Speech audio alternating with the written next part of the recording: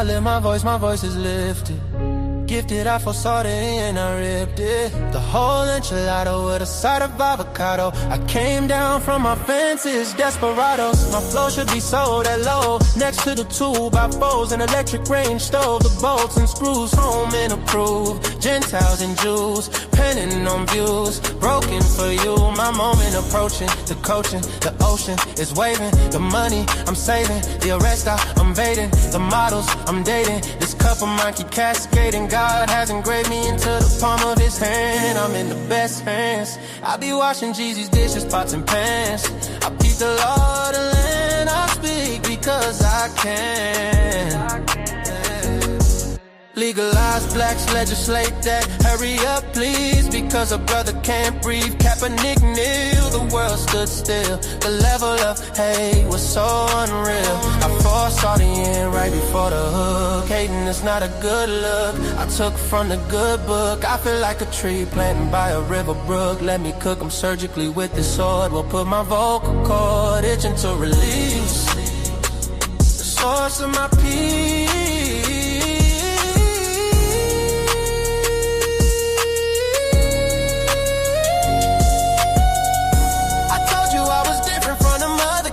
I'm flipping verses on these tracks like an acrobat. Yeah, glory to the Father, he implemented a plan. Jesus carried it out, it is finished. The Spirit empowered, blessing after blessing.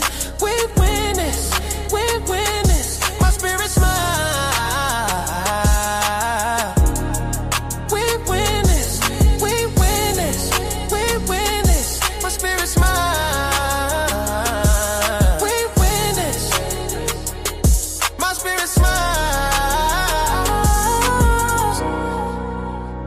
My spirit smile, my spirit smiles. Do y'all hear what I'm saying? Think about it. Think about it. Man, Jesus did that. We win this. We win this. My spirit get it. We win this. Do you hear what I'm saying? We win this. My knees buckle, my spirit chuckle. We win this. We win this. Oh.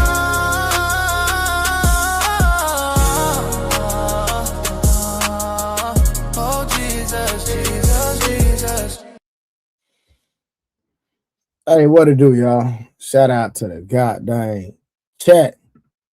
I'm gonna give y'all some shout outs real quick. I'm over recalibrating, redoing this stuff that I need to do. Give me 1 second, man. But shout out to y'all.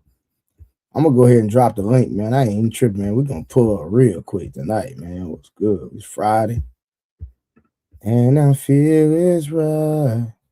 Party here on the west side. Y'all remember that song, do you?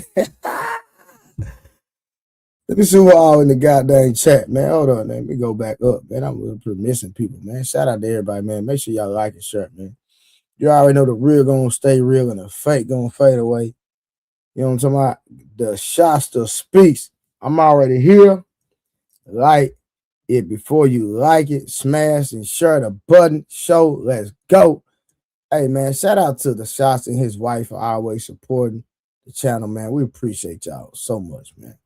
He said, I'm not going to spoil the answer, but trust me, it's not what you think with the data, but both sides are not wrong, which means the question is moot. And now we ask, enjoy the goddamn show. He's still going. Per capita raw data is population side necessary and relevant. Before we start the chat, say your city and your state, California in the building. Y'all already know I'm in Dallas, Texas. You know what I'm talking about? Oak Cliff, that's my hood. You know what I'm saying? It's not a gang sign. That's a hood sign. You know what I'm saying? So don't nobody be trying to, hey, he throwing up gang sign. No, that's my hood. Oak Cliff. It's a song, right? Pull up the song. Get it in the face. Get this understood. This ain't what you want. Yeah. Highland Hills. That's where I'm from. All right, King Rooster, what's good, man? Goddamn, A-Dub, what it do? August, what it do? All right, A-Dub, man. Goddamn, Steve Vision 420. What it do? I would say, what up, August, with your peanut butter neck? A-Dub, it'll be the 80s, baby. 73, spitting fire on the trading night. Yeah, because we winning, man. That's the motivation. We always winning, man. Rain, sleet, or snow. We've got to go. Oh, snap, somebody look bright. You know what I'm talking about? August. Tell your husband to give you some head. No disrespect. All right. All right. So Mr. Blue, shout out to Mr. Blue, came in the building. She came in swinging with a $10 ball. Shout out to Misty Blue. We appreciate all donations. Listen, all donations go to my kids. You know what I'm talking about? Shout out to Misty Blue F3K. Thank you, beautiful, for the continued donations. Yeah, that's what we on. You know what I'm saying? Shout out to Mr. Blue for the goddamn donation. The donation. All right, so again, we winning. The wrong one. We winning. Mr. Blue, $10 ball. Yeah, man. She came in. She wiped her feet. Yeah, wipe your goddamn feet when you come in the building. You know what I'm saying? All right. What up, everyone? Shasta Wolf, what's good? What's up? What's up, everybody? Uncle Rick, LMAO. Laughing my listen. I ain't never seen nobody booty get off no diddy from them laugh. I think we need to stop using that, Uncle Rick. I've never seen nobody booty leave them. Pause, okay?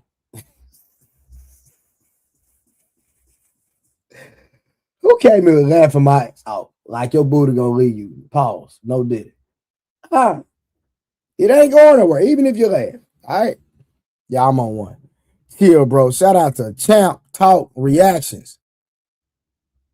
I might drop a video tomorrow, man. Some people made a statement about Earl Spence, man, and they was like, man, he didn't look the same in certain fights. Might have to go on and get in there. I think I'm gonna drop a video tomorrow. I think I'm gonna have to go on and drop the video.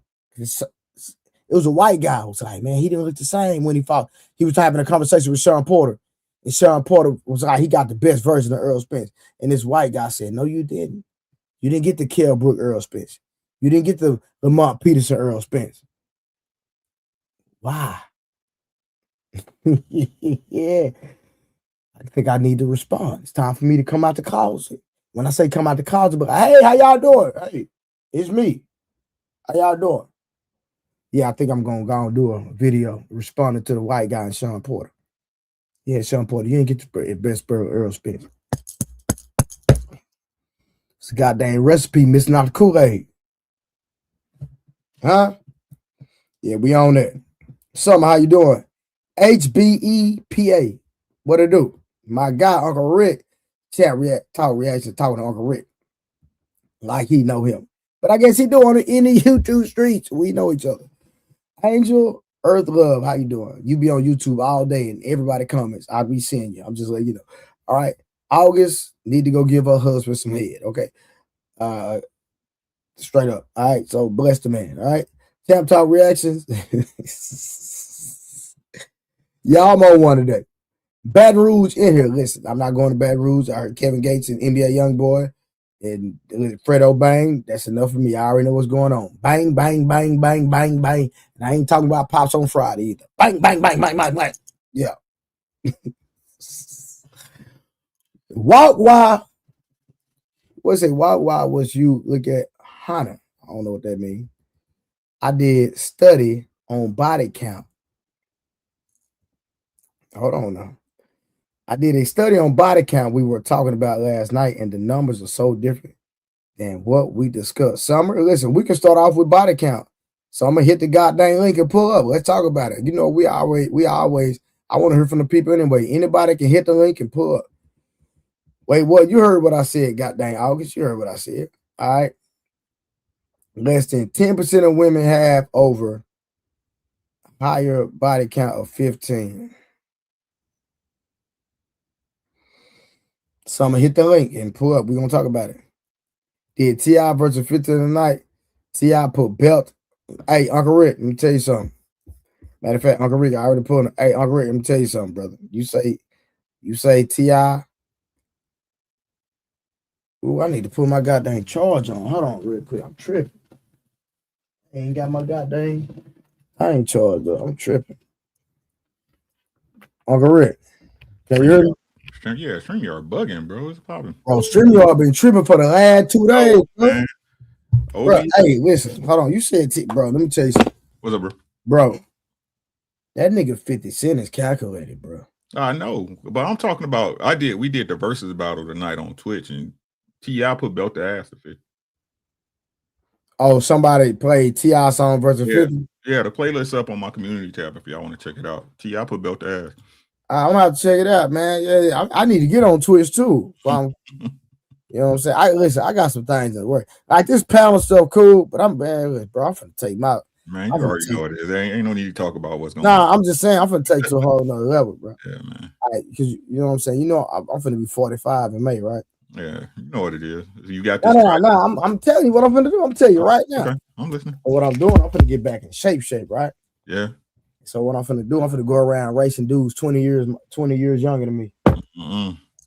Got to go super viral, huh?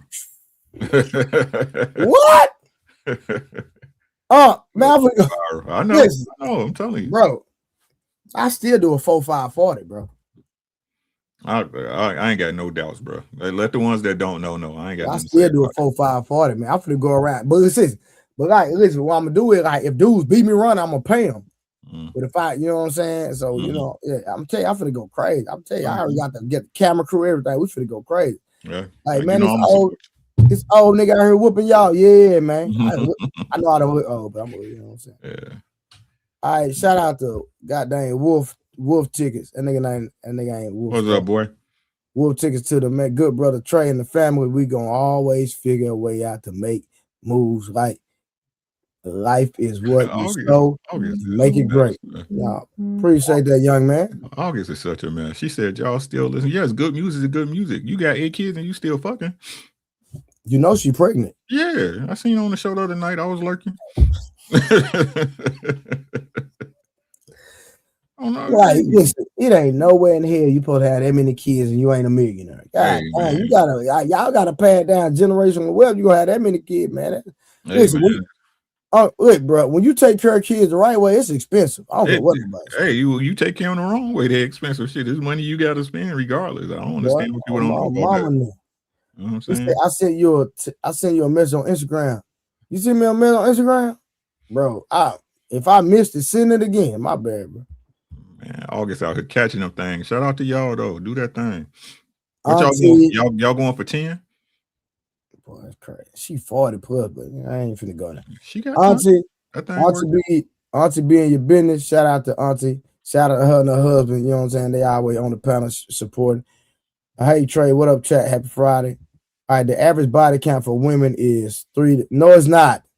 No, it is not. What? Wait, what? Bro, look at this. Hold on. Pull up on the panel. No, that's not the average. I'm sorry. Whatever. Most girls got double digits. The average body for women is 3 to 4. No. The average woman got double digits. I need you to pull up something now. Bump that. That's crazy. That's crazy to lie like that. Oh, Kiki Shepard passed away? Yeah, earlier this week. Kiki passed and Chuck Norris passed today. Man, what? Getting old, man. We're getting old, dog. For real, bro. That's crazy, bro.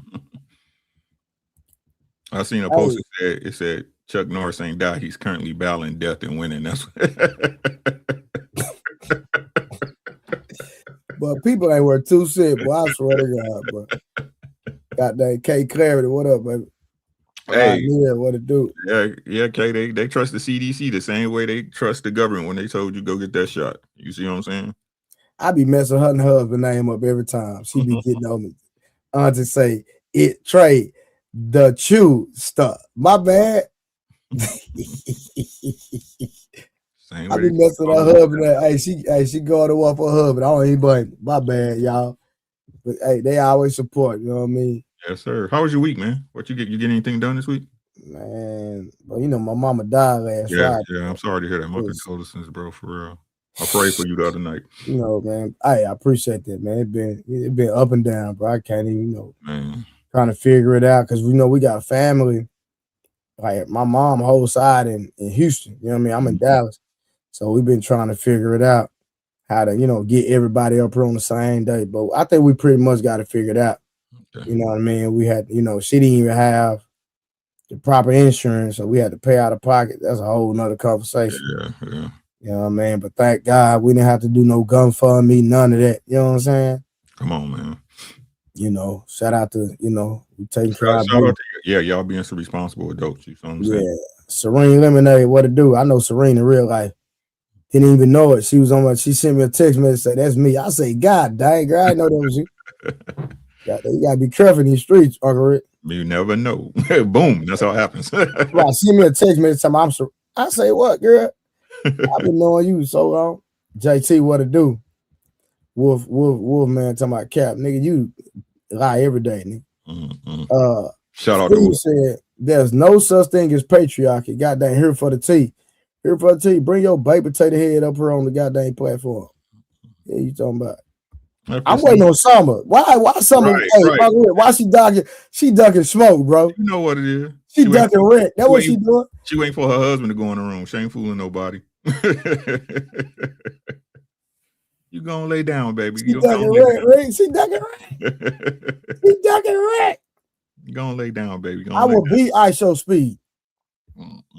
He said he faster than ISO speed. Bro. He said that with confidence. Bro, I will beat ISO speed, bro. No cap, boy. Stop playing. And I like that young kid too, bro. Yeah, he doing his thing. Like that man doing his thing. Like, he a good kid, bro. Like real. I love seeing black men win, bro. You know what I'm saying? No cap. Here we got hey, Uncle Rick, we got our first liar coming up. That's some bullshit. Is it though? No. What's up, brother Shay? What's up, Uncle Rick? Y'all good? Everything is everything, man. How you doing? Man? I'm good, man. Blessing, highly favored. Queen Tori, what to do? Hold on. She say what up, Uncle Rick too. Hold up. Hey, Tori, how you doing? What's going on? Happy Friday, pumpkin. Yeah, man. We right. The average body count for women is infinity.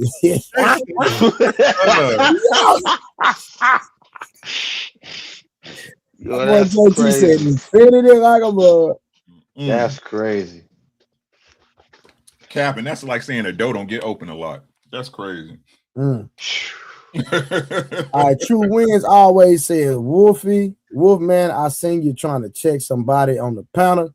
You got a lot to learn, bro. Sit back and the OG and handle it. You ain't there yet, young fella.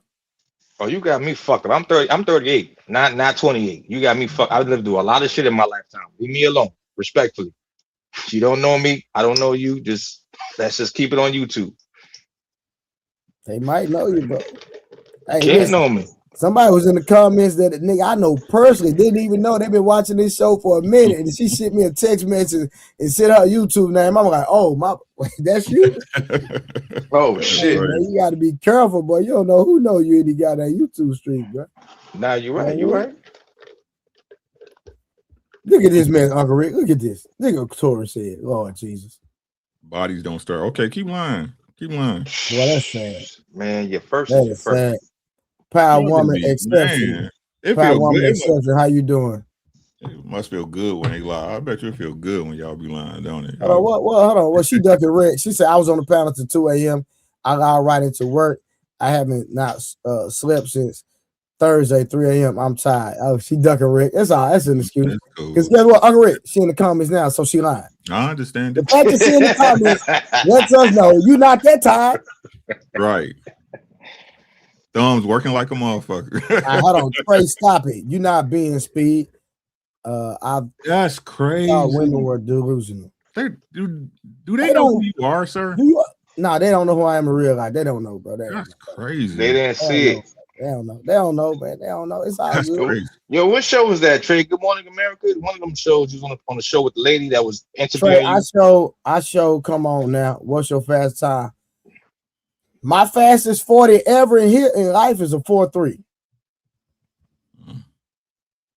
But I'm 40. I'm finna be 45 in May. So, and hold on. And listen.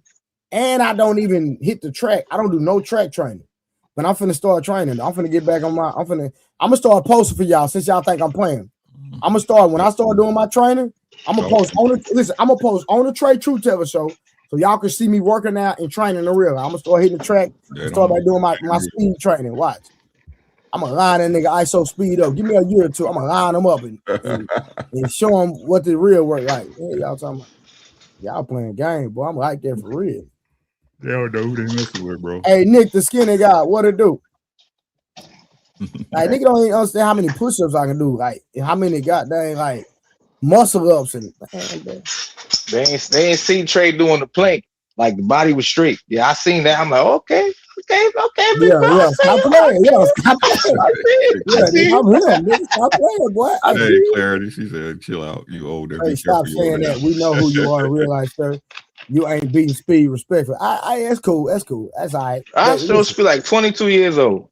It don't matter. I'll be 45 in May. Don't worry. I'm finna hit this track though. If you ain't comfortable Look with at K. Perry. Be careful, you older now. She I know I say that every time I see her, but that's a pretty girl right there. Nah, Karen is pretty. Mm-hmm. All right, Wolf Titty acting like. Hold on, let me highlight this. Wolf Titty acting like he don't know his name. That's crazy. Yo, who is that? Stop playing with me. That's crazy. That's some bullshit. Hey, her husband in the chat. I'm just letting you know. So. I just asked the question. I'm just letting you know. Her and her husband in the chat. So let's be tread like it. That's crazy. You know I don't want nobody coming for you, boy. Yeah, I'll be wild. Come back. Hey, True. Hey, that's right. Hey, I seen you send me a message on Instagram, True, on the Trader True Teller page. I got you. I'm gonna start responding on my other page too. Because I got the Trader True Teller Instagram and the Blu-ray Fitness. So I'm gonna start responding to that. Yeah. Hey, listen. If anybody want to know what I do, just go to Blu-ray Fitness on Instagram and just go through the videos. That's all I'm saying. Just go through the videos. And hey, if you want this work, put some money up. Challenge me to a workout. I got 10,000. I got 10,000 on me against anybody you know. Mm-hmm. You know what? I remember you from Ali panel. I remember you. What's good, bro? Yeah. Now I know you put a face with it. What's good, man? Yeah, and that's what I'm gonna do. I'm gonna put a face with it. But I said something in the chat, and I heard you say me to bring my potato head ass up here. I wasn't talking about you. Was I talking about you? When I said there's no such thing as the patriarchy. No, I wasn't talking about you. No. I wasn't talking about you. Okay. No, I didn't even address that comment. I seen it. I didn't address that comment. Nah, I ain't addressed that. I know I heard bring your potato head ass up, and I've been. I wasn't talking about you. Nah, I was talking about August. Cool, but I've been called potato head ass nigga my whole life. So see, I don't even curse. I don't even curse. That's how I know I didn't say that. I don't even curse. He was like, you called me potato head. I was like, okay, cool. August, would I fight Blueface? Good with that. I would definitely fight Blueface in a boxing match. I have no problem with that. He ain't got no win. He definitely don't. He don't have no win. All I gotta do is just play with him a couple rounds. Once that win go, it's over with. Trey ain't fighting Blueface. They're not even true. We not in the same weight class, but Blueface not ready. Trust me, he not ready. If it's a money fight, it don't gotta be the same weight class. He don't have no win. And he too slow. Come on, bro. He don't, bro. Come on, bro. I done did this on the highest level. I done did this on the highest level you could do. You know what I'm saying? He not ready, bro. He wouldn't even. Blueface wouldn't even. Let me tell y'all something. Blueface wouldn't even hit me, bro. No cap. The stamina got to be the number one thing that you train for. Well, that is what stamina is one. Endurance, you fucked up. Yeah, but you also need a reaction time too. But he wouldn't be able to hit me, bro. Have y'all seen him? Have y'all seen him punch? Yeah, I seen it. It was bad. Bro, his technique is terrible. He always draws back before he comes forward. You can tell it. Nigga, he's swinging like this. You know the it comes back. I seen the celebrity fight. That's how he hit, bro. It looked crazy. You know the technical name for that? It's called telegraphing. If you telegraph your punches, I'm gonna counter you every time. Because you're gonna let me when you telegraph a punch, you'll let me know what you're gonna throw. So I already know what you're gonna throw before you. That's how a lot of professional fighters do everything. Exactly. So that's how a lot of professional fighters don't get hit, especially like the best in the game at it is Shakur Stevenson. Right now. Yep. Salute to that. That's true. That's a fact. Summer, why you bring up Clarissa Shields? Now, let me say this. Clarissa Shields has phenomenal boxing skills. I'm not going to take that from her. Yeah. Right? But at the same time, she needs to stay in a woman's lane. I'm going to say that. Her calling out Rolly Romero is insane. Mm-hmm.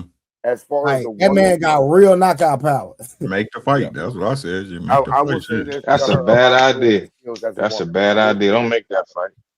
I will say this about Clarissa Shields as a woman. As far as her technique, her skill in the ring, and what she does against women in her field, and who she is fucking. No, she's amazing against women, but she's like a tank though. She get hits a lot before she not keep women down. She get hits a lot. This is what y'all don't understand. Don't Tank said out of his mouth. Tank said out of his mouth, Roe is the hardest puncher he ever fought. Bro, don't do that, Clarissa. Stay your ass over there with them girls. So if Tank said that, they'll let you know. How dare you guys deny a woman an avenue to make millions of dollars? Make the fight. No, I'm not going to. She's making $1 million now, but that's a dangerous fight. Uncle Rick, Uncle Rick, I can't call you Uncle Rick because I think we about around the same area in age. I'm 46. I'm thinking you're somewhere within. Hey, I'm gonna keep it gangster. Clarissa will give me. I'm gonna call you Big Clarissa Bro. Give me a good fight. I believe Clarissa give me a good fight, but I beat him. Mm-hmm. You got to pull your punches though for give you a good. You got to pull every punch. Like you got. I would have to treat Clarissa like a nigga though. Exactly. Cause she gonna try to knock your ass out. Yeah. If you don't treat her like a nigga that you fighting on the street, you might go to sleep. Nah, for real, no cap. Like Clarissa, you might go to sleep. Try to knock you out. You don't treat her like any other nigga on the street that you getting ready to square up with. Nah, you might go to sleep. No, 100%. You might go to sleep. Right. It just take that one you don't see, knock you clean out. You gotta get in your bag. Clean out. I will never say that it's not possible for a woman to knock a man the fuck out. No. So I've never. I've seen it. I've never been a professional fighter, but I train professional fighters. That's what I do. Matter of fact, I got a new fighter. I got a new fighter today, actually. I've never trained them. I only box. Matter of fact, I'll pull it up. Let me show y'all my new fighter I just got. Hold on. He just hired me. He hired me last week. Let me show y'all real quick. Hold on. Give me a second. With that, that's what's up, bro. Let me show y'all my new fighter I just picked up. All I know about money. Uncle Rick, the money, right? You know what I'm saying? Yeah. The extent that that be the money thing with these fighters, bro. The money, bro. I'm gonna keep it real with you, Trey. The extent that I have as far as boxing skill, during 87 to 92, I boxed at Joe Frazier's gym. But see, I do martial arts too. That's why I specialize in martial arts. I grew up in Philly. I'm a Philly native. Well, I was born in North Carolina, but I grew up in Philly from 83 to 97. My whole childhood, all I knew was Philly growing up. I'm a Philly. All right, y'all. Hold on real quick. Steve, this is my new fighter. That just hired me. Hold on, give me 1 second. Oh, go for it. Let me see that. Yeah. He got. Hey, Uncle Rick, tell me what you think about him. Hold on.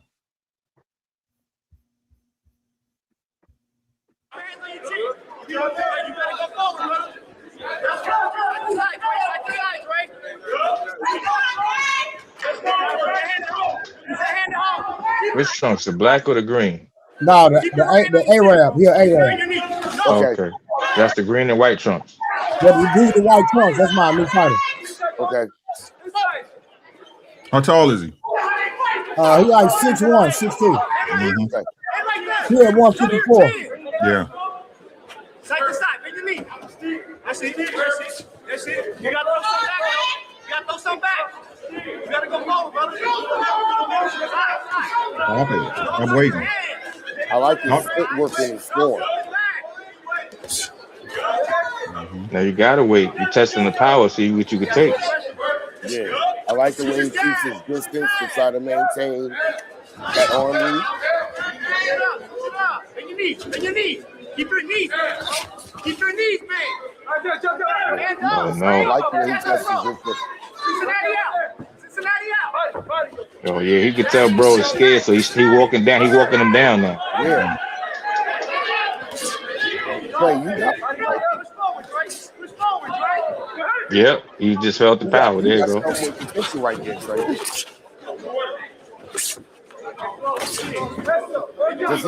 He notices his opponent isn't coming within that distance, and he knows he can't because he knows he's going to get caught. Right there, right there.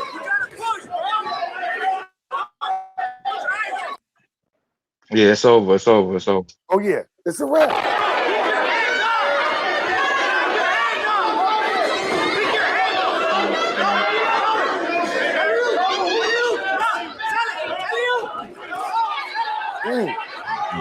Yeah, he not moving out that corner. It's done. It's over. That swooping uppercut. See, when he had him in that corner, he should have went to the left and stepped to the left though. Yeah, he could have got a better left hook to the body. He would step to the left on the outside of the body. Facts, but the problem is he trying to stand up straight all the time. Like, yeah, he got to get off the line. He on the line too much. Yeah, sidestep, like sidestep, swing, jab. Like you standing too straight. But I gotta work on his lateral movement, side to side. You see, he cut the ring out real good right there. But if you gonna cut the ring out, you gotta let your hands go. Don't sit there and wait on it. I love his relentless. He like walking down. And he tagging though. He need about 10 more pounds of power. He's gonna be knocking niggas out. He tagging him though. But he just need 10 more pounds of power. He's gonna knock him out. Need to use his jab. I don't even think he needs 10 more.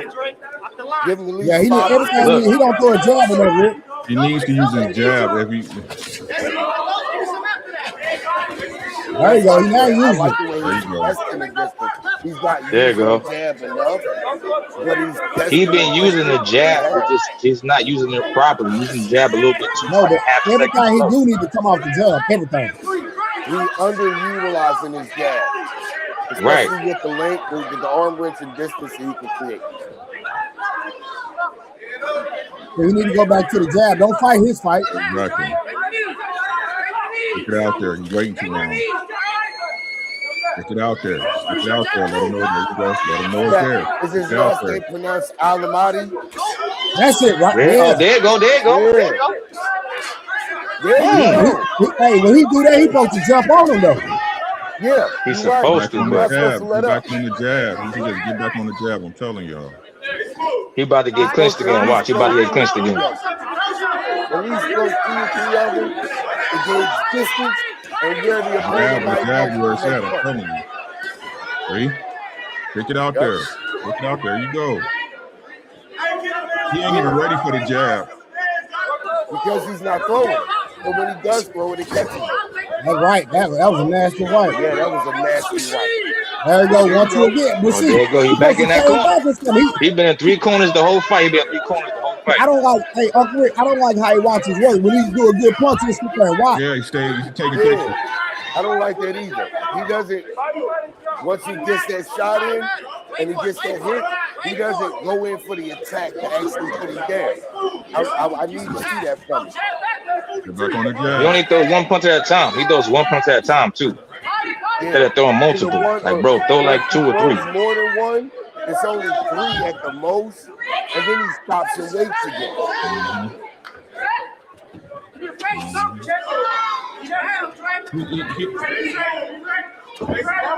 He don't know how to deal with a jab. His opponent don't know how to deal with a jab. They reset him every time.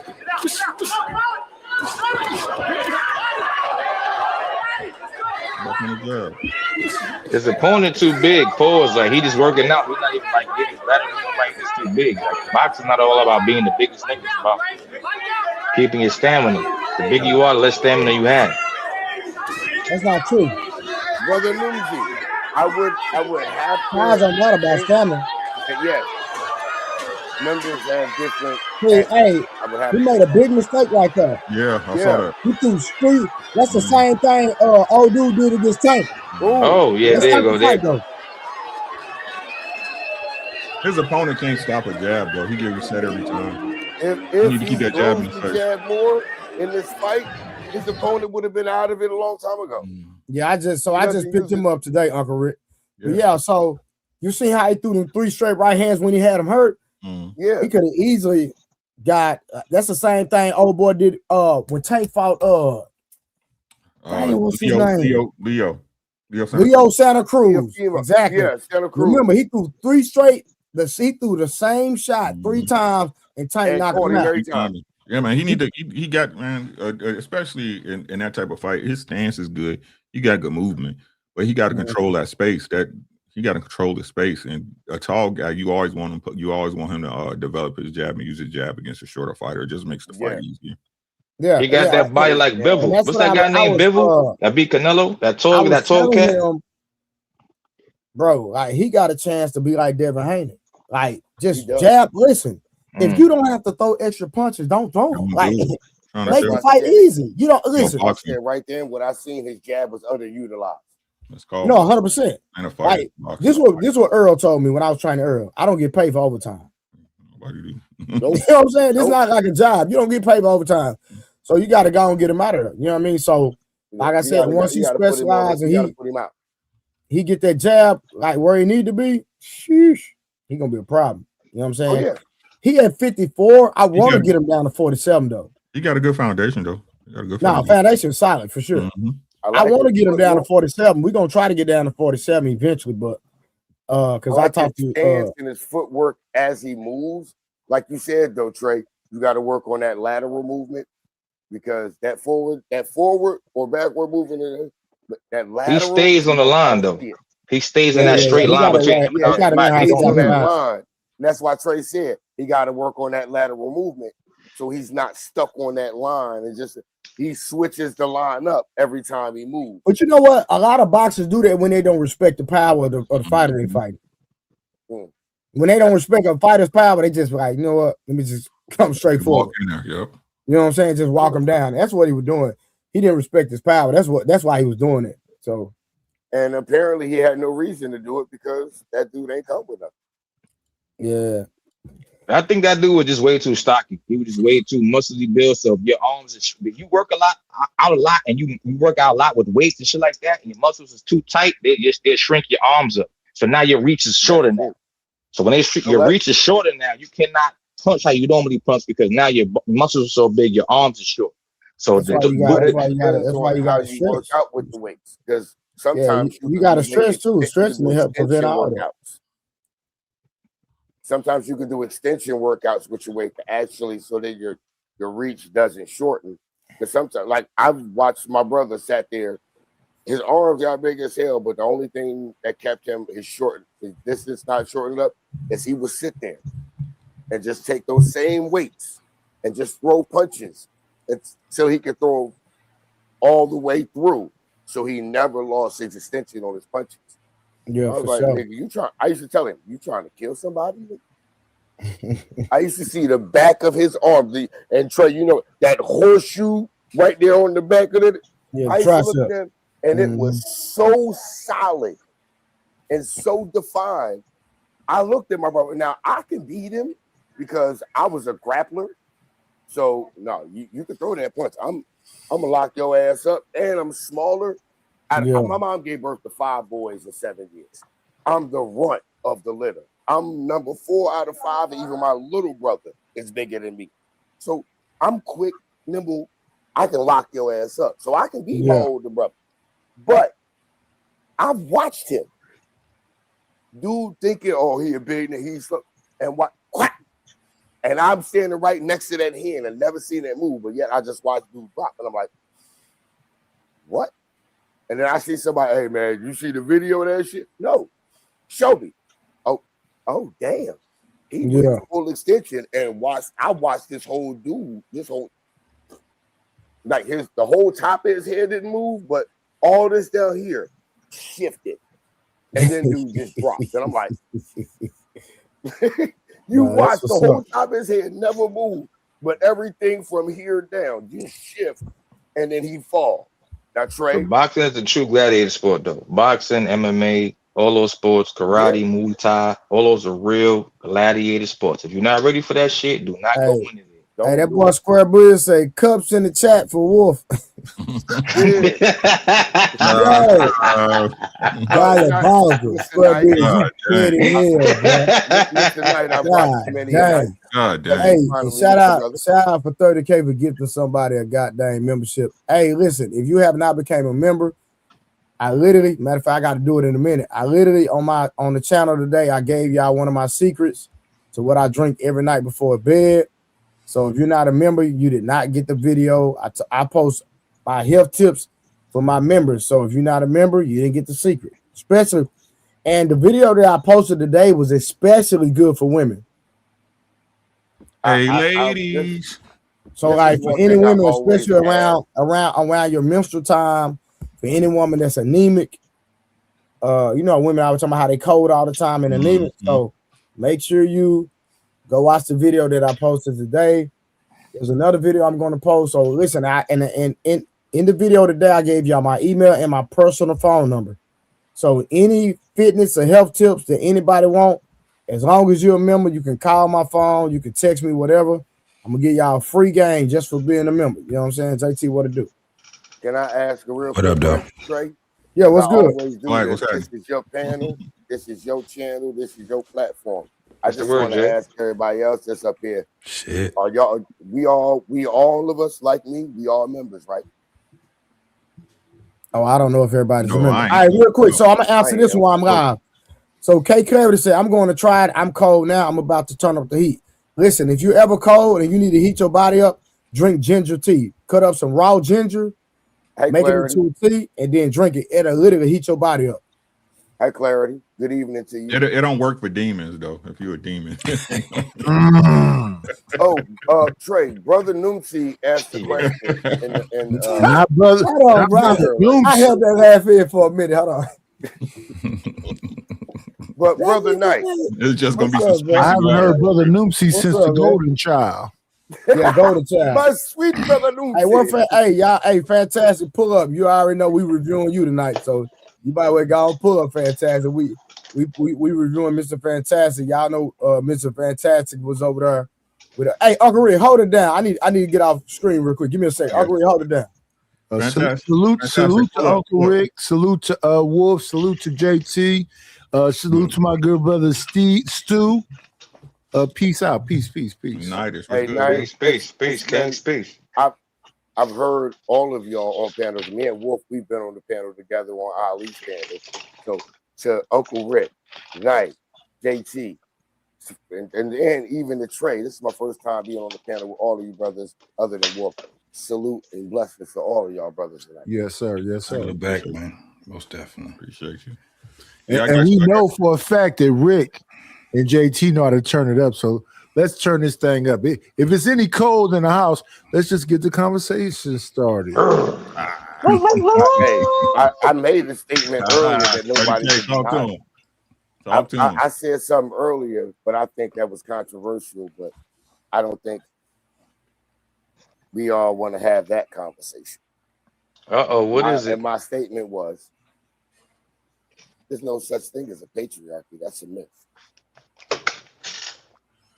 Well, You in the said black this. You said community, this. Okay, hey, hold on, Wolfie. Well, it's obvious you want to make your point, so please state your premise, sir. yes, please, Okay. please. Okay, here's the thing.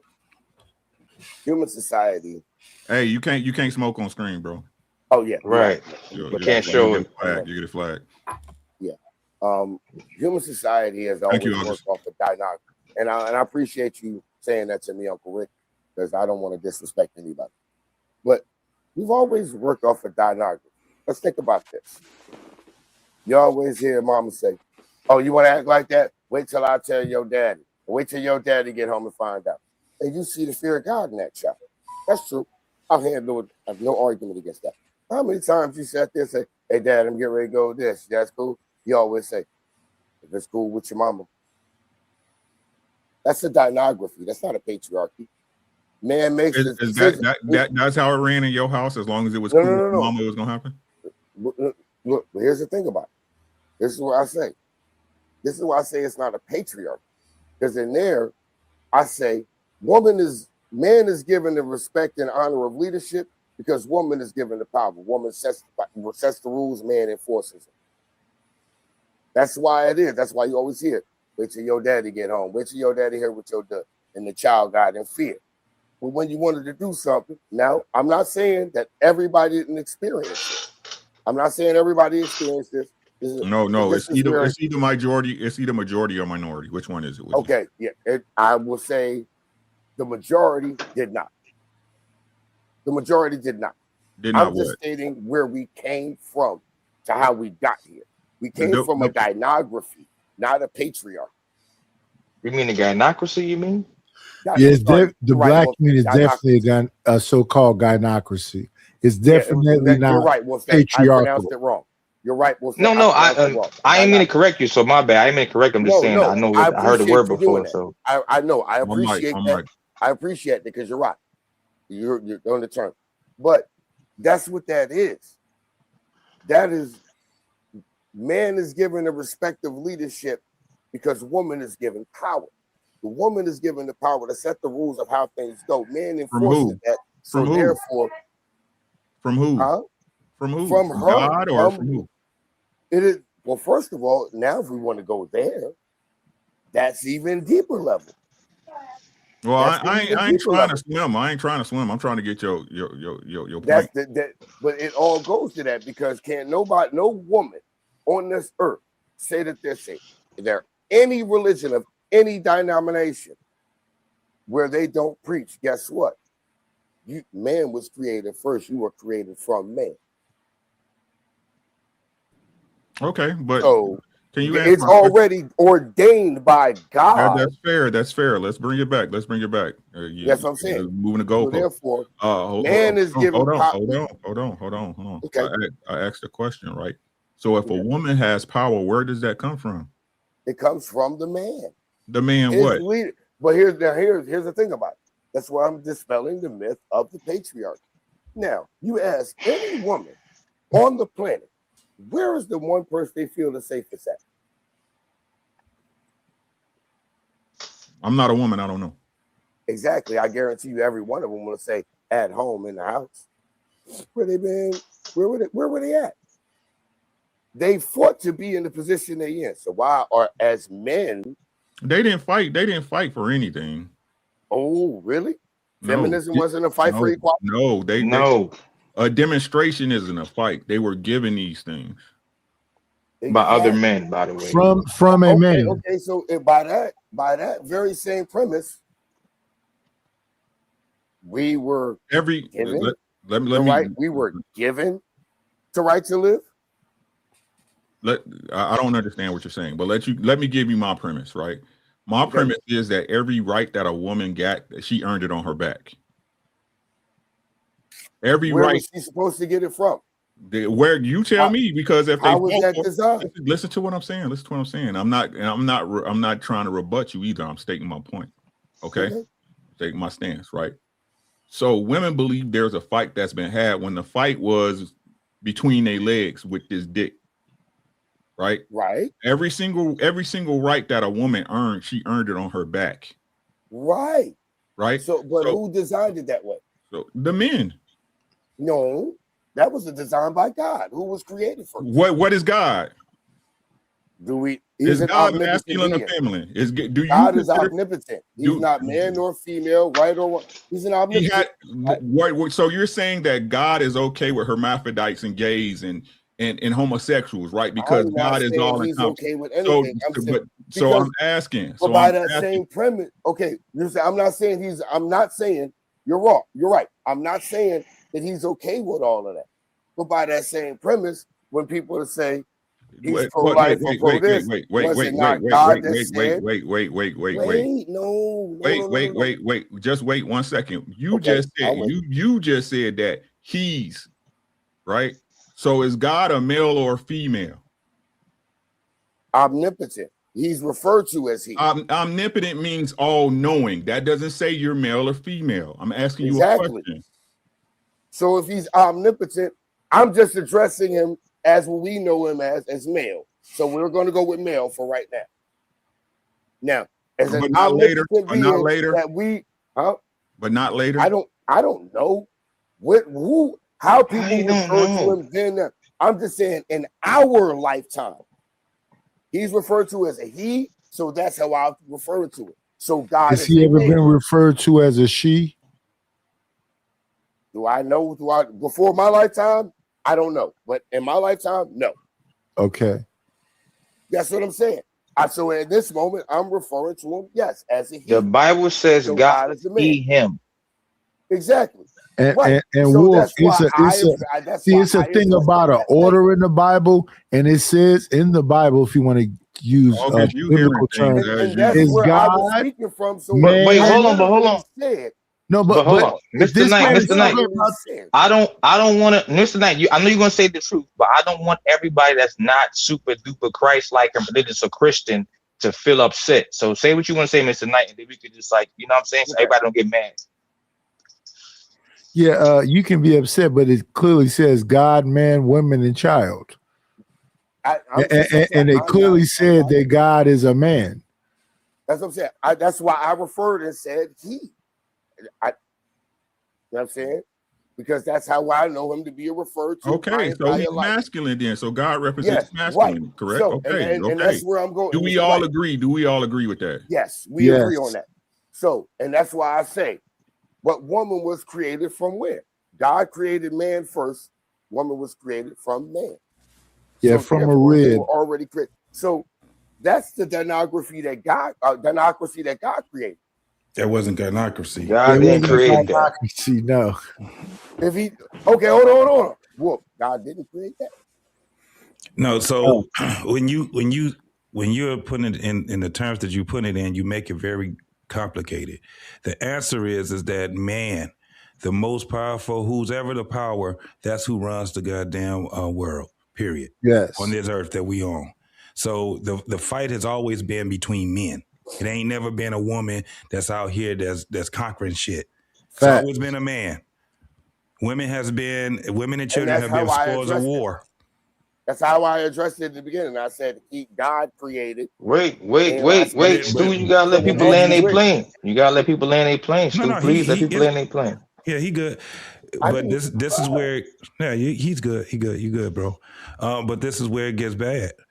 You kind of stepped on your own point then. Because if you look at it, it's still I didn't step on it because I never got a chance to make it because I was interrupted while I was making it. No, what I'm saying is that is that it's still patriarchy, no matter how you look at it. Is it? You have subsectors. Is it a dynocracy? You have subsectors that would have it like we were just talking about the black community, right? There's a time period that gynocracy, but it wasn't always that way, right? It ended up being that way because of the power being transferred by guess who? Men. Wasn't women. Because it wasn't black men. Let's keep it real. Okay, but black it was still men. That's why I asked this question before, Wolfstack. Where have the black men ever benefited? But it was still men. That's the thing is that it was still men, and it's still a patriarchy. And I get that, but that's why when it goes back to the original question I originally asked. Where did a black man in a patriarchy? Hey, I'm gonna give y'all 5 more minutes on this, then we're gonna get to the actual video. I know we ain't got all night, you know what I'm saying? So we're gonna get to it. I just asked, where was there ever a benefit? Because I hear people say, "Oh, well, he gets to make the final." That's a position of responsibility and leadership. That's not a very beneficial position. Because if you make the right decision, everything goes right. You're only reaffirmed in your position of leadership in the family and making those decisions. But what if everything go fucking far left center and shit go way wrong? Yeah, and is this that is a the beneficial thing. Position? Yeah, but this is the thing. It's still going to be it don't matter where you go. It's still going to be a patriarchy because once you start talking about war, it's either you get down or lay down anywhere in the world. That's where actually I would say it's a matriarchy because the men are the one that really have to go to war when it comes down to it, and the women get to sit at home. Hey, we got 4 minutes. After 4 minutes, we get into the topic. So if y'all okay. Going, I got 4 Let me minutes. Let me run through this real fast. So the patriarch means that men by nature want to protect women and children, meaning that let's say women's at work and she getting talked to down by her male boss, and you standing there, but you're her male coworker. You're like, what the fuck you talking to, bro? Relax. Or that's your sister or your mama talking to a dude that they dating, and she's getting overtaken by that man. It's in your nature as a man. What the fuck you talking to, bro? That's just how men naturally do. We're protectors by nature. That's not your nature, then that's different. Listen. You completely missed the patriarch. The patriarch stands for protection and provision and leadership. That's what it stands for. Okay. So that goes back to the question I asked. Where's the benefit for the black man in it? Because those are positions of responsibility and accountability. Those aren't positions of benefit because everything goes right. We'll be able to. If it go wrong, we'll be here all night. Yeah. No, we can end it with this right here. If you're looking for benefit, if you're looking for personal benefit, bro, then you doing the wrong goddamn thing. The benefit is The benefit is the community. The benefit is for your children. It's the next generation.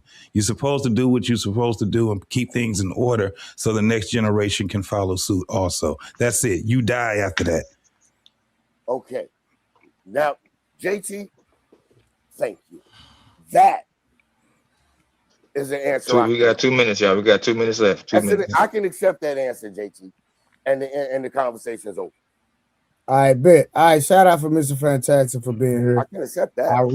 I reached out to him earlier, and he said he was gonna pull up, and the brother is here with the pink hat on these niggas. You know? Is that magenta? My boy said it matched. I believe that's what it matched. He said it matched the outfit. Ain't that what you said? Indeed, man. It matched the fit, man. What's going on with y'all? Shout out to you brothers, man. What's going on? What up, Fantastic? Fantastic. Fantastic had a phenomenal conversation earlier today on This Might Be Risky with Dizzy Ham. Shout out to him. I said, let me review this, man. It was a great conversation, man. And let me say this before we get into it. So I titled it Police Encounters and Race, Facts, Feelings, and Reality, right? Mm-hmm. Hey, Pat, listen, I'm gonna be respectful, but like a lot of y'all to be in the comments, like when y'all have a opposing opinion, I would love for y'all to come up. I would love for y'all to come up on a panel and not just be in the comments, because like you made a statement that Mr. Fantastic say that certain people deserve to be unalive. And if you feel that's the context of what he meant, then come up here and challenge him on his talking points. Respectfully, right? And it might that's one of my many like super duper fans, people that's obsessed with me, Trey. And again, every time this dude see me somewhere, he can't help but lie. Obsessed with me. Yeah, man, it's crazy. Motherfuckers, I don't like, Trey. You know what I don't do? I don't even act like they don't exist. No, I know, but what I'm saying is a lot of time when we on these panels, if somebody has an opposing opinion, I love for them to come challenge. Like, don't just, they're just trolling, bro. They're not built for it. Hey, you already know this from most people built for the chat, Trey. Most people built for the chat. Everybody think this shit easy, but that's why they don't do it. I gotta give you your props though, homie. You was bumping niggas' heads together like, get y'all ass out of here. I watched that show, and all he was saying is that, listen, if you riding dirty, you ain't got no license, you got weed pumping out of the car, you got some riding dirty or something you done everything wrong, and there's somebody on the outside going, why y'all messing with him? For what? Hey, like, this is a crazy thing, right? Growing up, like it's a lot I don't talk about because I'm on the internet, because I'm dealing with some legal stuff like in real life. So it's certain stuff that I try not to say. But when the legal stuff get over with, I'm going crazy. I promise. You know what I'm saying? But the thing is that I'm gonna go to Naya's point, right? How you gonna be? People don't even know a marijuana smell when you get pulled over is probable cause. Like, why do YNs don't understand that? But then they'll feel victimized when you pull them over and the police smell something, bro. That's probable cause, like literally. So you think just because you're doing your thing, like if they smell it, no. Supreme Court says the smell of weed does not constitute a search. Well, That's fair. Hold on, but listen. Maybe it's changed recently, right? And I'm not saying it hasn't. But at the end of the day, most people will still, depending on the state, they will still pull you out the car. Yeah, exactly. Yep. And he used a perfect song, "Riding Dirty." You mean to tell me this is my thing, right? My last encounter, right? I got my CHL, right? I got my conceal, right? The last time I got pulled over, I was by myself in a city called DeSoto, right? DeSoto is known like back in the day it was a suburb. Now it's kind of mixed. I got pulled over by a white cop. When he pulled me over, license and registration, here, sir. I already had the lights on in the car, 10 and 2, windows down when he pulled up. Guess what? I'm making the officer comfortable. I already know I'm a black man. I got jewelry on. I got dreads. Boom. I say, hey, I got my pistol under the seat. He said it flipped right then, didn't it? He said, your gun under the seat. I said, yeah, it's under the seat. He said, do you mind getting out the car? I said, no, I don't have a problem with that. He said, I just want to separate you from your firearm. I said, bet. Boom. He got out. He didn't even touch my gun. Yeah. He just checked my Long as license they know. registration. Hey, sir, you good? Hey, I was like, you know, he said, hey, sir, I just pulled you over because you had the headlight out. But what happened was I was driving like one of my other cars that I don't drive that much, and I didn't know that the headlight was out, so I wouldn't even know it was out. So I said, I bet I'll get it fixed in the morning. You know what I'm saying? He said, all right, just take care of that. Boom. I went to the house. No farm, no foul. So now I could have went crazy. Why you pulling me over? No, I didn't do none of that. Yeah. But see, that's the thing about it. We gotta stop that shit. We all gotta stop that. I understand the question you asked. Why these YNs and stuff like that? Because everything they've seen, everything they've watched, their whole life has told them to crash out. From New Jersey Drive to all kinds of shit. It's told them to crash out. Hey, I'm gonna say this right here. It ain't because remember, just a couple weeks ago, because Fantastic brought it up on that stream. It was a grown adult woman. Oh yeah, I saw that. Yeah, pulled over by the police instead of just signing the ticket and going on by her business and enjoy her day. Chill out. She want to act crazy. So I said YN, but it's not relegated to the YNs. If we're being honest, per capita of stops, it's more women than men. No, what is wrong with you? No, per capita, right? Those are the events that people complain and cry about are low. Oh yeah, per capita, right?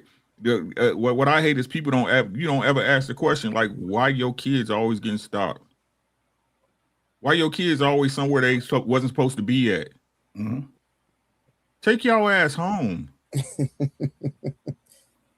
Go home. But you missed something though. Remember when you said per capita, when I said it's more women, you missed something. It is more women, it's just not reported as more women because more women get let go than men do. Okay. You got a problem with girls? No, not at all. Let's back in the damn room. Real quick, hold on, y'all. Let's get to the actual content real quick, y'all. Let's get to the actual content. Hey, listen, hold on, fellas. Let's get to the actual content, and then I'm gonna come back, read super chats and everything in about 5 minutes. But if there's any point, Fantastic, and anybody want me to stop it, y'all say something, and I'll stop the video, and we're gonna get to it. All right, let's go. When you was talking about that black people are overpopulated, are over policed, as we was talking about the black in the black community, correct? You was talking about in black areas, correct? Yeah. Okay, so now we're talking about in a white neighborhood where we have no reason for you to be overpopulated. It's not criminal. It's not a criminal area, and we're not overpopulated by them. So then, why would you think you should see the numbers off top just by them numbers, just small numbers? Okay, so you're still not understanding, right? Even in the black community, how can I say that you're over policed or like you're overrepresented? And it wasn't over policed; it was overrepresented. I said it's overrepresented because in comparison what the white folks get, it's on and so forth. That's what I'm talking about. I'm still looking at all the numbers, bro. All of them. Yeah, because because you're saying 2,000 arrests, 2 convictions, but we don't know if that's a lot or a little bit because we don't have the whole number of how many people were arrested in the first place there. In the whole general, okay, I got you. You see what I'm saying? But we need to know. So his point hypothetically, if it's 10,000 arrests and 8,000 are white people, then you're like, oh, maybe it makes sense. You see, but we need the whole number. Right. Comparative, right? So right here, y'all, real quick. So right here, this young gentleman brought up how many arrests that were being made in Beverly Hills, and he actually brought up a statistic that only brought up black individuals being arrested in Beverly Hills, but he didn't have the numbers for Hispanic people, Hispanic for white people, and other ethnicities. He only targeted black people. So when he made his point, it made it seem like that black people were being targeted specifically by the police, but he didn't have the other numbers to do a comparative analysis where he can say, well, you know what? maybe if there's more white people having interactions, those black numbers are null and void. Am I correct, Fantastic? Yeah, he was only wanting to give the side for black people, saying as if making it. Side, Yeah, he was on. Yeah, and like I said, that's not how math works, and that's unfortunately that's the thing when we start in. This is one of the good and bad parts of data and statistics, where a lot of people just say the numbers but don't know how to properly formulate them, don't know, sample size and what way to look at the numbers and so on and so forth, right? But and that was how we got into this whole thing. I mean, it's simple math, man. If you in a urban city with a lot of black people, more black people gonna get stopped there. Mm-hmm. No, they hate niggas. That's why I've never understood the term of black on black crime when they don't come up. Wolf, you muted yourself, Wolf. Wolf, you muted yourself, bro. I see you talking, but you muted yourself. You on mute, Wolf. Oh, saying, look, no. I didn't mute myself. Something happened when I got muted. I didn't mute myself. I'm just saying. Okay. Go ahead. You finish. I didn't mute you. No, I didn't say you did. It's probably streaming you. I wasn't you, Trey. I'm just saying. I was talking and I got muted. I didn't say nobody else. Go ahead. No, but my thing is like a lot of people when they do that, they don't do that because they only hear one side so prevalently, and it's like what I like to call white splaining. Especially when you're only given that one statistic and you don't have the statistic about other ethnicity groups and you're solely targeting the black. So let me ask everybody on the panel real quick. What is y'all viewpoint on police interactions? Do y'all believe that most police are racist or that most police interactions end in no issues at all? Uncle Rick. Most police interactions end in no issue at all. If we're talking about per capita in the United States of America. Okay. All right, Wolf. No issues at all. Steve. Yeah. I'm gonna say no issues at all. Most of them and no issues. I know. I already know a fantastic stand. JT. Yeah, it's the same thing, bro. I'm the same with the fellas. Knight. We on the same page.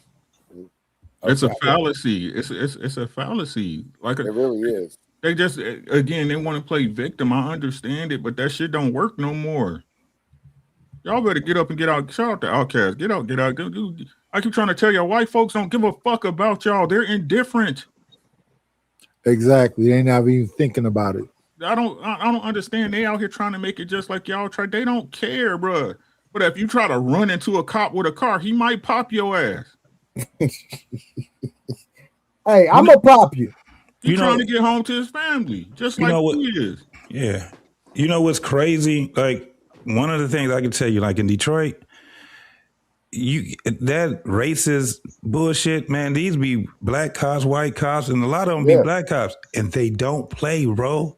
Niggas don't play with you. That's why you don't hear too much in Detroit, because when they pull you over and you out there talking that shit, man, these dudes they not playing. You start talking crazy. You start talking crazy to them, they're liable. And I'm telling you, I done seen a lot, bro. Let me ask y'all a question. How many times have y'all been pulled up by a white cop and the white cop was cool, and then as soon as a black cop pull up, everything go crazy? I ain't never had those issues. I can't say that. I don't drive, so I can't say that. Yeah, I know I'm getting a ticket. I'm getting a ticket every time. Shit, it don't matter. I'm getting a ticket. I'm going to the crib. Every one of my tickets that I had a problem with, that I had an issue with, I fought it in court. I was thugging back in the day. You know what I mean? But you know what I'm saying? Like a lot of times it was in my hood, it was more the black officers tripping versus the white officers. Yeah, that's how it is in Detroit. They trip on your ass, but they don't trip because of, because you go white cop, black cop type of thing. It's just a thing where they got to deal with the bullshit a lot, bro. You know what I'm saying? And the closer you are to downtown, the worse it's going to be for you, especially if you were young. I think in my hood, it was more of a control thing. I think they were trying to establish control. But I think it depends on the reputation of the area you were in at the time. Yeah, for sure. What was your hood? It's a thing because growing up in Philly, certain areas in Philly, I can go wild fuck out. Right. The nigga area. Ain't nowhere. Right. You in a different area, Billy? You wilding out? Oh, they on your motherfucker. Man, this is so stupid. No, but it was a thing because listen, they talked about it in 2 movies and a song. So what Ice Cube said, black cop showing out for the white cop, and Boys in the Hood, he said, I can't stand you N-words. I don't like black. And then they did it in Don't Be a Menace to Society while drinking your gin and juice in the hood. They took that from Boys in the Hood. So yeah, it's a black thing. You know you fucked up, right? Yeah, you fucked up. Yeah, and that was more of a. So this is the thing. Also, when you talk about the West Coast, and especially in Cali, man, y'all in a whole different groove of y'all own, bro. So when those movies were L.A., South Central, shit like that. Most motherfuckers on the East Coast, we wasn't experiencing it like y'all was experiencing that shit. It was in the movies. So it was something a little bit different over when you in the South and you over there. Now the South had a different type of thing. We had to deal with speed traps. We had to deal with all kind of other. It's a whole different thing. So we already understood in Cali how it was there because that shit was way more open. Those guys didn't give a fuck. What is a sundown town? Oh, nigga. Hey, they got outside the sundown. Hey, they got some in Texas for sure. That's a fact. Yeah, I'm telling you, even in 2026, they got some in Texas. I put it to you like this: if you my complexion and the sun go down, your ass better be in the house. I ain't never been scared. I ain't never been scared. How many sundown towns would you say there are? I know in Texas, I only know one that I know of. Anybody else? About 12. In Georgia, they had a whole bunch of them. Yeah. No, I'm about to say this. Rick, I ain't never seen, I was just about to say, they had a whole bunch of them. I ain't seen one of them. I wasn't scared of none of them motherfuckers. Let's put it down. My wife, her family from Tupelo. You know why they call it Tupelo, Missy, right? Yeah. Mississippi. 2 niggas, they below now. Yeah, shout out to Mississippi. Listen. We go down there all the time, don't never have no problem. Yeah. Our family stay down there, don't never. This is bullshit. Now, to sit up there and say there's not some people that's affected, of course it's going to hit harder, especially when they throwing it up in your face every time and putting social messaging and consciousness behind it, right? Yeah. If it happened to me, it wouldn't be fair to my wife either. She'd be like, fuck you, crackers. I understand that. Y'all hear what I'm saying? Yeah. But if we're talking about per capita on the basis of the United States, it's minuscule. Very. It's minuscule. Again, it's just a focus, right? To have y'all saying, "Oh, we hate whitey, we hate the copper." They doing a fucking job, and you got a driver's license. That mean they got the right to stop you. Y'all understand that, right? Yep. All right, real quick. Let me get these super chats in real quick. Let me get these super chats in again. Shout out to Square Biz. Shout out to 30K for the membership. Then we got, let me see, we got August came in. What the hell August talking about? With $2. Does the straw make Taylor Port taste better, Wolf? If it's cold. I don't drink Taylor Port. That's some nasty ish. I don't drink Taylor Port. That's for females. I drink actual alcohol. I don't drink Taylor Port. Yeah. Make sure it's cold. 30K with the $2. Hey, Rick, 88 Jordan all day. Hey, fantastic.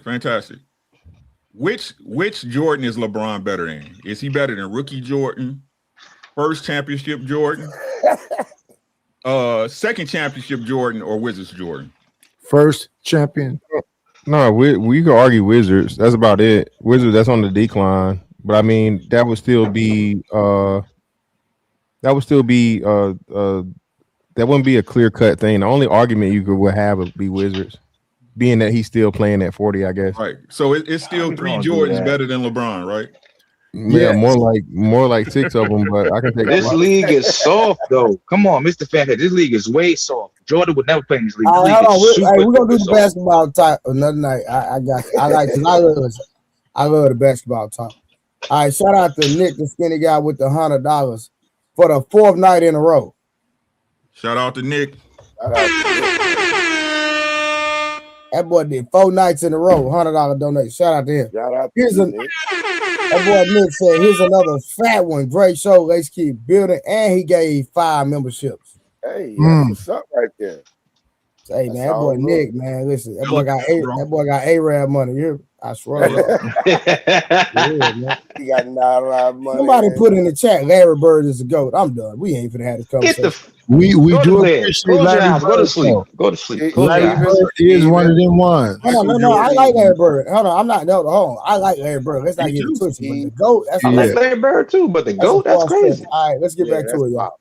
Call Larry Bird the Comparative GOAT. That's analysis. wild. You can't make a comparative analysis. Yeah, You're right. we need something to Without the compare white it to. people information. But would you say if you are a very low population in that area, should you not be overrepresented in the things like that? Because Beverly Hills, they population in Beverly Hills of black people is not even a high 5%, if that. I probably say Yeah. 4%. It's very low. Yeah, very we can if very we low. had We the don't have no numbers, we can power. make a determination, right? So now what but what point are you driving home with that info? My is the interaction part where you say police interact with black people. I don't think because we are doing criminal things. I think for sure, as Fantastic always love to say, we're not doing anything criminal on a normally basis. So if we are not doing something normally criminal, how are we getting more interaction with the police if we're not doing anything criminal? And on top of that, if we it's probably anecdote, but I will almost say police. We don't call police for everything. We don't black people don't call police for everything. So our interaction of us happening with us not even giving us the call to do it. I think that's another interaction where it comes to do it too. Because how are we getting so many interactions without being a factor of racism, or are you saying they are criminals? It's one of the two. I don't see another way you can separate it. Let me get deep. So question real quick. So in the black community, right? Let's say in a predominantly black neighborhood, what would most interactions be? Would it be because of racism, or would it be because it would be deemed a high crime area? I would.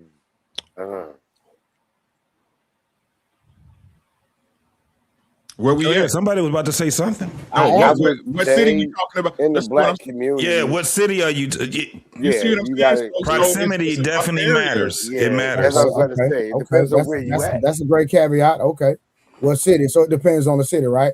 Yeah. So I was getting ready to say something as growing up in Philly, but I can't use just Philly as an yeah, because we're analogy. not from Philly, and we don't. And well, I'm not saying that some people haven't visited Philly, but I'm just saying, just in a general senses, right? Or typically in a black neighborhood. I just like I even heard on Fantastic. that. Go ahead. Oh, you got something? How's Yeah. it? Good. It's That's good, some bro. good- Shit is Bro, good. Shit is That's good. fire. No, yeah. So generally, man, yeah, it's definitely gonna be criminality. Like I said, most of the police pullovers, like you said, Trey. I don't think people understand the things that you sign up for when you sign up for that license. You literally sign up to abide by the laws in the statutes of your state, right? And even not just your state, whatever state you are, right? Because things in certain cities aren't the same. Like in some cities or some counties, I know like in Georgia, in Atlanta, you are allowed a certain amount of marijuana, right? But outside of Atlanta, you may not be allowed any at all. You feel what I'm saying? Yeah. So people just don't understand how complex the law is and how much leeway a police officer has for reasons to stop you and pull you over. At the end of the day, though, I think, and shout out to Trey for giving his example. If it's nothing or whatever, bro, I done been dead to right, wrong, speeding like a motherfucker. And hey, man, slow it down. You know what I'm saying? Go on about your way. You feel me? Mm-hmm. And I know I'm not the only black man to get that experience. It's something that, but I mean, of course, racism is going to always exist, bro. I've never said there's no racism in it. There are racist cops, there are racist doctors, there are racist teachers, there are racist motherfuckers that work at McDonald's. But my thing is, we only want to, you know what I'm saying, or just black people as a collective, only want to worry about it whenever it comes to the police. And now police got to be perfect. You feel me? Not saying that they shouldn't be held to a higher standard, of course. You sign up for that.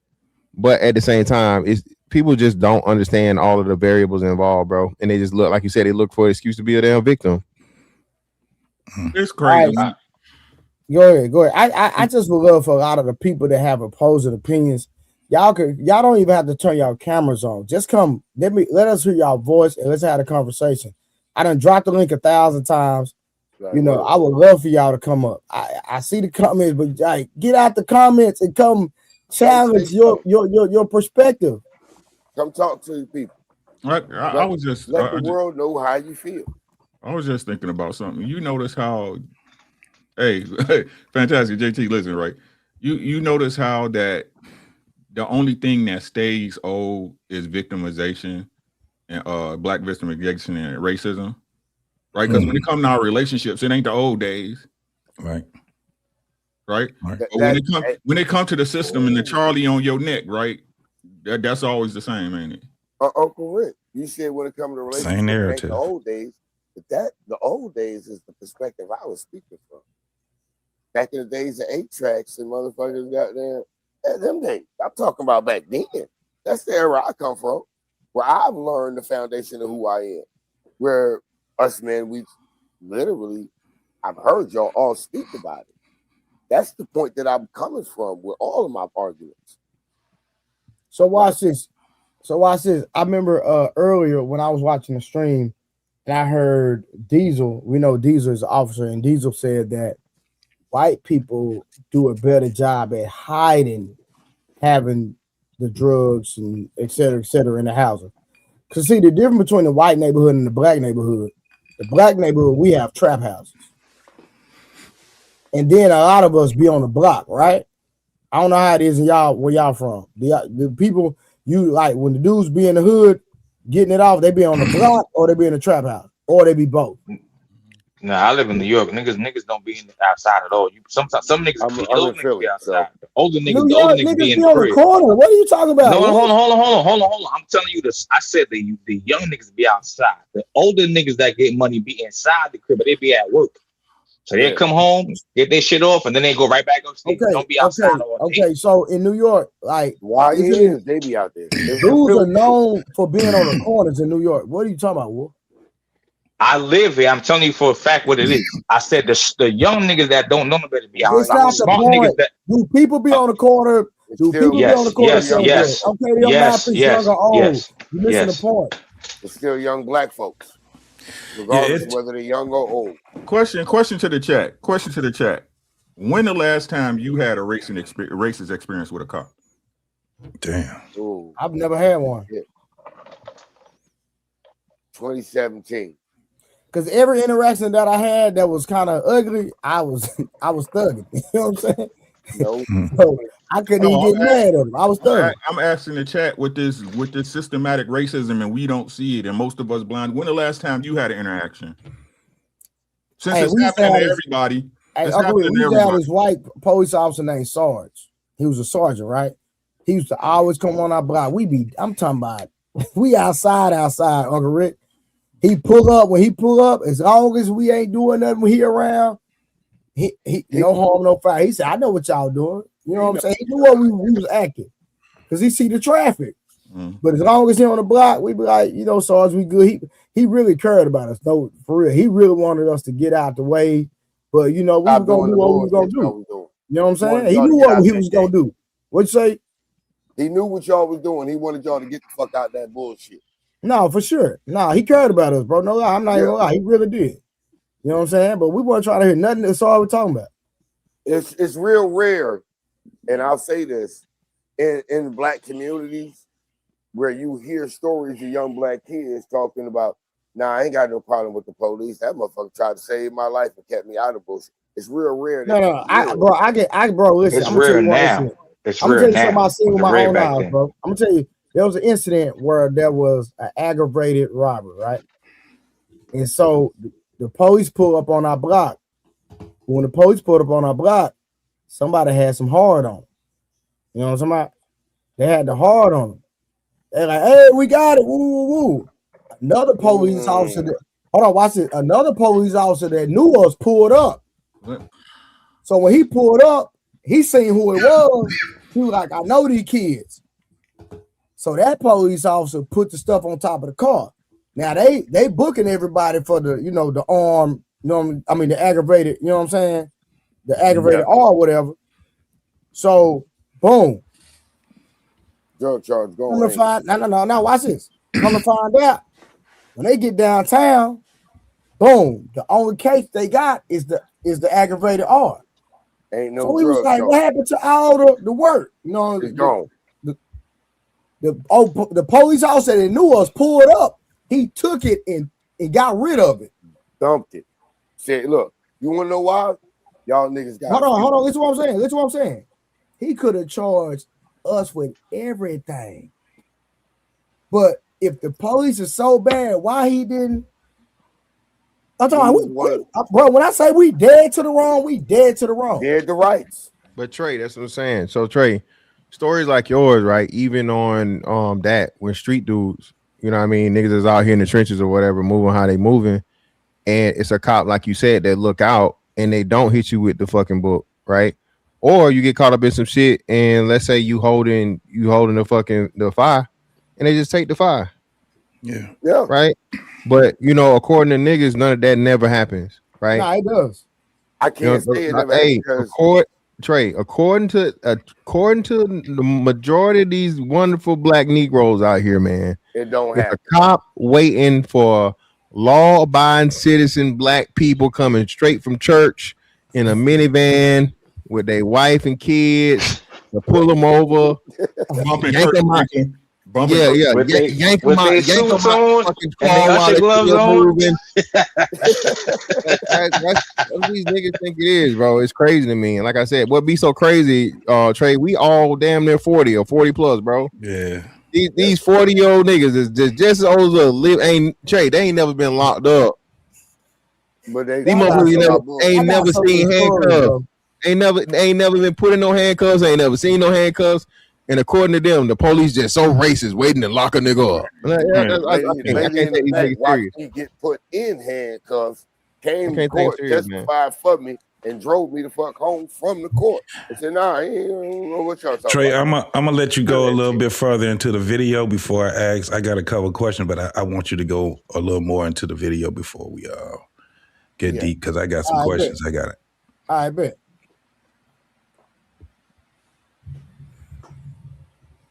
Diesel, can you respond to that, and then can we get your 2 cents as well? If you were listening, I know you was back and forth. Yeah. So, who aren't trained properly in how to handle suspects or citizens, and if you're black, the likely chance of it is higher, given the facts and given what we know about this country when it comes to the disposition toward black people. That's what I typically hear. So, Miss Fantastic, can I ask you a question real quick just to see? And everybody, do we agree that the data does show a disparity? Do we all agree there at least? The disparity is not 2 to 3 times what I'm telling you. Okay, we can look at the data again on prime time, but I'm asking. And that's what I'm trying to tell you. Because I saw data. Wait. Chick, I got you. Chick, I saw data that suggests that it was 2 to 3 times. I saw data that suggested that. No, and that's the whole argument. That's why I'm telling you we keep going back to the original thing. Okay, cool. So let me ask you a question again. Listen, we can argue over whether it's 2 or 0.5. Here's what I'm asking you plainly. Do you agree that there's a disparity in treatment based on the data? Of black to white? Yes. By the numbers, it's still a slight disparity. It's not 2 to 3 times, but it's like one something, 1 point something. Can I interrupt real quick? Sure, yeah. If you I do agree with you that they're more likely to get harmed, but you said the treatment. I don't think the treatment is any different per se when it comes down to.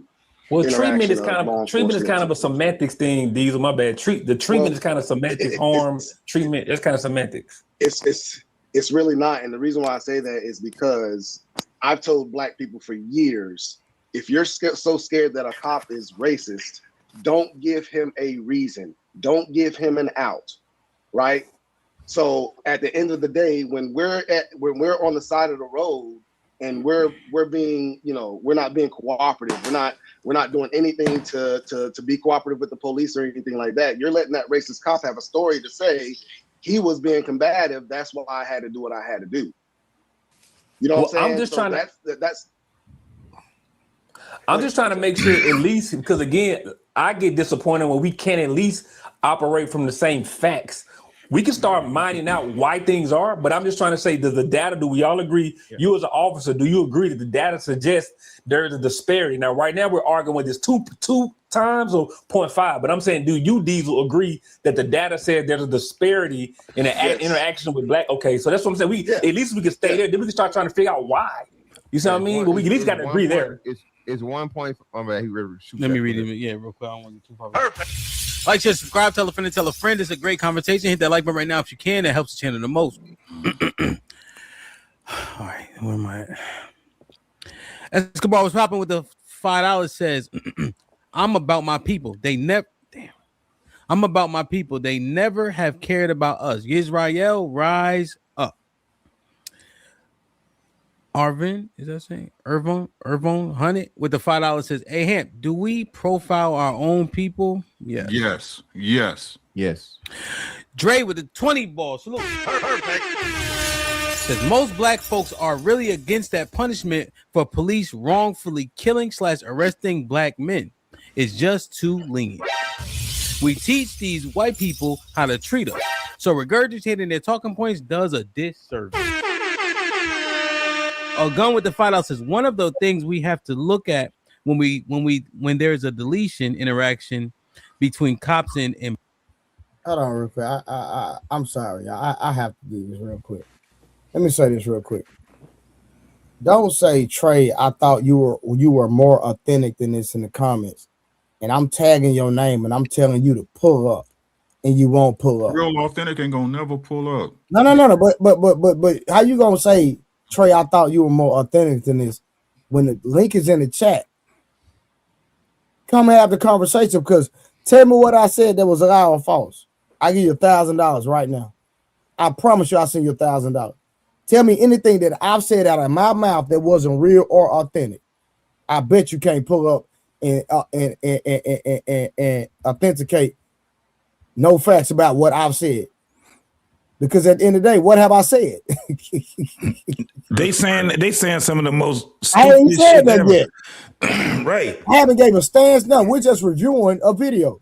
So y'all niggas still talking about the bombing in Philly and Black Wall Street and shit. That shit crazy. In 19, what was that? 1919 or something like that? 100 years 1921. Crazy. 1921. Insane. Like how y'all gonna get to the future staying in the past? They ain't even in the past. They don't know shit about that. The average motherfucking black person didn't know nothing about that goddamn Black Wall Street into the 2000s, dog. Y'all wonder why y'all stuck. You stuck in the same place. And at the end of the day, when it comes to the Black Wall Street situation, we're not even saying negate what happened, right? We're just saying that, hey, we were not there. So in its past, what can we do about it? That's the issue, and that's the thing that people don't say. So it's not that we don't have any empathy toward what transpired. It's the fact that what can we do to change what happened? Right. And what it got to do with you for real?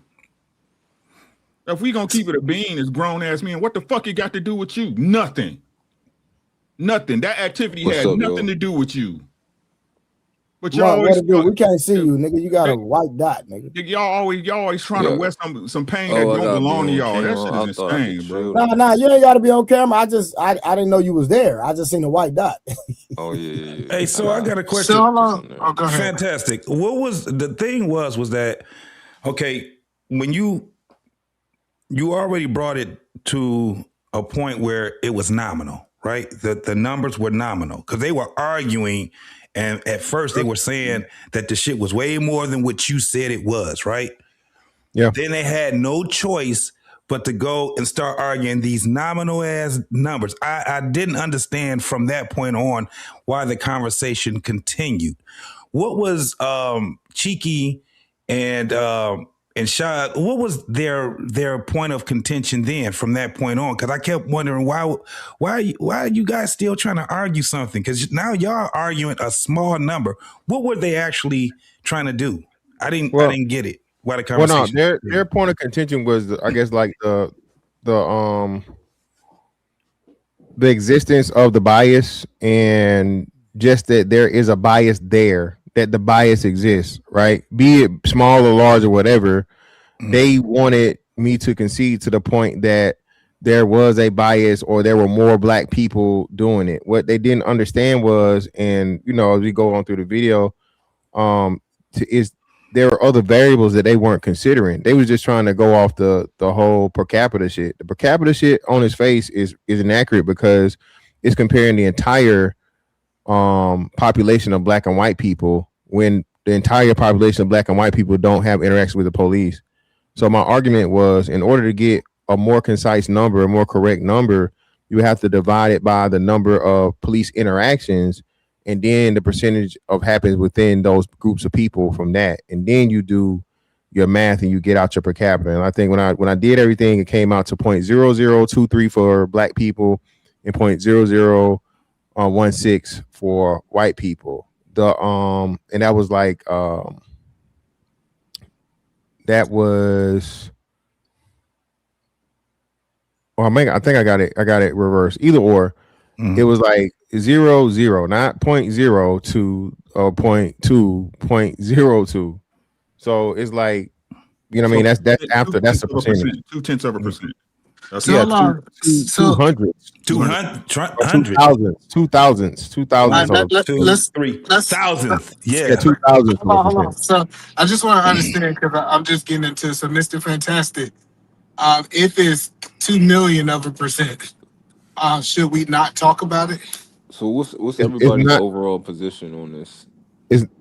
Well, let me answer the man first. It's not talking about it. It's about talking about it in a false pretense or falsely framing it to act like it's a major issue and problem. To when people were just saying that black people are being targeted by racist police, the numbers within themselves, when you have tens of millions of interactions of black people and police that are caused by black people, one of the major things, being police stops, like car stops, right? Black people have a higher turnout of or higher occurrence of suspended licenses and no insurance. So if you got suspended license and no insurance at a higher rate, that increases your interaction with the police. That makes more chance for you to end up being victim to, even though, again, I just told you, it's 0.002% of black people that are killed by cops. Well, I'm not talking about the killed by cops, right? I think that's an extreme, right? But I get it if we look at it from America. That was the whole context and the purpose of the conversation. I know, but I was trying to take the conversation to the next level. Do we want to keep it there? Go to the next level. Go ahead. What's the next level? Go to the next level.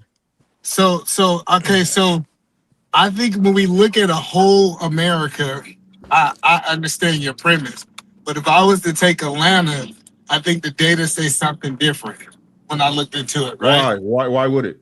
Why would it? So hold on. You take what now?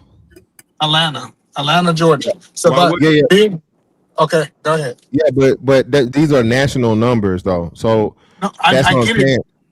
I get it. If we include all these white areas, listen, you're right.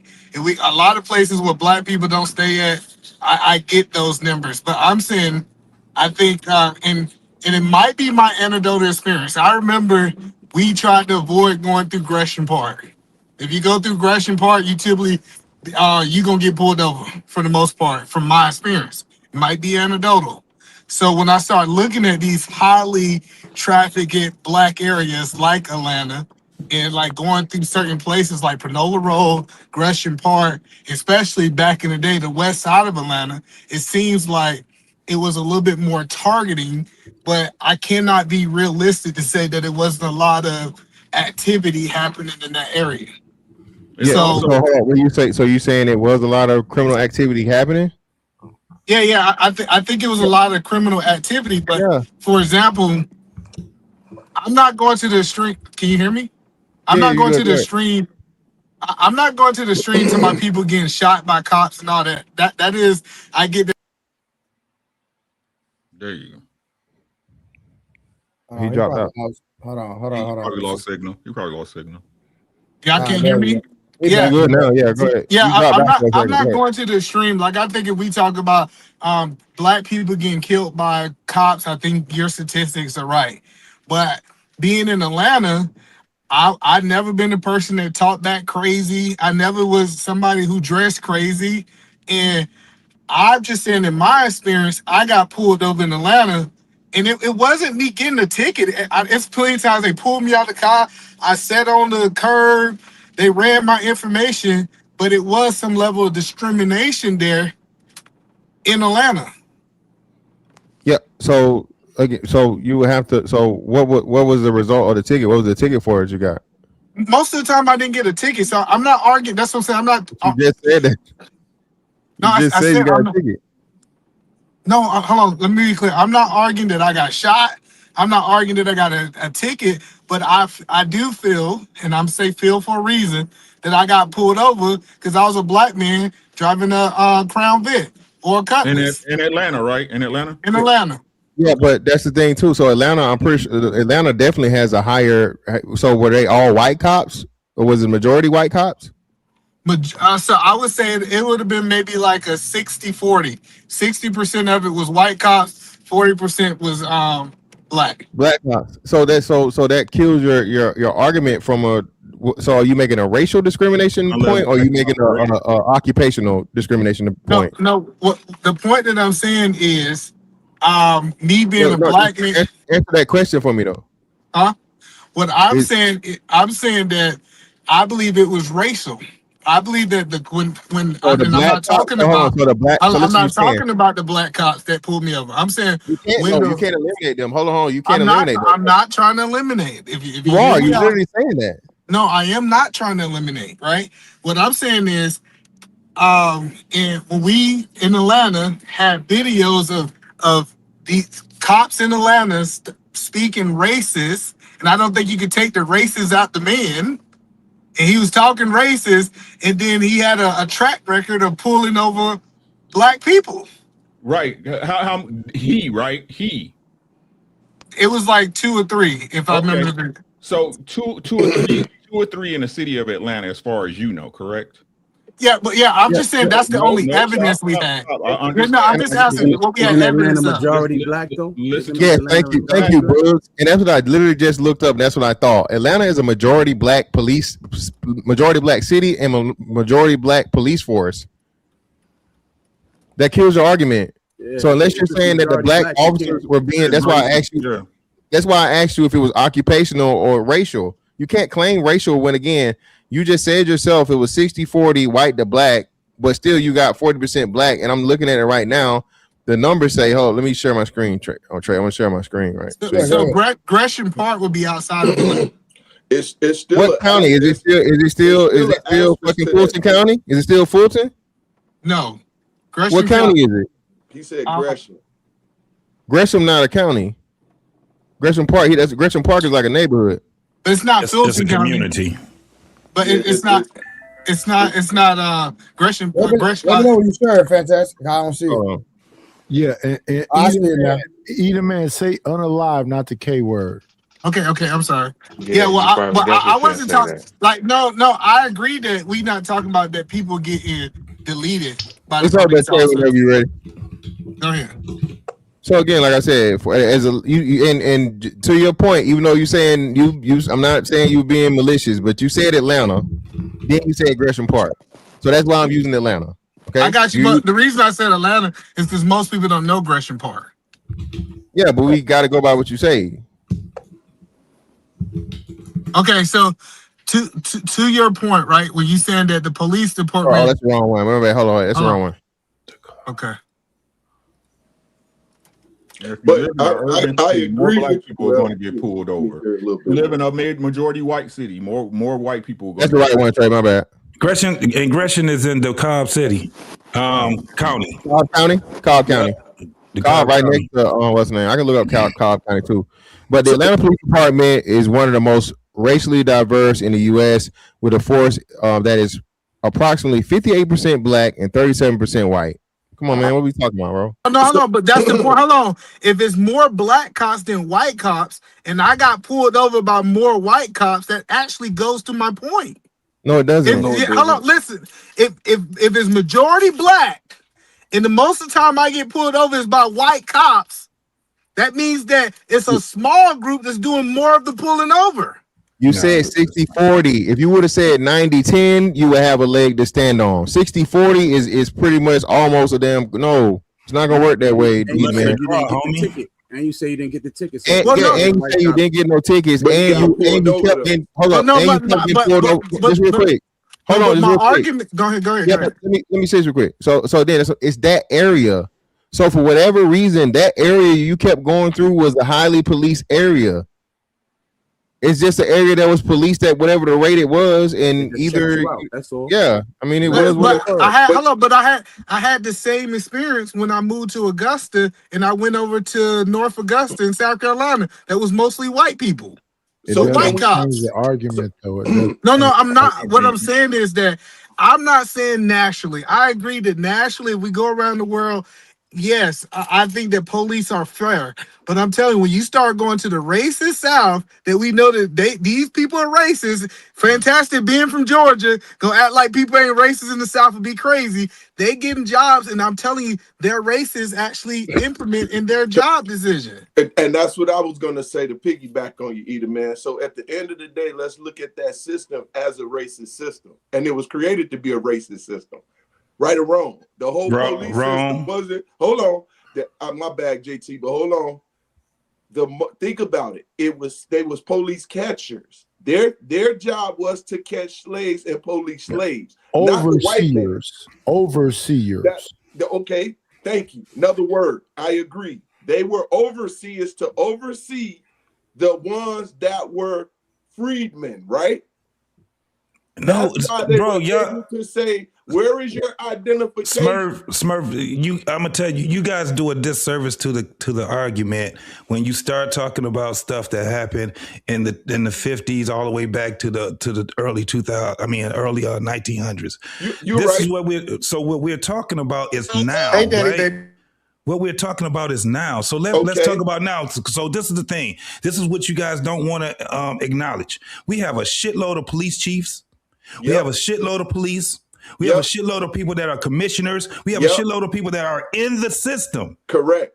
And nobody wants to address that. We keep falling on these laurels of just racism. We've already explained that you can't. This is the thing. It does exist, but how can you prove it? Easy. That's the problem. Easy. You prove it by the fact of the act. So let's look at it like this. And I guess we can look at it by area too. So once again, I'm in Chicago. Their job was to pull us over first. They only policed our area for a long period of time. And remember, we're one of the most segregated cities, still are. So what they would do was they would take good black folks that was police officers and put them in their communities and let them ride their communities. Why? Because they can control them. And this is in the system now. This is one of our biggest quotes. And then they will put them in our communities and the police us. Now think about this. What's gonna happen if I'm a black man and I'm policed in their neighborhood and I have to be under their command? They can control me. They can control where they put me. They can control where I patrol at. They can control the whole systematic ideology of that job, right? Now, you are correct when we do it a disservice, but that doesn't mean that system hasn't left because it's taught to the next generation and the next generation to the point where you see a police officer can be doing wrong, right? And why is it when they pull up, the brother is going to do his job? I'm not mad at the fact that he's doing his job because if you look at him doing his job, he's supposed to back his partner. Pete, Smurf, hold on. Can I ask you a question? Yes, sir. Was Chicago one of those cities where they told the people when those folks went in those stores and started robbing those stores you can't do anything to them? Just let them take the stuff out of there? Yep. Where's the racism at then, bro? Where's the racism at? The whole racism thing is you didn't see what they were doing to get them to that point, right? So once again, I'm looking at the system that went into play. And watch this. Guess who was going in them stores, JT? They was really babies. So you would have been really shooting kids. So that's crazy. What you mean by kids? I get where you coming. I know where you're coming from. So when we go, where you coming from? When you doing wrong, you supposed to get punished with wrong, right? You're a police precinct, right? And you're running a town, right? Yeah. So let's say I'm the police captain. I got the sergeant. We do a roll call, right? So what the police department does is they keep statistics on the neighborhood that they patrol. So in certain parts of this neighborhood, you may have had 20 shootings in the past 2 weeks, right? So we're going to put a police presence, a heavier police presence over here. Over here, you may have had 15 robberies on this side. So we're going to put a heavier police presence over here. So if you fall in the category of where that, because you don't know the statistics, right? You don't know the statistics. I'm at the roll call. I'm the sergeant. We get all the statistics. We gather all the information for the month, and we put that out to our officers, right? So now the officers are coming out. They got, let's say a cop got shot in one of these areas, right? So now police are on high alert. So you put a heavy police precinct over there. So what happens is the people of the community just think, oh, they just over here, fucking with us. What Paul, my friend, they just over here fucking with us, whatever, boom, boom, boom. But at the end of the day, the precinct is what keeps the statistics on what's going on. You don't know, the people of the neighborhood don't know that while you was asleep, 15 people got robbed and 4 people got shot last night, right? I'm the officer. My sergeant told me, so now we out here. You my partner. So when we get over in this neighborhood, boom, we looking out. We got people who we looking for, certain descriptions, certain cars, whatever it is. And our job is to pull them over, just check them out. That's policing. But black people just take because we do a lot of dumb shit in our communities. So therefore, we get police. We don't know what goes on in them white neighborhoods. We don't know what's going on. They probably doing the same shit over there. But in our neighborhoods, I'm from Brooklyn. Grew up in Brooklyn, East New York. Boom. We was bugging over there, me included, everybody. So now the police, 75th precinct was over there bugging out, running down. They had to stop and frisk thing. They would run out, just jump out on them. We used to call them the jump out boys. They would just jump out. We was 15, 16, jumping out on us, patting us down, doing whatever. They'd tell you, yo, whatever we find from here, say 2 blocks down is yours. They was doing what they call just, this is why when you got that, what you said, they stopped letting call them rage, street rage, and all that, because at first they was doing that zero tolerance policing. It was aggressive police work until, if you live in a democratic state, what Chicago and New York is, and now, niggas want, oh, they racist, this, that, and the third. In New York, they got people running up with their cell phones, running up to the police. Oh, fuck you, this, that, and the third. If you look up this dude, Eli, the fuck is this clown name? Eli, they got the public camera. They just running up on the police. They don't mess with regular people. They run up on police officers, people at work. They, any kind of security guard, and just mess with them. When we was coming up, we avoided the police. We did what we did. These dudes are running up, antagonizing, rage baiting the police just so they could get a fake lawsuit or whatever the case may be. So, the policing is like just nobody even wants to be a police officer right now. Yeah. Especially in democratic state. And let me ask y'all a question. When they were talking about defund the police, who the hell was going to protect the neighborhoods? That's what I didn't understand. Nobody. Niggas didn't care, Trey. Niggas didn't care. Niggas didn't care. Trey, Go to hell, Trey. I was going to ask the question. Damn. Yeah. Trey, I was going to ask that same question. And then niggas started complaining about all the businesses getting shut down because they done had to close them down. A lot of black elderly, and they was like, "Oh, please, Walgreens, don't close the store down." Well, y'all made the fucking defund the police shit, and I can't fucking. You can't apprehend them. You can't stop them. Her medication. Yeah. Now, Walmart.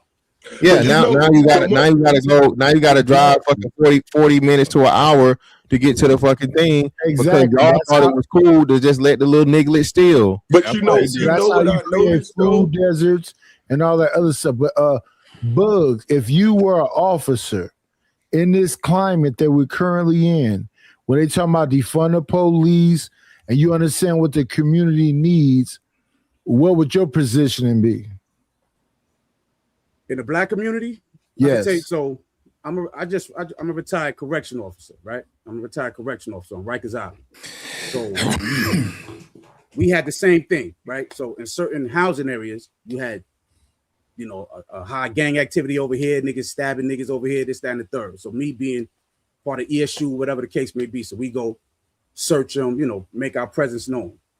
So if I was a police, what you talking about? If I'm a police commissioner or like just a mayor? No, if you are active on duty, what you would do as preventative measures? How would you be out if you're actively out there? I'm gonna watch my back. You know what I'm saying? I mean, I don't understand your question, Knight. Like I'm saying, like if I'm out there, me and you my partner. I got your back, you got mine. If we over there, we making an arrest, because normally in the black community now, let's say we making an arrest, or we pulling somebody over. The whole neighborhood likes to come out with their cell phones. Fuck you, this, that, and the third, blah, blah. The media likes to clip. Let's say step back. You push somebody in there, and they hit them in the face. The media likes to clip just that part. They didn't look at that. Then these people done threw 3 bottles and 4 rocks at us, and 2 people done kicked us. You know what I'm saying? So we just getting them back before backup come. They're not looking at that. So in certain neighborhoods, you're just gonna have to, you know. Yeah, and that's another big part. It's a sad saying that I came up with. I didn't come up with it. Nas came up with it. But niggas only respect violence.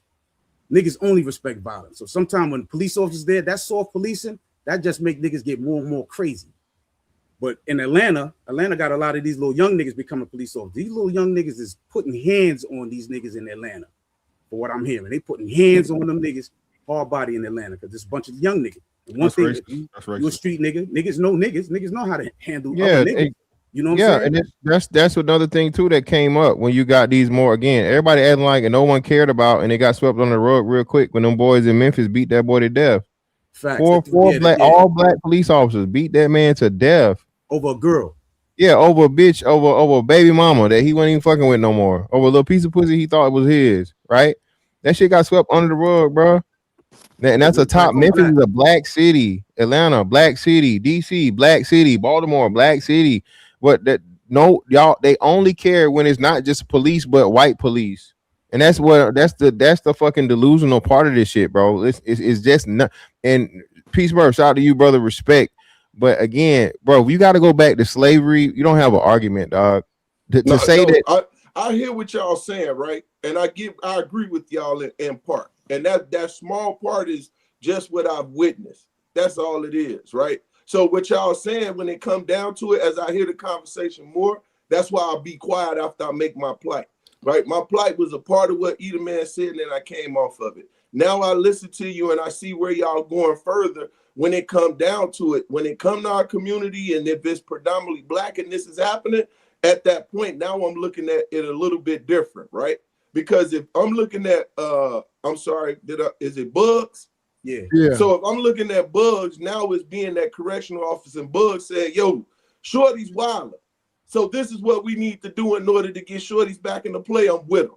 Because I believe, and I see it in our neighborhood, if they quit police in our neighborhood, it requires us black men to get the fuck up and start doing what I say we need to do and police our own neighborhood. Because really, we should be policing our neighborhood. And that's what was happening in our neighborhood. That's why we had the conservative Vice Lord Nation. The conservative Vice Lord Nation was a party that was assembled together that taught us love, peace. Right. And what happened to that? Go deep into and what happened to that? We had these laws. And if you in the community was disturbing the community, we handled that. And what happened to that? And children go inside. It turned into a gang. No, it didn't turn into a gang. What happened was this, my brother. What ended up going into play was they started closing down our stores, right? They started redlining us because remember, we're in the city of Chicago and it went from being predominantly white in certain areas to black real quick. So watch what happened. Now they're decreasing our resources as we're bringing resources from the South and building, okay? So now at this point, we can't get the money we need to sustain our properties that we're getting. You get one, the banks ain't giving us loans. So as we're building, at the same time putting money in these banks, we can't even take the money out to do what we need to do to sustain our communities. So now we're going to whatever resources was given. They dropped the drugs in our community. I remember when they dropped So what happened is that organization starts eating its own in our community. I remember when they dropped. This is such bullshit. That organization started eating itself, bro. They dropped drugs, yes, in COINTELPRO. Listen. Understood, but why do black men choose to sell them?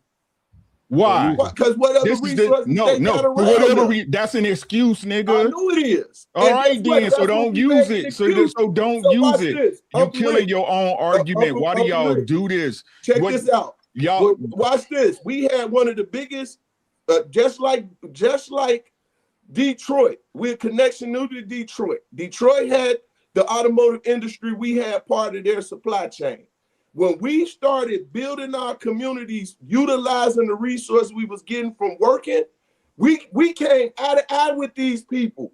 There's a history. If you go in, one of our biggest cities was called Bronzeville. Go and look where Bronzeville came from and where it went to. We had our own amusement parks here in Chicago. It's called Brownsville, right? One of the richest and historical cities in the city.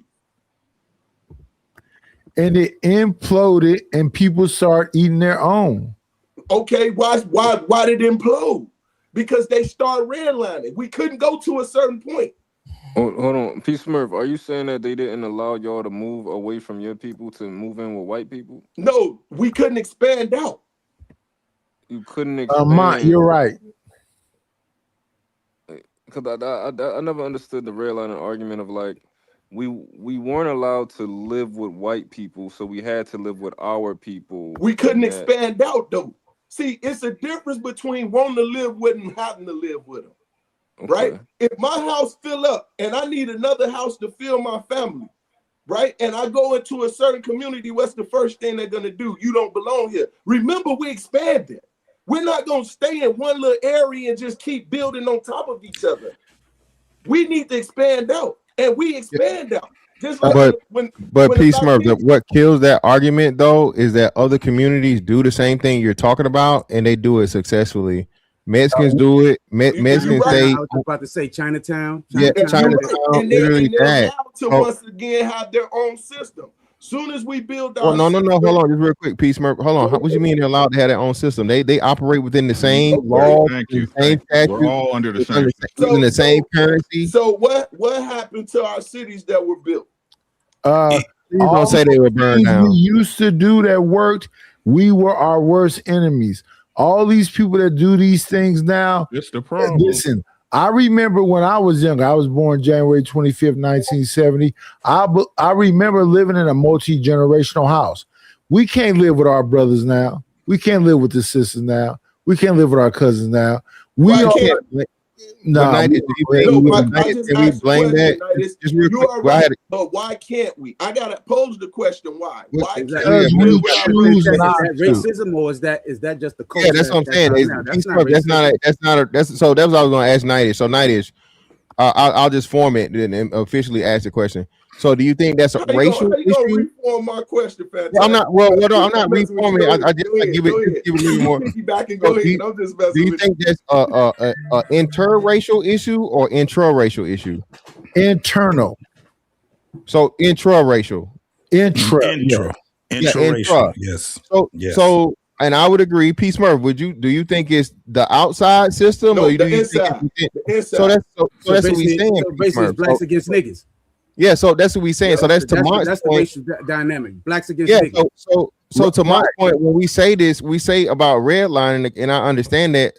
Why was it so important to live amongst the white people? If the most success we've ever had is when we depended upon each other, when we lived with each other, when we had a black dollar. It is important. Hold on, real quick. So let me jump in there. Hold on, P. Smurf. Hold on, P. Smurf. If it wasn't important, why even bring up redlining in the first place? Because as we're trying to expand, we got no other choice but if they telling you only way y'all can go is on these Indian reserves, right? Which we should have went there. I'm just saying if that's what the option was given to us. Or watch this. You build your own community, right? Now, we already had our own community. This don't make no sense. We already had our own community. So we have our own communities. What happened to those communities is my question. We still have our own. We still had them, exactly. Listen in Philly. We got our Philly own communities and their shit shows. They're crime infested. Right. What happened? What happened? Hold on, y'all. Let my bad. What's good, man? What's going on? I'm just saying, like, so Philly's a black city. Our leadership is black.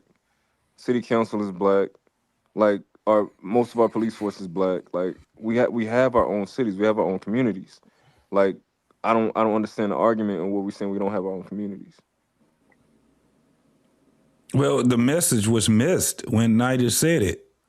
And when we said it, we have a problem that it implode, right? Because we have people that are not trained on strategy.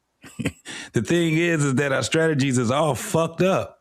When you start talking about it, and it's a definite thing. When you talk about GDs and you talk about Crips and Bloods and all these different things, they started out supposed to be protecting their community, right?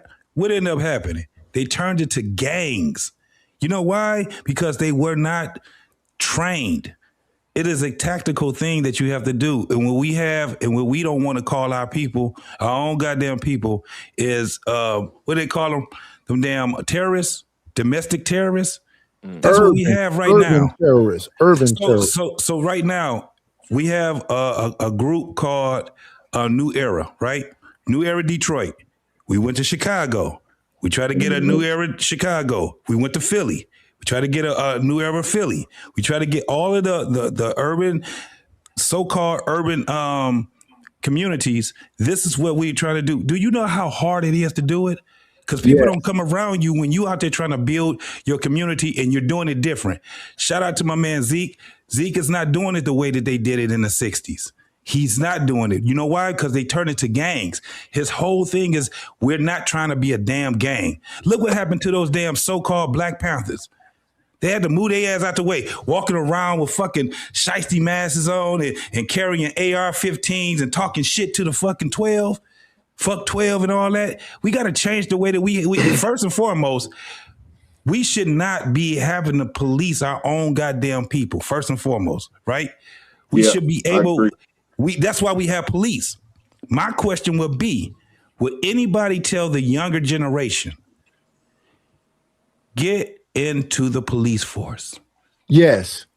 And listen, JT, the issue is this, based on what you were saying earlier, what typically happens when they try to ground it down is what those men are called is soldiers of fortune. Who can pay me? Them so-called gang members and whatever else, who gonna pay me? And I'm riding with them. Yep. Chicago, New York, Oakland, LA, soldiers of fortune at the end of the day. Yeah. JT, I hear you on that one. Hold on one second, y'all. Hey, Grant, you want to jump in there? What up, Grant? Hey, what's going on?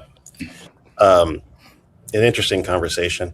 I mean, I would just say, Peace Murphy, I see where you're going with it. I just think you're maybe conflating a couple of items. I am. And sure I am. And sure, I can say yeah. I want to continue the conversation and make sure we go in all areas. I know y'all covered. JT smart as hell. I know Trey is. Mon is. You know, I buzzed this the first time he on Uncle Rick. I heard him. I heard you last night, Grant. And I know Nitus is. So we're intelligent enough to have the idea and police and make sure we covered all the grounds because this is the conversation we had needed to have, right? Yeah. I understand. Yeah. I'll ask the question. Historically, you know, we never had the police. We had the priests. The priest policed us, right? When we did wrong, we would go back to the laws of God. So do you mind if I cut? Do you mind if I cut in here? Do you mind if I cut in here? Go ahead. Yeah, because it was on you anyway. Go ahead.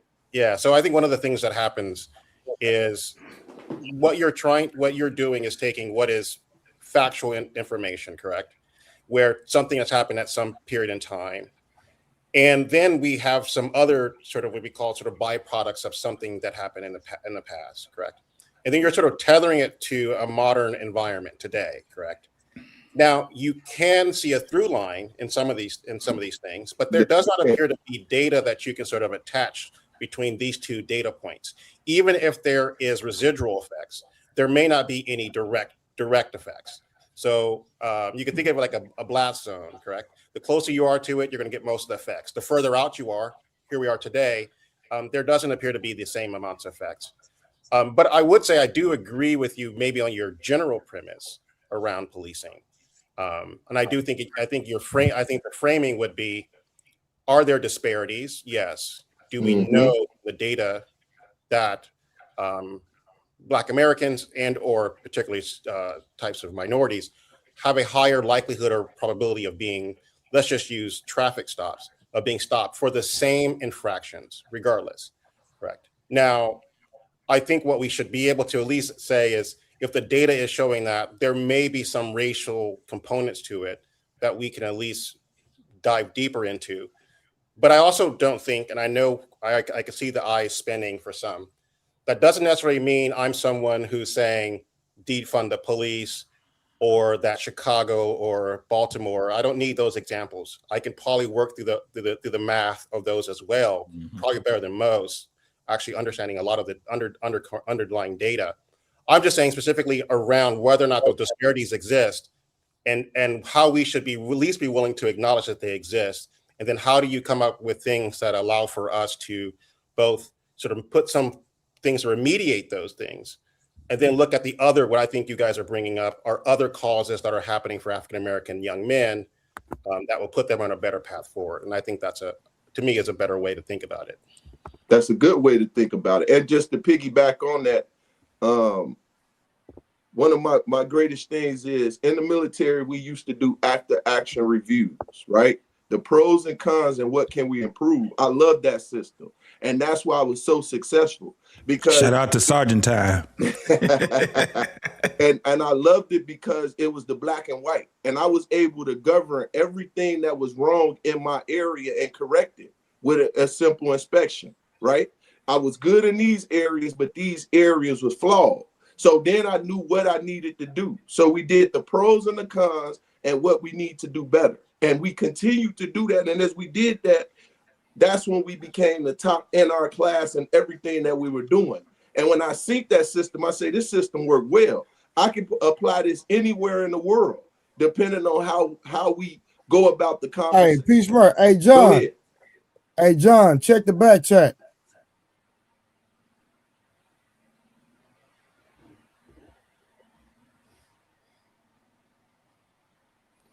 Yeah, a little less smoke, OG. Yeah, we need some better policing. And this is what I'm saying. This is what my take again. For me to say racism doesn't exist would be a lie. Mm-hmm. That's a lie. I'm not saying this doesn't exist. I'm saying at this point in history, it's so minuscule. There. That's what I'm saying, right? And again, the simple fact that people continue to hold on to shit that doesn't apply to them. It doesn't apply to you. The same people this was crazy to me. The same people who want to say they support and y'all blackity blacks won't send a nigga a super chat. Exactly. So that's the thing about presumption, and you can take things that are minuscule. That's a small number, but if you frame it properly and put the right thumbnail or whatever on top of it, you can make it seem like it's more than what it is. So I love when Fantastic said "Chameleonaires riding dirty," bring it to the forefront, because really it's why are you, if you are actively involved, why don't you have a license? Why don't you have insurance? Why don't you have your tags in place? Because we see the smoke billowing out of the car. It's like a Cheech and Chong movie. Why are you smoking in the car? Why do you have guns in the trunk? Why do you have dope in the...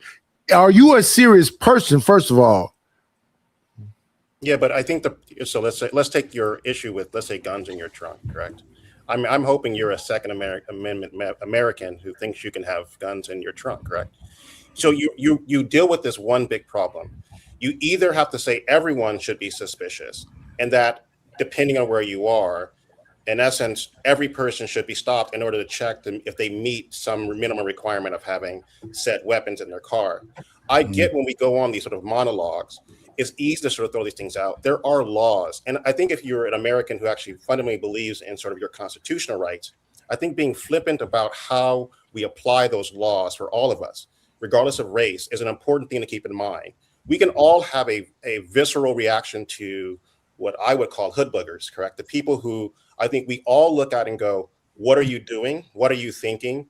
And why do you have a kilo on your dashboard? That makes no sense, correct?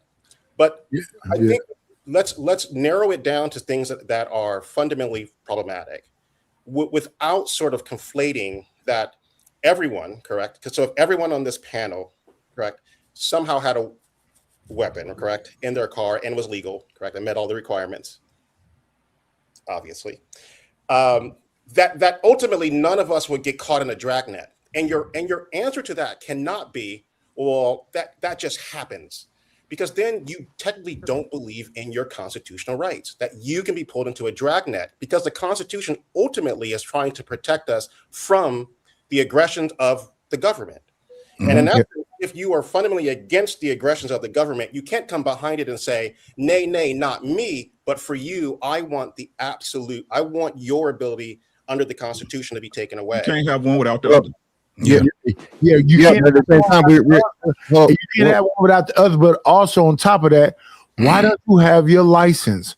Why don't you have your registration?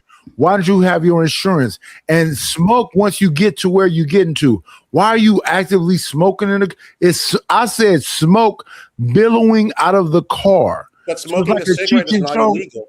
You're not talking about cigarettes. He's talking about marijuana. My point being, whatever you're saying, there's still requirements. Let's say you don't have a license, correct? Again, we're talking about the law. We're talking about whether or not if you don't have your tags, as an example. I agree, pay for your tags. So we're not getting to the argument if you pay for your tags. But say you don't. That still does not allow for an illegal search and seizure. Now, if you don't think that should happen, it's not illegal search and seizure. You cannot search a car because of a traffic stop. That is not a requirement If you have illegal tags, that car should not be on the road. If you're refusing to give your license, then the police have the right to find out who you are. This is why you have a license. This is why you have a registration. I understand that. You have to register your car. You have to have insurance. No, but all of that other stuff. If you don't have none of that, you guys got to hear what he's saying. I think you guys are conflating things. You have to hear. No, I'm hearing what he's saying exactly, Mont, and I think he's making a blanket statement that just isn't true in every jurisdiction. Certain states and certain things have certain different statutes as to where we don't know, depending on the jurisdiction you're talking about, what constitutes a search. There are certain things that you do, and if you're what's name that automatically you give up the right, or it automatically gives the cops default reason to search the vehicle. And you made the point, correct? Hold on, let him land. Hold on. You just made the point of saying that it's not all jurisdictions. So I'm just saying you have to be careful that you're making these monologues that are being blanket. And all I was just pointing out that you just did that though. It is not a requirement. You said that if the car is not registered in the that's a blanket. You made the blanket statement. No, you cannot be searched. You cannot be. You just cannot be. Yes, you can. No. You have to have some other cause to search your car. And this is why people are getting shot. Yes, this is not the reason why people are getting shot. I think the problem is that they don't have to have proper nothing. I don't have to show the cops my ID. I don't have to have my car registered. I don't have to do that. I got a gun in my car. Why are you stopping me? And then now it's a confrontation. No one said that. I didn't say that. I give that. He didn't say that. Let me chime in. Grand Fantastic. I think if you're going Grand to Fantastic should. I was about to say, I think y'all like you hold made on, a claim, right? Grant, hold on. Again, John, you'll come in a second. Let Grant and Fantastic finish their conversation real quick, and then you can go, John. So Grant, if you can make your claim and then allow Fantastic to rebuttal or disprove it, what's your claim? Well, I guess my claim was that you don't need that. In essence, because you're stopped, and we're going off the original premise that Knight was putting out, correct? That not having a license, or let's say registration was the example we're using, or any sort of infraction, let's just call it. If the cops pull you over, just having that infraction, it does not necessarily mean that it is a blanket ability to search your car. You said not necessarily. So that means that you can do it. That means that you can do it. In here, where it says right now, it is not illegal to for law enforcement to search a vehicle without a warrant if they have probable cause, reasonable suspicion, and again, I think Grant, go ahead. We can agree that probable cause is not Grant, hold on. You over. Question. But let's say that this point. I have a question. It's a lot of people asking. I have a question. I know, so that's why I'm trying to get in here, right? So with that being said, Grant, would you say what you're saying applies to everybody in America or just black people? I think what do you mean? Should the law about your rights, and they don't have a right to search your vehicle, right? That you have your Second Amendment rights and things of that nature. Would you say that applies to all Americans, all citizens, or just black people? Yes, I think that the Constitution is applicable to all. Yes. Thank you. Yeah, so again, like I said, shout out to JT. JT did the same thing, and like I said, a lot of this stuff I just think I know, but it may be jurisdictional. You're, and I'm not gonna say you're conflating. I'm not gonna say. I'm just gonna say this, right? So Grant, what you're saying applies more so to a residence than it does. You lose a lot of your rights once you have a vehicle on a city street or a state street, and I don't think a lot of people understand that driving is a privilege. Okay, traveling is something totally different, and I don't want to get into that because that's a whole nother thing of law and so on and so forth. So when you sign up for that license, you literally give the police certain things and whatnot, what have you, an authority over you. Driving is a privilege. Okay, so no one's making that argument of what you're saying. What we're saying is, if you don't have a valid license, if you don't have a tag on your car, and now you couple that, it's usually not just one thing, Grant. If a motherfucker's in it, it's sad to say, but and again, this is across the board, right?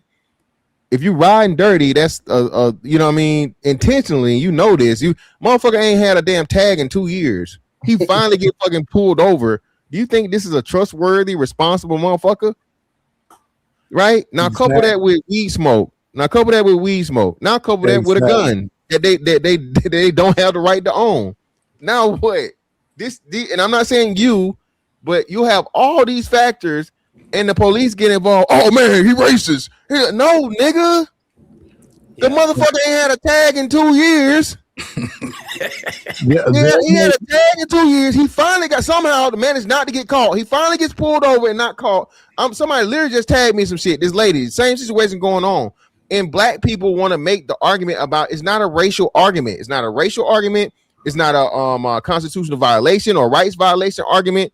Is the argument that the people that are most of the people getting stopped by the police and arrested and or the ultimate situation of being shot, bro, they played a part in it. Now, again, it's not 100%. Are there racist cops? Of course. For sure. There's always going to be racist cops. But like I said, there are also racist doctors. There are racist teachers. For sure. There are racist supervisors. Yeah. Go ahead, Nish. What they'll do is they'll take a privilege and make a privilege seem like a right. Ooh. Privileges are not rights. What's not a right? Yeah, but they don't. But people, that's what I'm saying. The most citizens don't even understand what their rights are or what the Constitution is. Right. Most people don't even know the Bill of Rights. What I'm saying is, Grant, more black people need to be having instead of basketball players and rappers, more doctors, more lawyers, more scientists, more and I don't think the emphasis is put on that. So since we're not in those places, you're the first doctor, you're the first lawyer, you're the first. No, we need to be everywhere to look out for ourselves because nobody else is gonna care about you more than you care about yourself. I don't think I'm. All right, y'all give me 1 second, y'all. Give me 1 second, real quick. All right, shout out to Deborah for the $10. She said, "Is it true that at one point in this country there was definitely an issue with the police and black people, but we have to be able to live in the present because living in the past is paralyzing." Do y'all agree? Yes, 100%. Yeah. All right, shout out to Wonder with the $5. They was just hating on Mr. Fantastic, period. They hate he doesn't go. Just go with the BS excuses. Shout out to Miss Wanda. That's a Thank fact. you so much. We got $2 from Stavern. If you live in the past, you can't have a future. Appreciate that, Stavern. All right, then we got Bugs. He's up on the panel now. He said people think their cell phones justify ignorance. Shout out to Miss Deborah for becoming a member. Hey, for everybody that become a member, I dropped a video today, literally, about what you need to drink every night before you go to sleep. A lot of y'all probably don't know. I'm a world-class strength and conditioning coach, trained Earl Spence, and when he won his first title against Kell Brook, just a little, notoriety about that fight. I train professional football players, NBA, I do it all, but I'm giving free health and fitness tips for the people that become members. So I dropped a video today, FYI. All right, hey, Trey, I'll order a caffeinated drink instead of a drink that weak AZZ homeopathic tea. Trey, sometimes you be butchering our super chats though. Yeah, he do. It's my bad. I don't cuss. I don't cuss, No, bro. it ain't that. Stall him out, Debo. Stall him out. You say what? It's that country accent. No, Trey, what you do is Stall him you'll out, read dog. you'll read one or two key words wrong, and it'll ruin the entire like right there. You said but he was telling you what the where to go. You go. Oh, my bad. My bad. Stall him out, dog. I give him. Hey, it's all good. Hey, my boy, Dub been a member for a month. He said, "Get the likes up or become a member." Hey, man. I don't mind y'all holding me accountable. Queen Tori came through and said, "Great conversation with the $5." Did I get that right? Month. Yeah, two words should be easy. That's great. All right, put some color in the chat. Support the show. Did I get that right, Month? Yeah, you getting better. I bet. All right, shout out to Queen Troy with the super sticker. And then we got Icon in the building. That nigga will talk your ears off. Do you hear me? Yeah, what's happening, bro? Peace to the panel and Trey the Truth channel. That nigga right there will talk your nigga. Boy, listen. That nigga love it. Then Tori came back again with the goddamn super sticker. Spending all your lunch money, girl. Yeah, for sure. Hey, hold on. Let me say this right quick, Trey, before y'all go over. Hey, fantastic. I put it in the chat, dog. When Hamp, shout out to my man Hamp, when he played the song Riding Dirty, I said, did you listen to the end of the song though? That motherfucker got into an accident. They all was high than a motherfucker. All of them. Exactly. To make a point, all of them high as hell got into it. One motherfucker said, "My motherfucker, I think my shoulder disoriented and all that shit." That was the point. That was the point right there. But hey, man, y'all continue, bro. All right, real quick, John, did you have something to say? I know you've been trying to get in there. Yeah, I was gonna say, man, you know, I'm a landlord. Most people know that, and I know a lot of people have. Okay, fair enough. But one of the things I've seen over the last 20 years or so, and I'm in DC, is that the cities have gotten very, very good at writing tickets. Very, very good at it. Speeding ticket here in DC, the speed limit here in DC is 25 miles per hour. That's very, very low.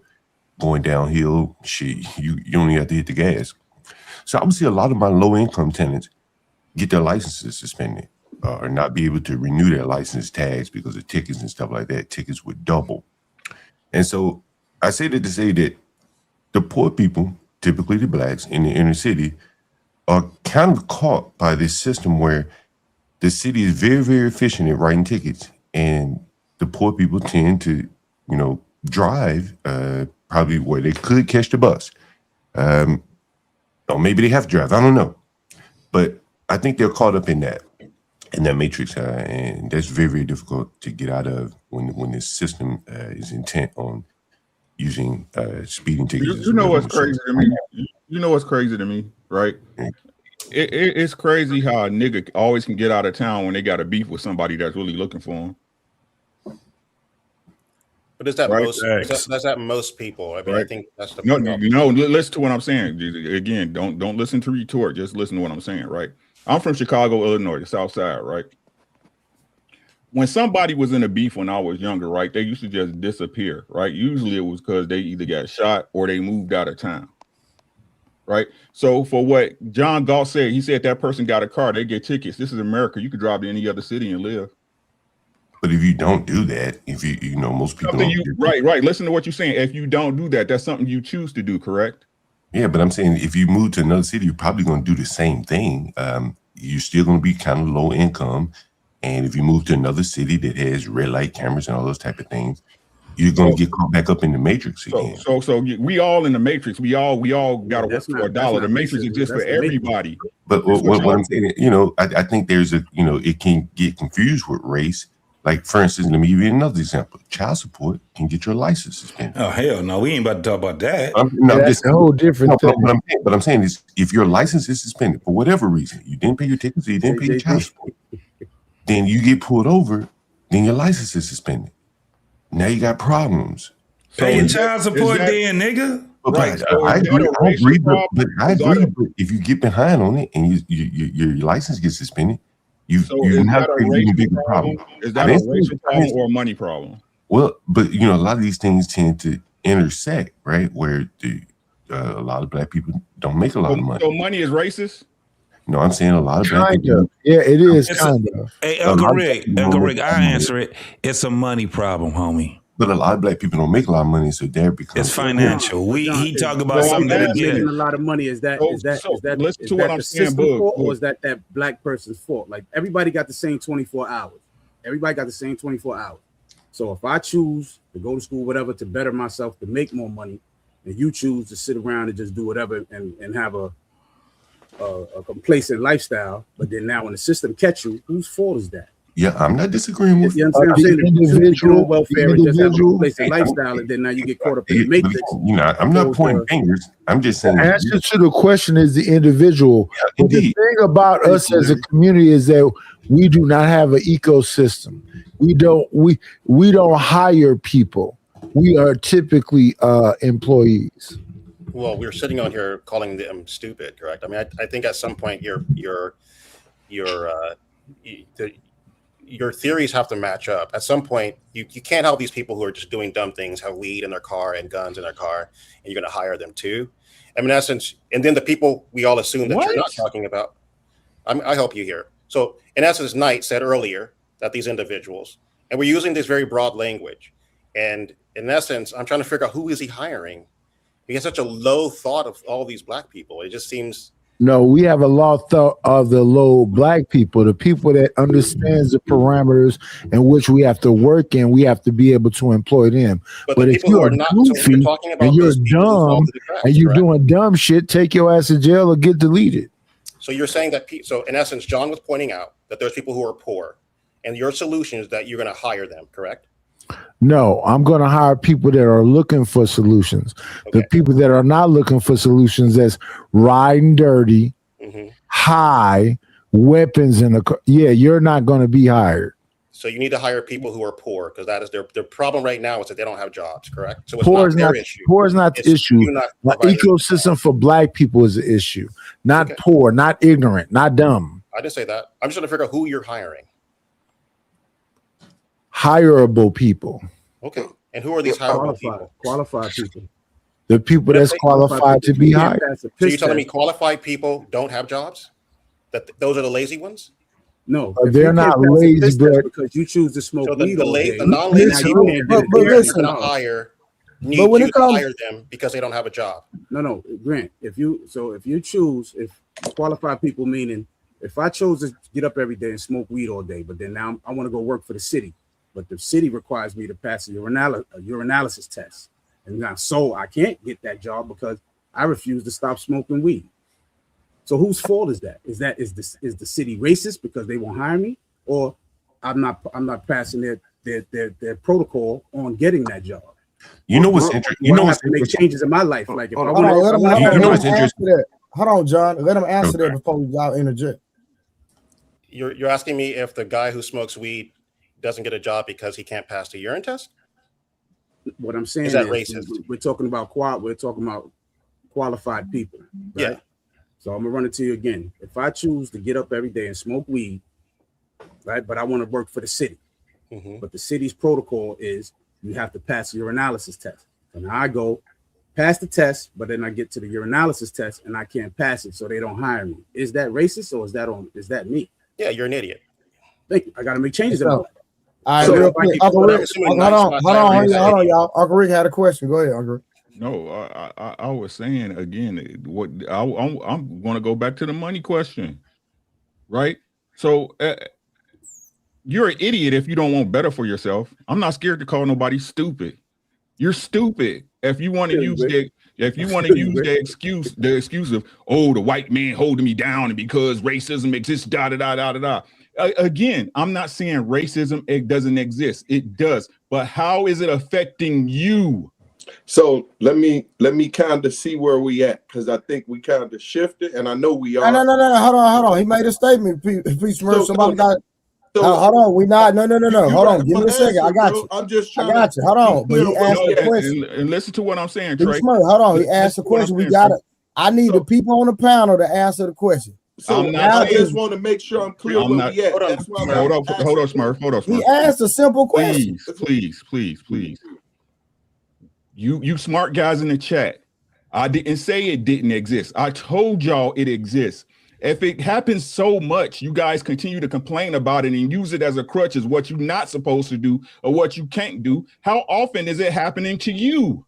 No, I want to I want to put that question to the panel, and then we can go to P. Smurf so he can land what he had. So I want to know, how is racism affecting anybody on this panel? Anybody? So the silence is telling me that it doesn't. All right, go ahead, P. Smurf. So that's why. So I thought the question was about the ecosystem, building our own ecosystem, and how that. Because I think that's when we're going into play with the. Because I'm with Uncle Rick. If you've been smoking weed, how the hell you think you're gonna get this position, right? So I'm with you on that one. I agree. You're a dumbass. You can't get no position smoking weed and trying to get one of these prominent positions that can bring in some money into our system. But then we don't have that ecosystem. So I'm with Nidus when he say, yo, we need an ecosystem. And how does that work? Well, in the ecosystem, remember, it's always the children get summer jobs, right? They fill in the blank for the tutoring over the summer for the kids. The younger kids teach the older kids, teach the younger kids. Then the younger kids, 16 to 18, they get into these jobs while they're in preparation. They should be in either high school or college in these positions, whether it's a plumber, whether it's a mechanic, so our children should be able to go in these systems, and then about the time they graduate college, now they have a knowledge. Because remember, that's what historical Black colleges was, to teach from our history what we need to teach our children so that they're able to flourish in these communities, right? Whether it's medical, whether it's engineering, whether it's mathematics, whether it's technology, right? Then now you got these kids from age 25 to 35 building the community, right? Because that's where our strength at. That's where the youth at. And then you have the elders that's governing at a certain point in time. That's when you get 30 years old. I don't think anyone disagrees So with the ecosystem. We don't Real have quick, that. guys. Hold on, real quick, guys. Before we get off of John's point, right? I think John made an amazing point, and this is why. This is the exact problem, right? You need to sit up. My bad. I can tell that you're laying down. Yeah, I know who was talking. I'm chilling. Crazy. Yeah. But this is the exact problem, and it transcends into all these different topics, right? We enable and find ways to make excuses for ourselves. Listen, John, I'm one of the most non-ticket paying niggas in the world, right? But I take accountability because I don't like paying tickets and I don't think that I should have to pay tickets. But I know that it's my fucking fault. And the crazy thing is, I still got the same habits of when I was broke. I don't want to. My car just got towed the other day. I had to pay him $3,500, and I'm glad I got the money now. It's cool, but I know, like, damn, I should be paying my fucking tickets. Like, like I just look at them and I ignore them, right? And it's my fault. So when we make the nonsense excuse about money, money has nothing to do with why niggas don't pay their tickets. They don't want to pay their tickets. Yeah, money ain't Because everything, but man. look, check this out. Poor people spend more money than everybody. No, they Poor don't. people have more fun than everybody. No, they don't. Poor people, listen, everybody I know that's poor smoke and they drink. How you Yeah, got money? No. How you if got money to smoke and drink and do everything that you like to enjoy to do, but you don't got money to pay a ticket? You do have money to pay a ticket. yeah, if I can piggyback off what you're saying again, I deal with primarily poor people. Those are most of my tenants, and I think there's two things going on here. You're right. Poor people have a lot of money to spend relative to what they earn. They spend a lot of it. And I think within that ecosystem, very few of us collect any of those dollars. When I go to the liquor stores, there are no black people owning the liquor stores. You can call me a slumlord, but there are very few black landlords. And that's the other problem. I get John, called. real quick. If there's a liquor store in our community, it's our fault because we patronize their store. Why not? Why don't we just everybody in the neighborhood say, listen, we're not shopping with them. They don't stay in our neighborhood. They're not contributing to our neighborhood. We're not going to continue. So at the end of the day, you're a business owner like I'm a business owner, right? It's all about profit margins at the end of the day. If they're not profiting, they're not making no money, they're losing money, they're going to shut that establishment down. Then why can't, hold on, I got you, John. And then why can't the community, if y'all want to have liquor in y'all neighborhood or our neighborhood, let me say our, then why don't y'all purchase that building and then y'all receive the benefits from said alcohol sales, cigarette sales? I can explain it to you very clearly. I can explain to you very clearly. I live in Brooklyn Park. I live in Brooklyn part-time, Crown Heights. Damn near like what's that? The neighborhood next to it. People talk about Brownsville. Right there at the corner of Ralph and Decatur, I think, whatever. Is a corner store. I went in there in the middle of the night during COVID. It was a 12-year-old boy working the store. No bulletproof cage, nothing. He was selling cigarettes, Lucy's, beer, whatever you wanted. 12 years old. How many of you guys up here would allow your child to do that? Many of you probably would say no. My children are better than that. They'd be sleeping, getting ready for school. I got one better for you, John. Hold on. But to run those businesses, they can almost, you can't run them with outsiders because there's so much cash. It's friends and family. Part of the other business, you wonder why so many cell phones and things like that get stolen in your Black communities, is because those corner stores send those phones off to Pakistan or wherever they send them. If Blacks own those stores, there would be no market for those phones, so young boys wouldn't be snatching them out your hand and going to the corner store and selling them. I got one better for you, John. That little 12-year-old kid. When you don't own your own community, then an Arab kid, right? In some cases, like globalized cigarettes and all that. I'm sorry, you gotta let them land because we can't hear when both of y'all talking. You gotta let them land. So I'm saying that the unseen of what you guys aren't seeing, you could apply it to food stamps. I'm in the ghetto. I see where the food stamps are getting bought and sold. All of those things you miss out on when you don't own the liquor store, the corner store. Those are the everyday interactions, and those people end up becoming like friendly per se with those customers. That's a relationship. That's a business relationship where the quality of that customer is much greater than the quality of someone that sends you super chats every day. You can take that to the bank. A liquor store customer, you're gonna come every day, versus a guy that's sending super chats. And to me, Blacks have more or less given up on the real world, and now they're in the virtual world, super chat world, pushing paper world. I'd rather be in the super chat world than to be out here, motherfuckers out here finessing my fucking people, selling them fucking poison. You out your goddamn mind when you, this is my whole thing. We keep associating, hold on, let me say this, Bug. We keep associating Black with being impoverished. That's some bullshit. We also keep sitting back thinking that we about to have this Black utopia. That shit is done. Get that shit out your fucking head. That goddamn Black utopia shit is out of the fucking, I don't know why we keep doing this. This is what these things that we keep talking about, these are the things that keep us bogged down. At the end of the day, community. See, when we talking about Trey, when we on the panel and we talking about family, motherfuckers don't really want to have real conversation. What they want to have? Dick and pussy conversations. When a nigga was sitting there talking about having some other shit going on, how do you go and transfer? Because I'm hearing niggas sitting there talking about what I get out of this, what I get out of that, what I get. They don't never talk about what I put into it.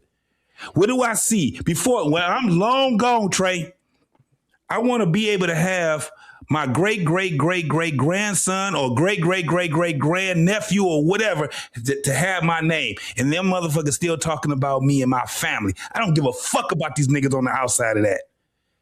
Nobody never talks about that. They're talking about the shit that we talk that we want to have right now while we on this earth. Because we don't give a fuck about each other. We don't care anything about the people that ain't even here yet. So JT, real quick. Go ahead. I apologize for cutting y'all. So when you say why are we talking about a Black utopia, are you saying like why are we wishing and hoping for Black people to come together? No, we Black people are together. The thing is that we keep looking at strange Black people.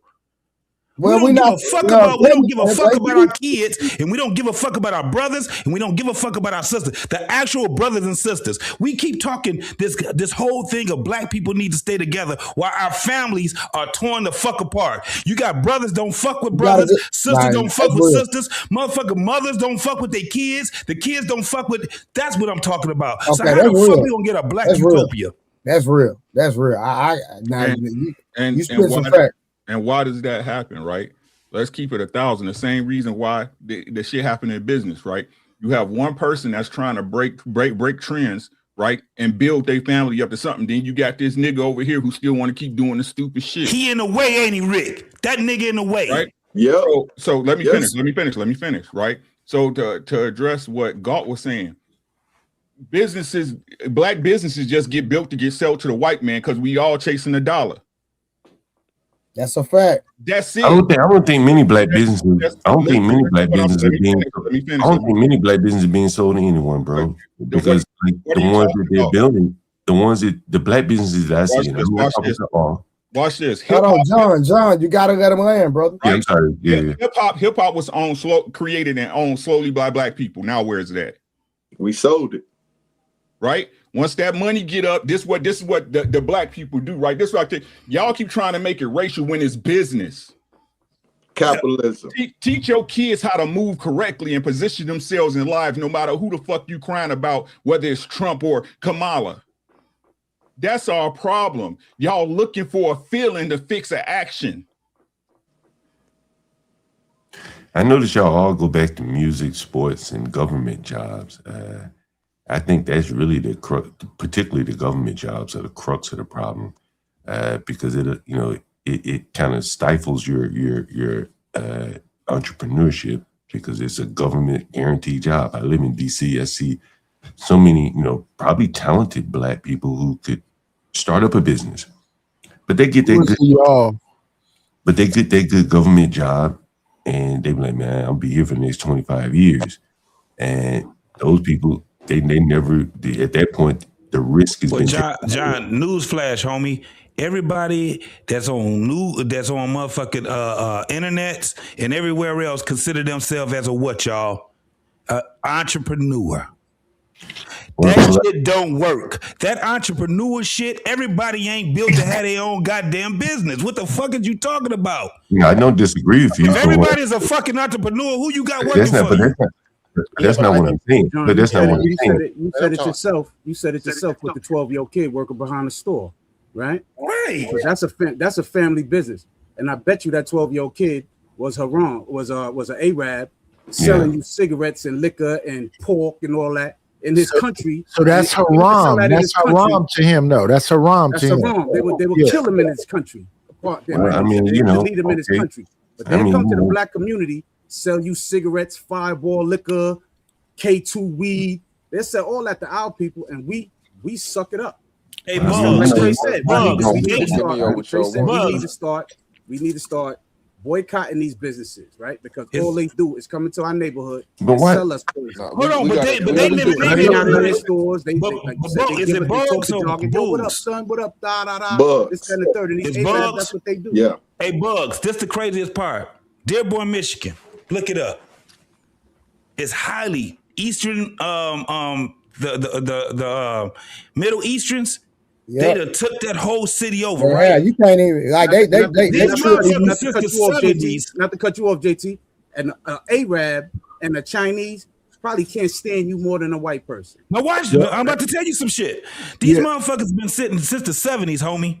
Since the 70s. They got liquor stores because they started out with liquor stores and gas stations, right? These motherfuckers, their kids ain't trying to do that shit, right? Now watch this. These motherfuckers done set back and they done had stores, dog.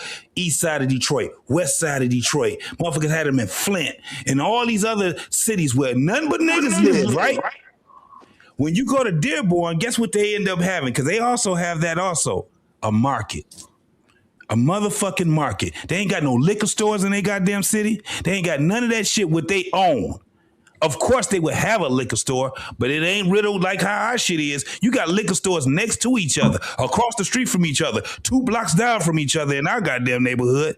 And those motherfuckers was the ones that, now they ain't the ones that, because they can't do nothing but with that shit no more, right? Their kids is like, nigga, I get a hookah bar. But guess what ended up happening with their kids and their kids' kids?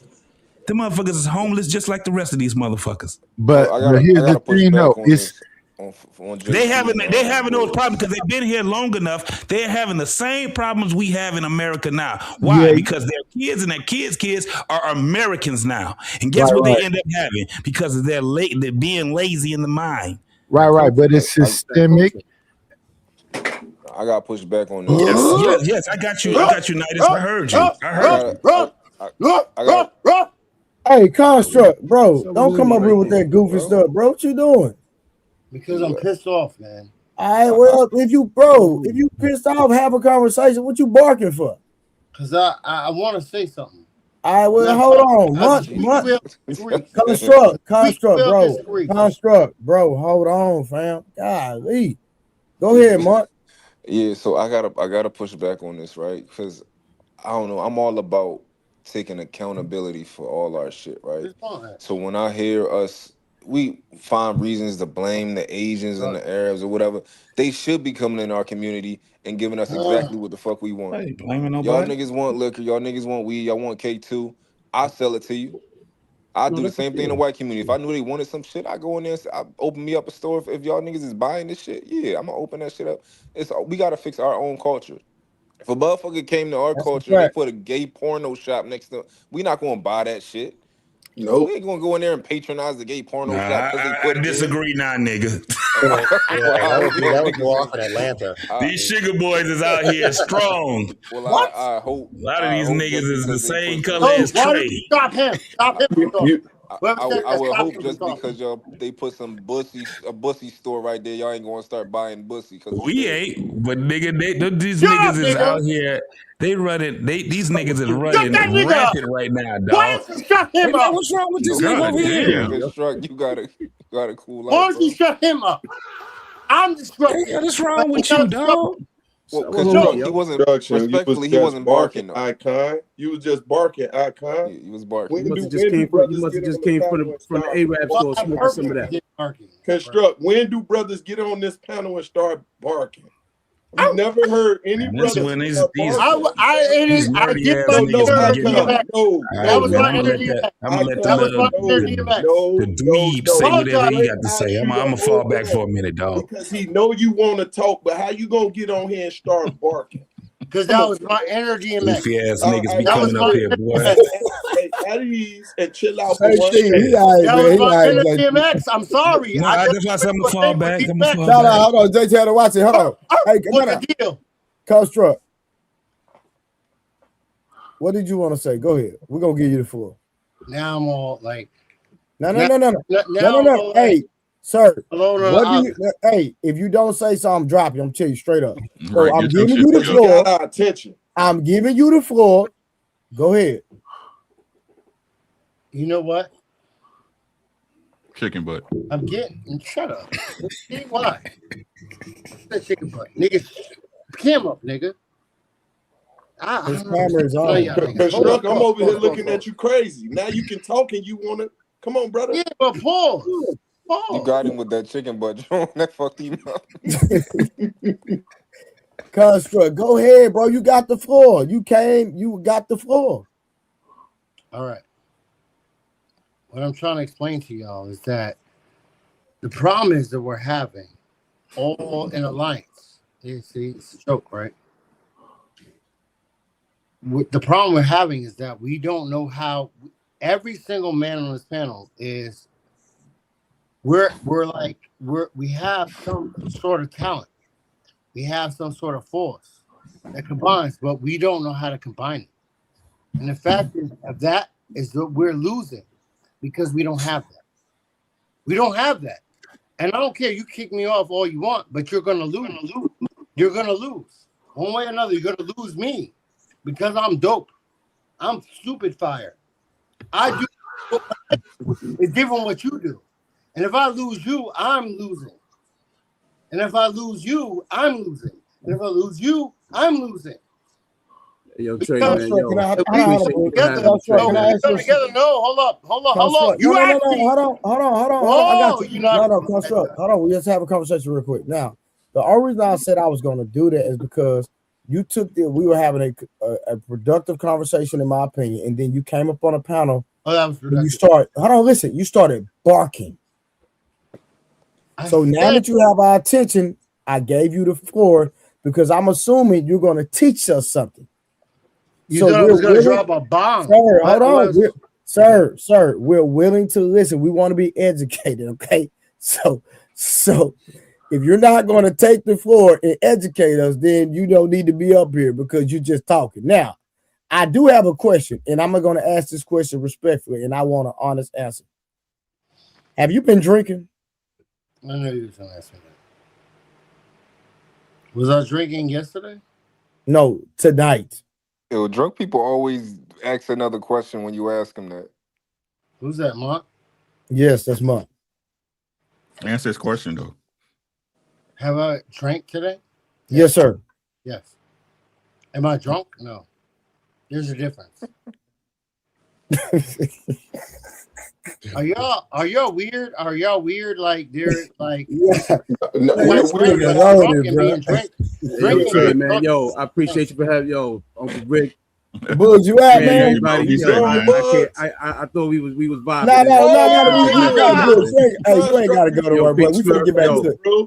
Bugs, we finna get back to the cooking, man. We finna get back to the cooking, man. You good? You know, man. I think it's a lot of on these black panels, man. It's a lot of like side tracking, deflecting it. Like, hey, I'm gonna put you in the back for a minute. Go ahead, y'all. On these black panels, man, and, it's always a bunch of like deflecting side. You're taking you on a tangent.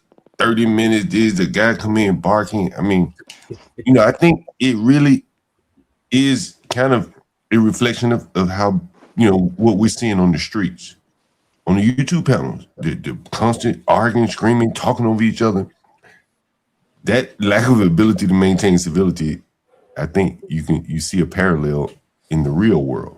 Yeah, that's racist. That's racist. The black people have tried to move to the virtual world, but they've taken some of the same behaviors that they took from the streets. The inability to maintain conversation stability. Is it a minority or a majority? Hey, John, camera, brother, camera. Oh yeah, sorry about that. Yeah, I think. But everybody agree that there's two dynamics of black people, blacks and niggas. No. That's why I asked him: is it a majority or a minority of people that's doing this thing he just put on the forefront? To be honest with you, man, I think that we really, and I'm assuming that all you guys are doing okay for yourself. I think we really could benefit from our lower class being a little bit more productive. If we would feel comfortable, if we felt comfortable, let's say living around them, sending our children to school with them, where we didn't have to move to other neighborhoods. Because many black people that I encounter, they don't want to live around other black people, and so they have to pay more. Shooting at each other. God damn it! Right. And so then they end up moving to neighborhoods that they can barely afford to live in many cases, not all. John, you can't force somebody that can do better for themselves, protecting their family, moving away. I'm not blaming them, but what I'm saying is, we all probably grew up in the hood, and we got to do better. You interrupted me.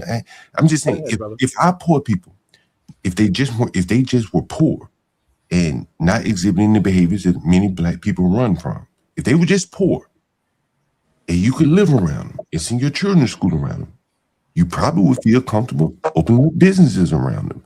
But as it stands now, black people, the ones that get money, are getting the hell away from other black people. That's really how it works. Now, they may not say this. You from Crown Heights, right? So you saying? Well, I'm from Alabama originally. Would you send your children to a school in Brownsville? Well, and there's the thing, right? That's right. So I didn't. So I sent them to private school, which cost me more money. Exactly. I'm from East New York, and once I got better, I moved out of East New York. But that money that I said I don't want to send and it really was more my lady than me. I rep East New York all day. That's my foundation. The money that I spent on the private school, I couldn't couldn't spend on my business. I do own a business. I could have spent that money renovating my houses or something. But I'm the betterment of your family. But the betterment of your family, first. But I'm still paying for the public schools. I just can't consume them, right? I'm still trying to invest in my business, but now I got to pay $40,000 more to send my kids to private school because the public schools, I can't send my kids to public school around the black kids. That's a black. How would you feel you got the money and you put it in your business and then your kids go to school and get shot? Listen, I understand all that, but what I'm saying is, if you could get that away, if you could just carve out the bad parts, the getting shot. That's a reality. You can't carve that out. That's a reality. It's happening every day. Hypothetically, if you could. Hold on, John, real quick. I'm listening, but I'm trying to, because if you say that if once we get money, we move away from our own people, in my opinion, that's a problem. It's a really big problem. Now, why is it? Because again, everybody this trying to do this don't all have money. Answer your own question. Why? Well, because of the crime and the violence and those type of things, the behavior that they want to do. All right, hold on. No, stay right there. No, we can't move. Hold on, John. So listen. Is that a white man problem or a black people's problem? Well, I think it becomes a black people problem because the black people are the ones who have the least amount of resources to move, right? No. Hold on. Wait. So are you saying, because bro, I remember back when I was young in the hood, it wasn't a bunch of crime like amongst each other, right? Now we did we did some things, but I'm talking about we didn't victimize each other, Grant. I'm talking about there was a violence amongst each other. The most we did when we were younger is maybe fight, and we went and played basketball 3-4 hours later. That was it. You know what I'm saying? But I'm talking about like real crime amongst each other. If we didn't have no ketchup, I can go next door and get some ketchup. We bought it. We had resources.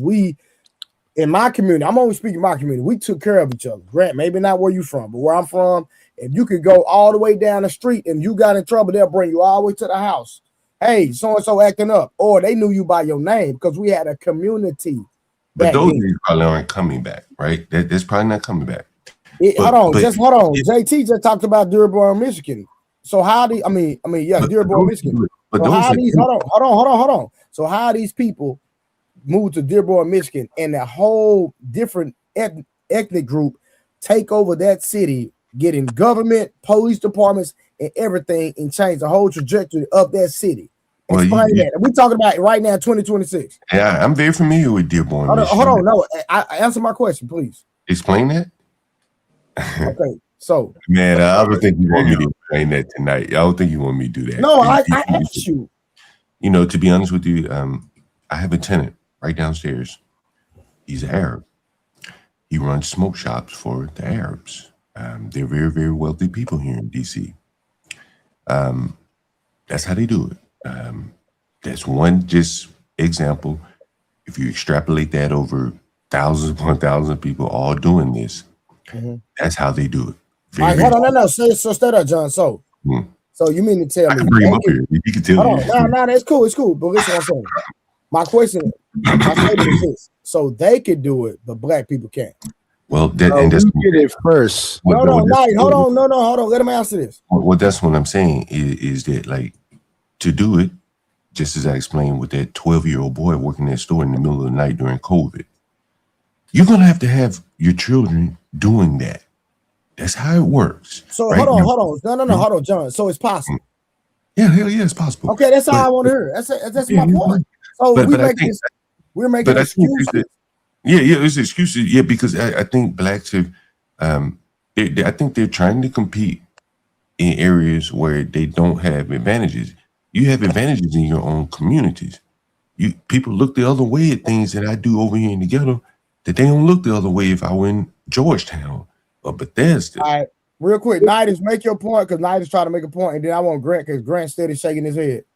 No, all I was saying is that we used to do that and we walked away from it. So when I was younger, all the liquor stores was owned by black people. All the diners was black people. Where I grew up, I watched white flight and then black flight. Black flight meant those black people went and lived in them gated communities and sold their stores to them Arabs and the Asians and everything else. So we've done it before. It's not something we didn't do before. And when I was younger, I lived in a multi-generational home, meaning that I came home after school and my grandmother was there or my uncle was there. It was family there. Now we so individualistic. We want to be independent and by ourselves. A lot of these problems that we have, we could solve them if we just sit back and get to whatever's needed to be done. I'm not disagreeing with what John is saying. I'm just saying that what But John you didn't hear when he said that it can't be done. I didn't say it can be done, and it has been done. John. Now, if I'm wrong, I apologize. But I could have swore I heard you say we're not going to recreate. We're not going to listen. I grew up similar to what you were saying. You know, we borrowing cups of sugar and stuff like that. That's probably not going to happen anymore. Okay, that's what you're talking about. Okay, that's not going to happen. But it's possible, correct? Yeah, of course, anything's possible, but that's probably unlikely. I agree. Why would you? But I think the bigger part, man, honestly, is blacks probably have gotten a little bit too educated and turned their nose up to a lot of opportunities. How many blacks on this panel know how to fix a car, like where they could charge for it?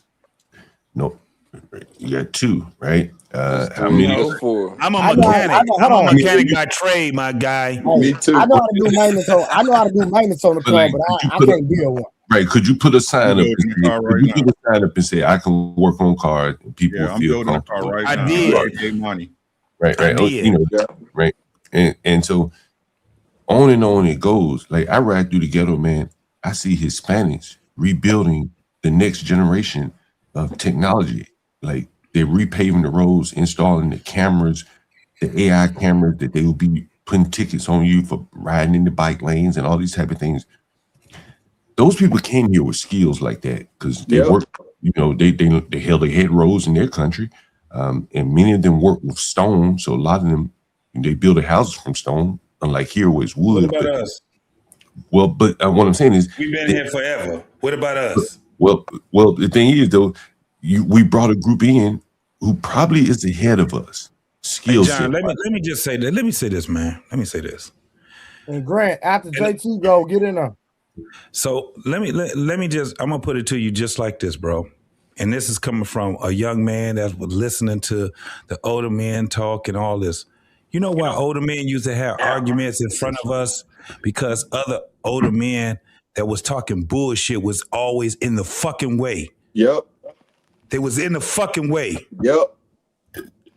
What I'm telling you is that what was killing us right now is that we got too many punk motherfucking niggas that's in the fucking way. When you got men that's sitting back and telling people the right way to go, the righteous way to go. Nobody You always got them punk ass niggas standing in the way, telling the goddamn kids some bullshit. Yep.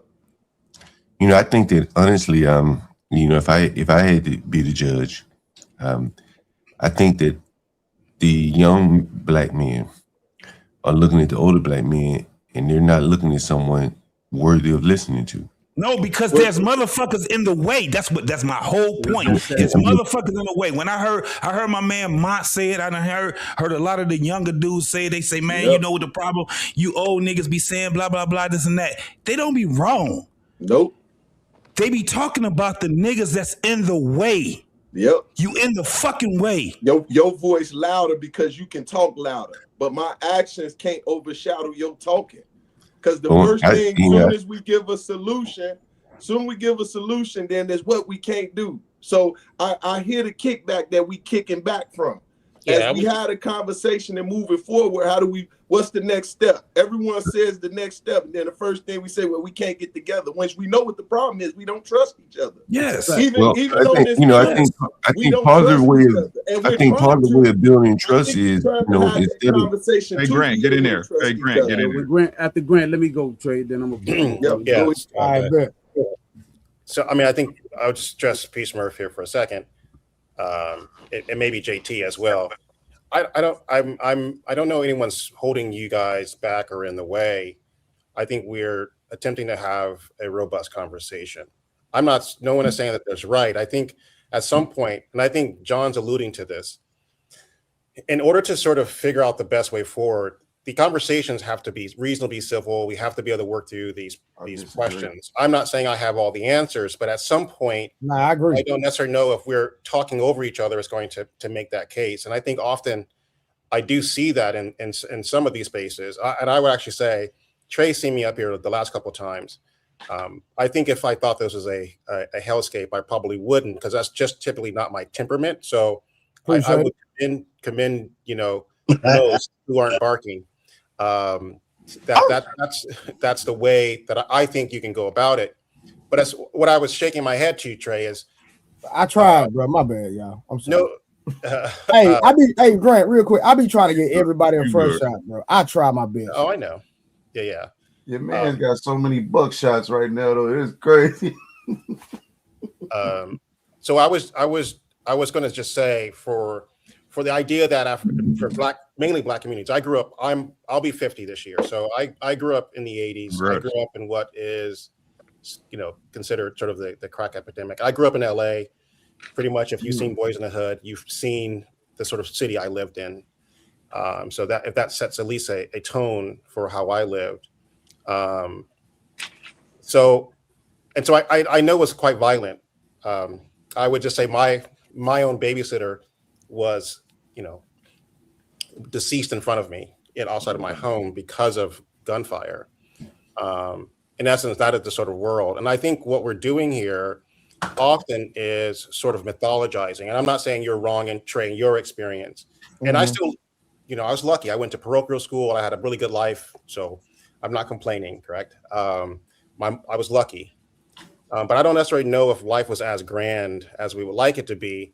And yet I still think today the kids are having a much harder time living because we can see it. We can see the sort of outcomes. They're not reading at the levels that they should. They clearly are not gravitating to make them good because I do think some of the kids really are lost, unfortunately. And I think we're struggling with a way to sort of capture them. So, Grant, real quick, let me ask you this: so when it comes to the children, right? It just amazes me, and y'all might disagree, and that's fine. No school system, no outside entities should have more influence on my child than me. That's Say me. it again. Say it one more time. That's me. You know what I'm saying? No, and that's why I run my program the way I run my program. I don't let my son ride the bus. I really don't let him hang with anybody but me. If I'm being honest with you. You know what I'm saying? Like most of your friends around you, I let him hang with because he's a competitive soccer player. I let him hang with them here and there because he still want to be a kid. But majority of the time, my son is with me because I want you around somebody that's going to teach you something and that's going to hold you accountable. Like even with his friends, like his friends get to do things that he can't do. And I say, son, listen, you're not going to understand it right now, but I promise you, when you talking crypto, when you're talking finance and you're elevating from a financial standpoint as a teenager, and they out in the streets run around riding bikes, and when y'all get 18, and when you look at where you at, and when you look at where they're at, they're gonna be like, dang. Mm-hmm. He'll be fortunate. It was a reason I had you learning day trading and doing certain things because you have an opportunity to make more money than your parents from sitting at the crib instead of running around in these streets and being on TikTok all day. That's what I'm saying? That's called deliberate parenting. So I'm very intentional in what I let my son listen to, what I let him see, and who I let him hang around. So I said that to say this, right? I'm gonna take me, and maybe everybody on the panel can probably reflect back in their teenage years. The reason I got into a lot of the things I got into is because nobody checked me and wasn't nobody checking for me. Yep. I was allowed to just go when nobody called my phone. I mean, not phone. I had no phone. Nobody called me. Now, at a certain age, I had to be home before the goddamn light came on. But once I became a teenager and I got a little older, my grandparents were a little lenient, and so we got to really run the streets. and do this. And so one of my nephews, he got drafted to the Mavericks, right? And he got drafted to the Mavericks. His best friend is Cade Cunningham. I know y'all know who that is, right? And so I watched, and another one of his best friends is Jerry Jones' grandson. Yes, I know him too. And so I watched Jerry Jones' family program. All their kids had a schedule when they got out of school. They couldn't just do what they want to do because you got to look at that. They are molding them to take over billion-dollar business, right? Yep. So you got to be on the program. So when my nephew was coming up, like he's playing overseas now in Cuba. I mean Colombia right now. And so my thing was while he was hanging around Cade and Jerry Jones' grandkids and all that, like they kids just couldn't do what they want to do. They had a program every day. And so when I seen that, I say, dang, I'm gonna just follow the blueprint. Like you can't hang with everybody, you can't do what you want to do. You're gonna be on a program. If the program helped them be as successful, then I'm just gonna follow the script. And when I look back, and I'm gonna give you the mic back, Grant, I look at my life. I want to give you some pushback a little bit. If I would have, and that's fine. And if I would have, in my opinion, stayed on a program, then I believe that certain decisions I wouldn't have made. Go ahead, Boots. And that's cool. Like, so me and you kind of got the similar, you got custody of your oldest son. I had custody of mine, right? Mm-hmm. Then I got another son. So when you're talking about the program, that's cool. Our children are under our program because we're the predominant parent. But what about the child the dude that got a child by the baby moms? Baby moms is a whole clown. You going through, you're paying child support. You get 2 times a month, whatever the court want to grant you. So now you can't really put him on a program. Mm-hmm. Can't really put him on a program. He's under the mother's program, mm-hmm. right? You got how many kids do you think are under? How many kids you think are growing up the way our kids grew up? Too many. Growing up under Too the mother's many. kids growing up. The majority of the kids are growing up like that. This is why the community is. I ain't trying to really get into the single mother shit, but that's a big problem. Okay, hold on, Rick. I'm gonna say this real quick. You get a chance. Let me go. All right, so I'm gonna go, Rick, go, and then we got to give it back to Grant because I cut Grant off. So my youngest, right? My youngest don't stay with me, right? And it's not that he can't stay with me; he just don't because of some issues, and he need to be with his mom. But just say it like that. He need my youngest. He need to be with his mom because of the challenges that they have, right? He's still young though, so yeah. Huh? He's still young though, so you still got. Yeah, he's only 4. Yeah, he's only 4. He's still young. All right. You know what I'm saying? But I'm gonna say it like this: the type of woman that she is, and the type of woman that I decided to have a child by, I know for sure that the type of woman she is, I know she would even have him. She has the same mindset when it comes to the child. Mm-hmm. You understand what I'm saying? Idea. That's the idea. Yeah. So I look at it like this. I look at it. We have to be careful about who we lay down with and decide to have a child with. Yep. So even though, like, if I was to leave this earth today, right? You know what I mean? My 4-year-old and my 11-year-old, they already have a head start in life financially. You understand what I'm saying? Yeah. So I think it falls back into deciding who you have a child with. Go ahead, Rick. Yeah, that's what I was about to say. Like, again, that's your responsibility. That's your child. Yep. You see what I'm saying? It's crazy how we had these talks of how important the child is, but your child wasn't important enough for you to stay with your baby mama. If I can add in, I'm not finished. Hold on, let him finish. Let him finish. Hold on, John, because we got to get back to Grant, y'all. Come on, go ahead. I'm not finished, John. Right? Again, I commend all brothers that raise their kids, right? Even if you're not there, you're doing the best you can because you're not there. This is what I'm saying. We can't keep trying to get the best efforts from the worst case fucking scenarios. It don't work like that. If your kid grew up, hey, thank your lucky stars. But you got to have input with that child 24/7, 365. You know why? Because you needed input in looking after 365, 24/7. That's why you got I'm so tired of this saying that you can't miss what you never had. That's a goddamn lie. You're right.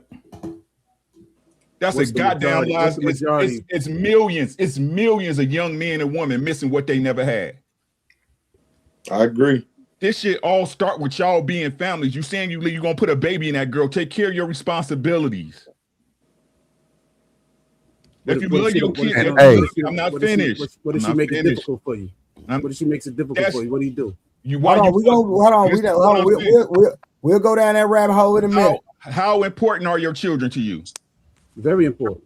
It's more important than I mean, your girl we're getting on not your talking. nerves. I'm talking about. So Rick, hold on, Rick. I had to fight that fight. I had to. I got you. Hey, listen, and I'm dealing with it now, so that's trust me. I get it. Listen to what I'm saying. Listen again. Don't take the notion that I'm saying that shit don't happen. That's not what I'm saying. Okay. Right? Yeah, he's talking about the overall general. What I'm saying is, out there, we get you. What I'm saying is that what I'm saying is that if we being honest, we being the truth, right? Yep. And we being honest, being the truth, right? You knew, right? You knew that you was probably gonna end up in the situation you was in with your children. You knew it.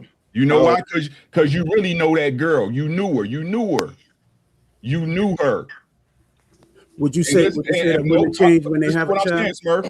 Listen to what I'm saying, sir. And if you didn't know, you knew you didn't know, nigga.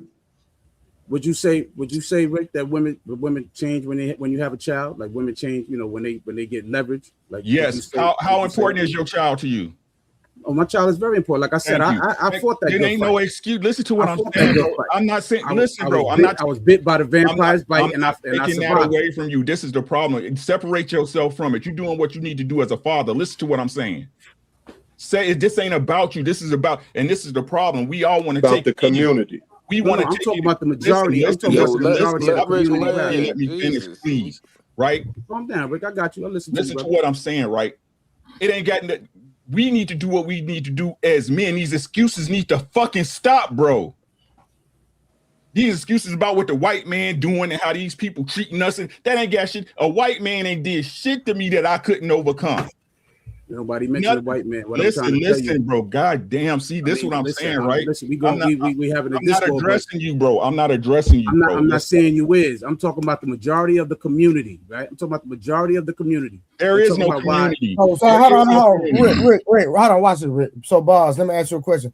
Do you think the majority of black men are going through with their child's mother? The majority? Yeah. No. Yeah. No, because she good enough. She the good majority? enough. Hold on. Who agreed with the majority? Yo, Trey, look, you just saw Houston and Daytona. You think those were kids of two-parent households? That ain't got nothing to do with what we just said, though, Books. That's a different conversation. It's what I'm saying.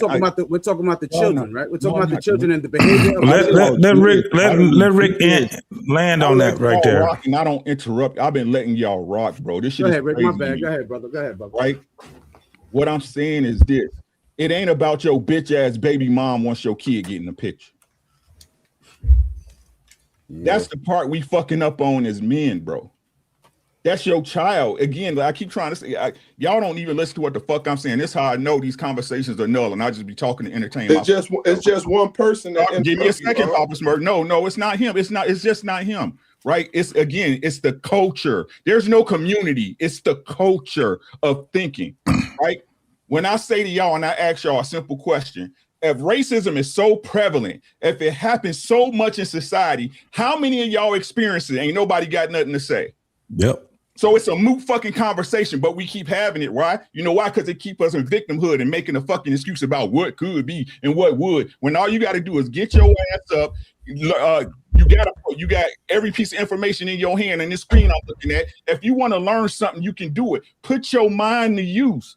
Put that and imbue that into your children and teach them how to position in a country where business is the number one order of law. Yeah. All my kids know how to invest, buy crypto, throw it in this app and let it see. Hey, that $20 turned to 100. That's $80 more than you had. Facts. Right? Yeah. But y'all keep trying to blame. Y'all, everybody say, oh, such the reason why she focused her on because she got money, right? Cardi B, she got money. This is America, niggas. Yeah. They don't give a good goddamn about what you look like, what you paying. Mm-hmm. Now y'all gonna tell me I'm lying on that too? Yep. right? Lying. I'm fucking with you, man. You're a little bit off the beaten path. What I was talking about. Learn to position your children. This is what I'm saying, bro. Listen to what I'm saying. I'm not trying to attack nobody's point, right? This is what I'm saying, right?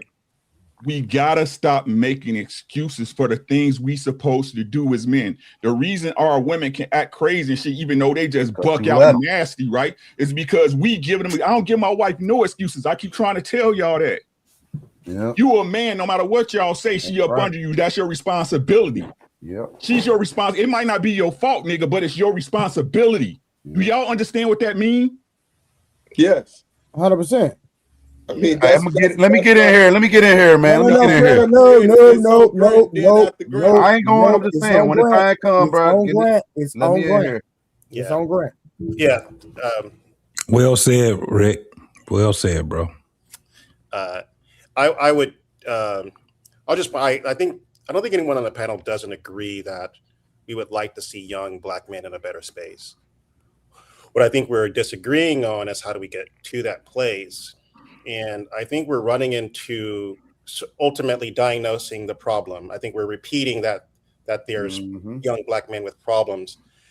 You know, let's say the presupposition, correct, is that it's because of, you know, single motherhood or whatever.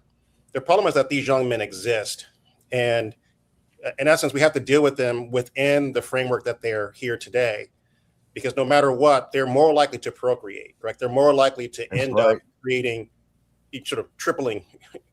And so what will happen is, although we can have these conversations now, we will know that the demographics would change for us dramatically, 30 years from now. Those kids will have, 2 or 3 generations, given how they breed.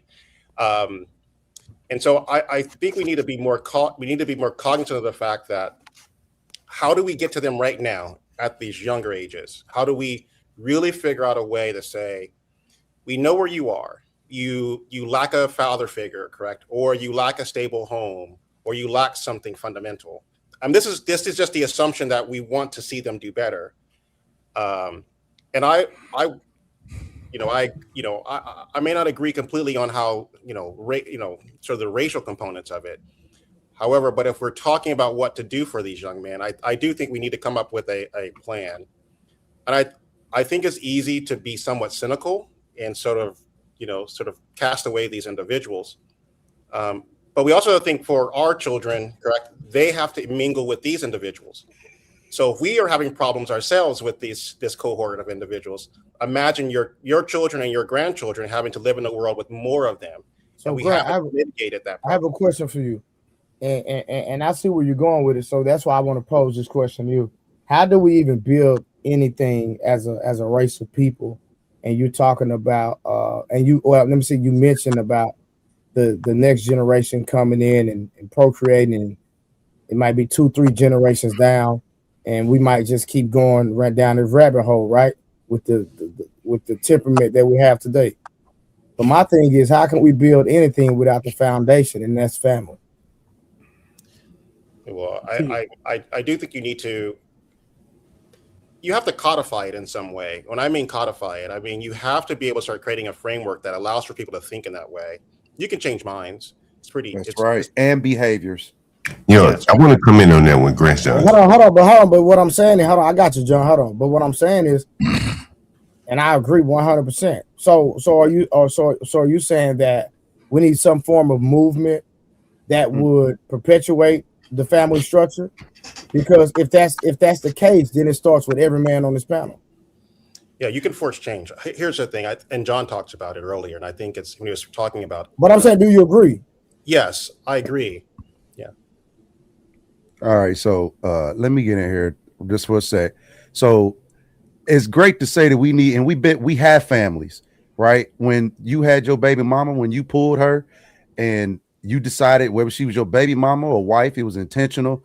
That was your family. That was the opportunity that we talked about. I'm talking about from a cultural standpoint, though. I get it. I'm not talking about an individual, because see now you're speaking individual. I'm talking about. Listen, like, I hear you. Hold on. Watch this. It's just like the norm is. Like, we know rap music is the norm. Being okay, YN is a normal thing. We're talking about family structure being a normal thing where we start prioritizing. Is what I'm saying. So and again, it's like we going again, like nobody is not no one does not have a family. I think it starts with the men. First off, the men. So it's great to have a dad in your family. It's great to have that dad in your life. But what did that dad teach you? So you became a grown man, and now we still talk. We all grown men who had either a dad or had moms, and we still talking about the same shit that basically they were talking about at the time. We already have what we need. We don't have men with capacity. That's our problem. So if we have men with no capacity, right, then what is the plan? What is he teaching these kids? So if he's not teaching them something where I say deliberate parenting, like all those things that you just said, Trey, that is the answer. Deliberate parenting, deliberate fatherhood. Now I get it. We do need family. We need family structure, which we already have. I think the problem again is the patriarchy does not have a structure. So when the women come and the women gather together on some hoe shit, then they can all galvanize on some hoe shit. But we don't galvanize, right? We saying what we need to do, but we haven't galvanized on patriarchy. Meaning, hey, we the men. This is the direction we choose to go. This is what's going to happen. It's not going to be a fight. They're not going to ante up on ARs and maces and come after us and tell us. Hold on, Trey. No. We're not. I'm not holding on. So you're telling me that with the state and the mindset of women today, that they are going to follow suit. Absolutely, they will, because you hold the dick and balls, and that'll never ever change in your life. Now again, it go back to capacity. Go back to capacity. So, Eric, if you don't know how to use your dick and balls, that's the problem. You don't have. Don't do that, bro. I'm doing that. Yes, I'm doing that. Got nothing to do with nothing. It has everything to do with it. It has everything to do with it, brother. No, it does not.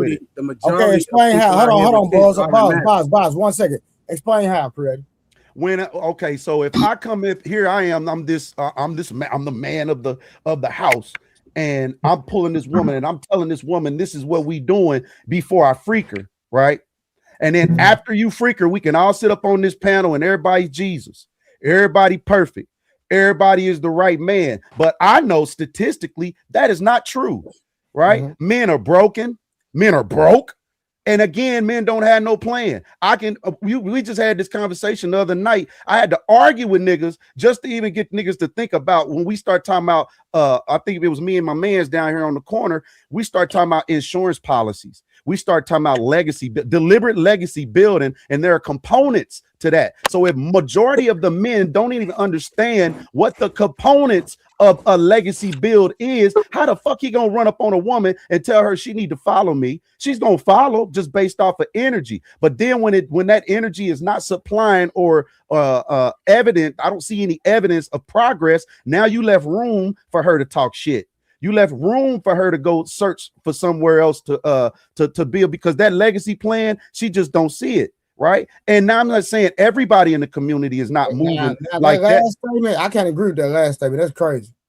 But at the end, but now once that legacy plan is not being executed properly for most women, you're gonna see them that leave them room to talk shit, and they leave. And then you don't know how to handle that. That's just what it comes down to. First of all, not you specifically. I can be super Trey, rich. I know you're not talking about me, but I'm just speaking up for men in general. If you're super rich or super broke, you still a man at the end of the day. Ain't that what I said? No, I know. But what I'm saying, rich niggas getting divorced. You got super rich niggas getting divorced right now. I get it. Again, they was again. They didn't move properly, bro. It's not about money. It has nothing to do with money. It has everything to do with direction, right? Because if you have hold on, listen. You follow your path. Listen to me. Yes, I'm listening to myself every damn day. You just talking now. No, I'm not, brother. Yes, you are. When you pull your woman, and so everybody pulled their woman, they was rich. Hold on. You gotta learn how to listen sometime. Listen. So you tell me Jeff Bezos didn't have no direction for his wife? What's that? What about Jeff Bezos? Okay, let me repeat myself, guys. I thought I said talking about us. We talking about black men. I don't want to refer to no billionaire white man. Let me get this with Trey. Go ahead, boss. You got Michael Jordan, right? Michael Jordan, another rich man. We keep Michael referring Jordan, to Rich Mike, when he first got into the NBA, he don't married fuck his niggas wife. really. Hold on, creator. Let me right. Go ahead, brother. Boom. So he tells the story of when he got into the NBA. 3 months into him being in the NBA, his wife hired like a private investigator to follow him to find him cheating, so she could have a reason to divorce him. Right. So these women are going into some of these marriages with a plan to marry you, get what they can, and divorce you. Like, how do you know? That's called the bait and switch. So how do you know? Like, you can't base, your marriage on these women, these modern day women now, is what I'm saying. Well, he went and chose a modern day white woman at that. His wife is black. His first wife was Hold black. on, wait, Bugs though. The example you just gave, like, we don't know what he was doing. Like, we don't know. We don't know. If This she is had what I'm reason saying, to- man. Like, how do you know when they trying to say, "Oh, it's your fault"? You picked that woman. You this and the third. Because you these are coming did. from married dudes that got kids by one woman. I'm talking Chose about it, dudes bro. that's out here. That's where I wish I could finish what the fuck I got to say, but go ahead, man. Y'all I'm go just ahead. Like, you just jumped in, creator. So at the end of the day, I was talking to Rick. I don't know where Rick went, but I'm just saying, at the end of the day, I'm just talking about the majority of people right now. Like right now, a married couple is the minority. Right now, in 2026, a married couple is the minority of people having children right now. You understand what I'm saying? So these kids are coming from unwedded households. Right. Men who don't have capacity. Hold on. They're coming from where the mother, how you just said, Trey, me, I had custody of my son. I was the main influencer. But you got a majority of these kids, their mother is the main influencer. And they got a whole system that's incentivizing them and backing them up to keep you out of that child's life. That's used to me, bro. So if you never been through that meat grinder of the court system and all that other stuff, you wouldn't know because you're married. You know, can I chime in here? Is it my turn yet? I want to drop a bomb here, and I know for the black people it's going to be very, very controversial. But has anyone even considered that we could be facing an IQ problem here? What I say this is because, again, I've been a Section 8 landlord for years. Before I don't do Section 8 anymore. And I see the upside down pattern in breeding. And if you don't like that word, I use another word. In birth. Nah, brother, that's what it is. Okay, birthing, breeding, whatever. I don't want to offend anyone. And so what I'm seeing is that, the average guy, got deliberate parenting, like Trey the Truth Teller. He can only have 1 or 2 kids. I'm not talking about you in particular, but I'm saying in general. Whereas the welfare system is really created a system where the poorer you are, you can have more kids. Hell, the dumber you are, you move up to the front of the line in housing and all this. You end up being at an advantage over the, say, middle class in many of these American cities. The majority of black folks ain't broke. Yep. Why you keep coming with this goddamn impoverished ass The fucking? majority of black people. Problem. The majority of black people don't make $100,000 a year. No, you just listen. And where they live, hold on. The majority of black people Bro, don't you make took this conversation. These brothers was having a greater. They would having a greater conversation than what you talking about. Hey, we can't hear right back. You're interrupting me, bro. Like the majority of black Because you people. you coming with the same shit that you did 2 goddamn hours But ago. now we talking about finance. I don't know about. Nigga talking about Section 8 and all that shit, man. We talking about finances, and the majority of black people, I think we have to be honest with ourselves, are not. Would you say the majority of black people on Section 8? No. But I would say, So what the fuck we talking about then? But that doesn't mean they're not poor, right? The majority of black people are not some like trailblazers out here making 150, 175. Hey, hold on, y'all, real quick. Hold on, Buzz. I got it. Buzz. Hold on, I got it. Hey, John, let me ask you a question. Have you ever been out the country? Yeah, a lot of places. So if you've been out the country, you know niggas in America not poor. You hear me? Well, I'm saying it's all relative, right? No. Hold on. Relative. John. We both globally. Okay, John, sure. Globally, John, yeah. you've been out the country. Listen, John, let me ask you a question. Are there places right now that's outside of America where they don't have the infrastructure for day-to-day plumbing to go use the restroom? Sure. Are there places where kids have never worn a pair of shoes? I'm sure. Hey, Are there places where they don't even have the infrastructure for lights in the house or roads? Sure. Exactly, roads. So what I'm saying, John, we not poor in America. But hold on, Trey. See, like you're conflating. But when those people, hold on, That's the majority for real. Hold on. Okay, I shouldn't have said that because I knew you're going to react. But when those people come here, they do better than African Americans. Trust me. No. You changing the you moving the goalpost. You're moving the goalpost. I ain't talking about what they do in their country because that has a lot of other factors, the government, things like that. But when they get here and they're competing on equal footing, you're moving the goalpost, John. No. All I'm talking about is what happens here in America. I don't know about what. No, you were talking about. Hold on, John. He just fucked the whole conversation up. I ain't talking about what happens anywhere else. But I'm saying once those people that you talk about get here, they win. John, you move the goalpost still, regardless. Everybody wins temporarily. He moved the fucking goalpost so motherfucking bad, bro. It's crazy. At the end of the day, these guys were actually on something we can build off of. I done forgot what the fuck they said now because this nigga talking about Section 8. The fuck we talking about, man? Saying that, well, the bigger you just muttered the whole fucking conversation. Well, the bigger point I wanted to drop is I think there's an IQ issue going on, to be honest with you. And I think no one wants to talk about it. It's clearly obvious. He's correct. I think it's clearly obvious. He is. He's not correct. You know, in a very technological world, as the IQ requirements get higher and higher, what I'm seeing is there are groups of people being left behind. Here in DC, the minimum wage is damn near $20 Man, what an the hour. fuck are we talking about right now, bro? We were on some other shit. IQ was based on experiences. You got So what I'm saying is John. Trey, I'm listening to this nigga, dog, and I swear to God, dog, he took the conversation where we could have built off of it, and he's sitting here talking about some goddamn. He fucked up the whole thing up, man. You got to be careful what you doing when you talking. Again, I ain't gonna even lie, dog. You in the motherfucking way. JT, talking about IQ, right? So IQ is based on experience. You take a 5-year-old black kid that never left the hood, and you take a 5-year-old white kid that been all over with his parents. So now when you sit them down and ask them questions, that 5-year-old white kids, they're gonna say his IQ is higher than the black kids because he had experiences. I don't think that's what I'm saying. He has experience. He's been around, opposed to just a black kid that never left the hood. Come on, man. You can't really base an IQ on. Look at the poor underclass of, say, white people or Asian people. They don't have the same problems that black people have. Because there was intentional, deliberate parenting. There was intentional, deliberate building. They had a system had a plan. They are following. Hold on. I'm walking with you, John. Hold on. But to accomplish deliberate parenting, hell, to even articulate it the way that Trey articulated requires some intelligence. You think listen,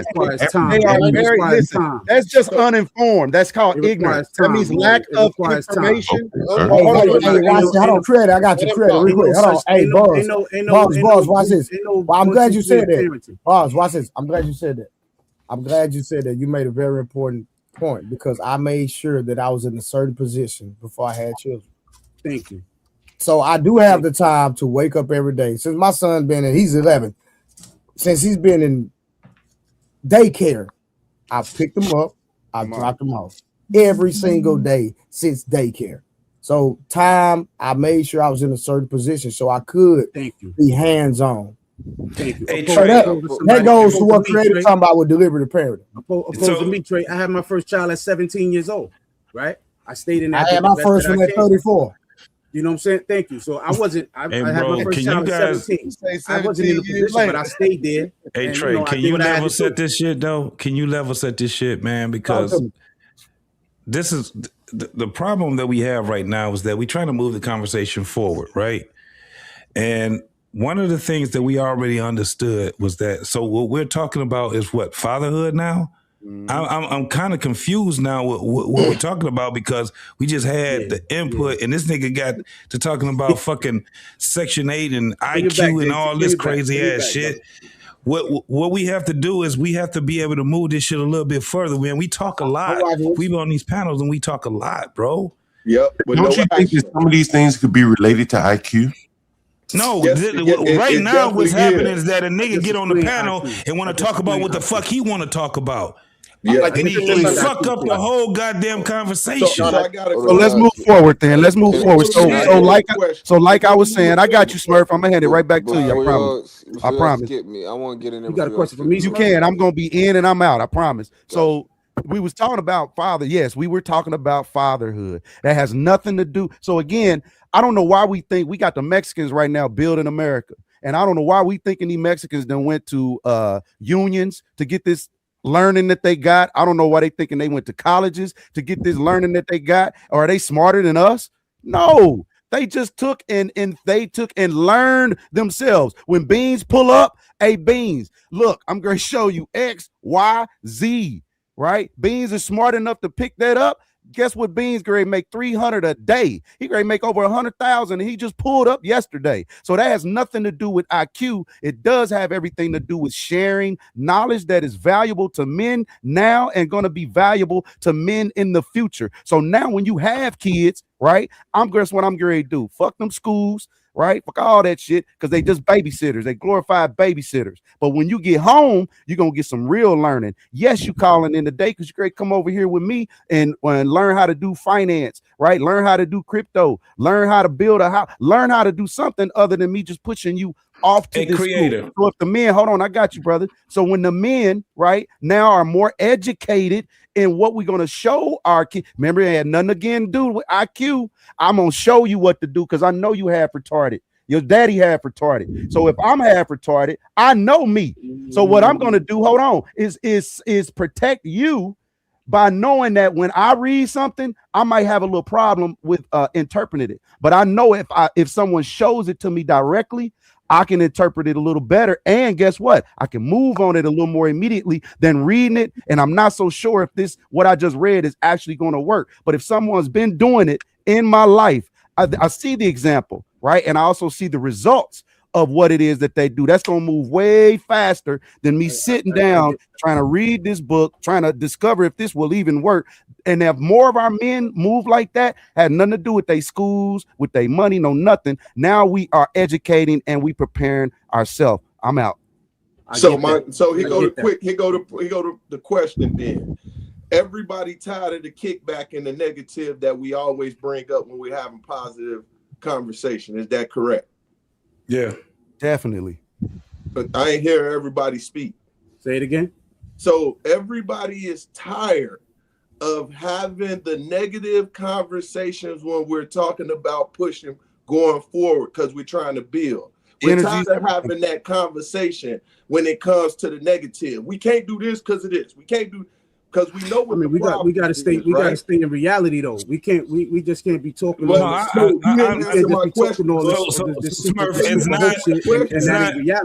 Even though I did answer, even though I answered, just said. Can you answer my question? You got Mexicans out here building up America, right? No. People are hiring Mexicans, right? Black people, we have a stereotype. We don't know what direction Peace Murphy is going in. Hold on, to answer Peace Murphy's question is yes, but I'm not speaking for myself. I'm speaking for the majority of motherfuckers here. I'm not. I'm here to have the conversation. What I'm tired of is that when we're on a path and somebody just come up here and say, fuck what y'all was just talking about. I'm going to talk about what the fuck I want to talk about. I'm tired of that. We can talk about the negative, the positive, how we go somewhere. I don't have a problem because it's a conversation. But I don't like when motherfuckers would sit back and come over here and throw a fucking brick in the middle of something that we was building off of. That's what I have a problem with. Hey, can I say something? Go ahead, man. Can I say something?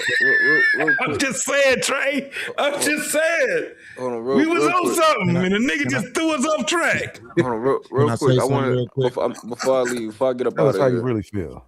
Before I get up out of here, I don't think that overall we being fair to John's perspective. I don't think what John did was that egregious. I think he was trying to have a conversation, but he might have took us in a different route, right? But I don't think his intention was to do that. However, this what I want to say before I get up out of here, because I really wanted to respond to like Uncle Rick, kind of when he was talking about he left a while ago, but I'm I think that when it come to like us like really trying to give prescriptions to the youth and the younger people because they're the future, right?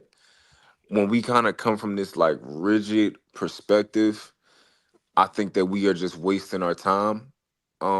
I agree with what Grant was saying. With kind of like you kind of got to work with what you have and meet them in the middle to some degree, right? I see this as like that Bill Belichick style coaching versus which doesn't work in the new NFL, and you got the Andy Reid's who are finding much more success from what they're doing versus the old school way and still trying to do it the same way. So when I hear like rigid ideas, and I know I'm a little bit younger than most of the people who typically comes on the panel, when I hear certain rigid shit, I just be like, yo, I'm not listening to that, bro. Like, and that's what and imagine what the younger guys is doing when y'all telling them like, listen, any girl you put your dick in, that's your wife. Yeah, that like shit they don't like, make no yo, fuck sense what right y'all now. old heads is talking about. Like, I'm not But see, listening. that's tender to me No, because it you don't might. go to a That's not university. reality. Hold on, you don't go to a university and then expect that university to meet you where you at. No, you take a test to see where you are so that you can get in where they are. So you're literally preparing yourself to be where that's what it is, I don't Grant. No, that's understand. not I don't true. You understand. take Like, them, so You're you a lot take of the taking your test baby talent brothers grew up a so they little can meet different. you at the point of giving you the baseline. The test actually allows for you to either bypass a particular section or you're actually going to either be in remedial depending on what type of college you go to. I ain't that now you They literally actually are just meeting you where you are. It's your ability to learn, like your ability to understand a subject matter, correct? They will start you at the place in which benefits you. At the place you Hill start. Jack University, SAT? Creator University That's might SAT be a though, little ain't it? be a little hard for you. You might need to go over there, to the kids pool, and that's No, okay. Down Creator, over I here, dig what you Sit at saying. the we kids' 10 foot. table. I, I mean, I, we in the ocean. I Hey, dig real what you're quick. So saying, let me Creator. Sharks. let me So say I got to something prepare else, you right? to swim with Straight sharks. up. Hold on, real quick. So, Mont. So to give meaning to what you said, right? So my grandfather actually told me that, right? And I don't think my grandfather was a goofy or none of that, right? So the meaning behind that is not literal, Mont. It's saying that you understand once you have intercourse with a woman, you have the potential to get her pregnant.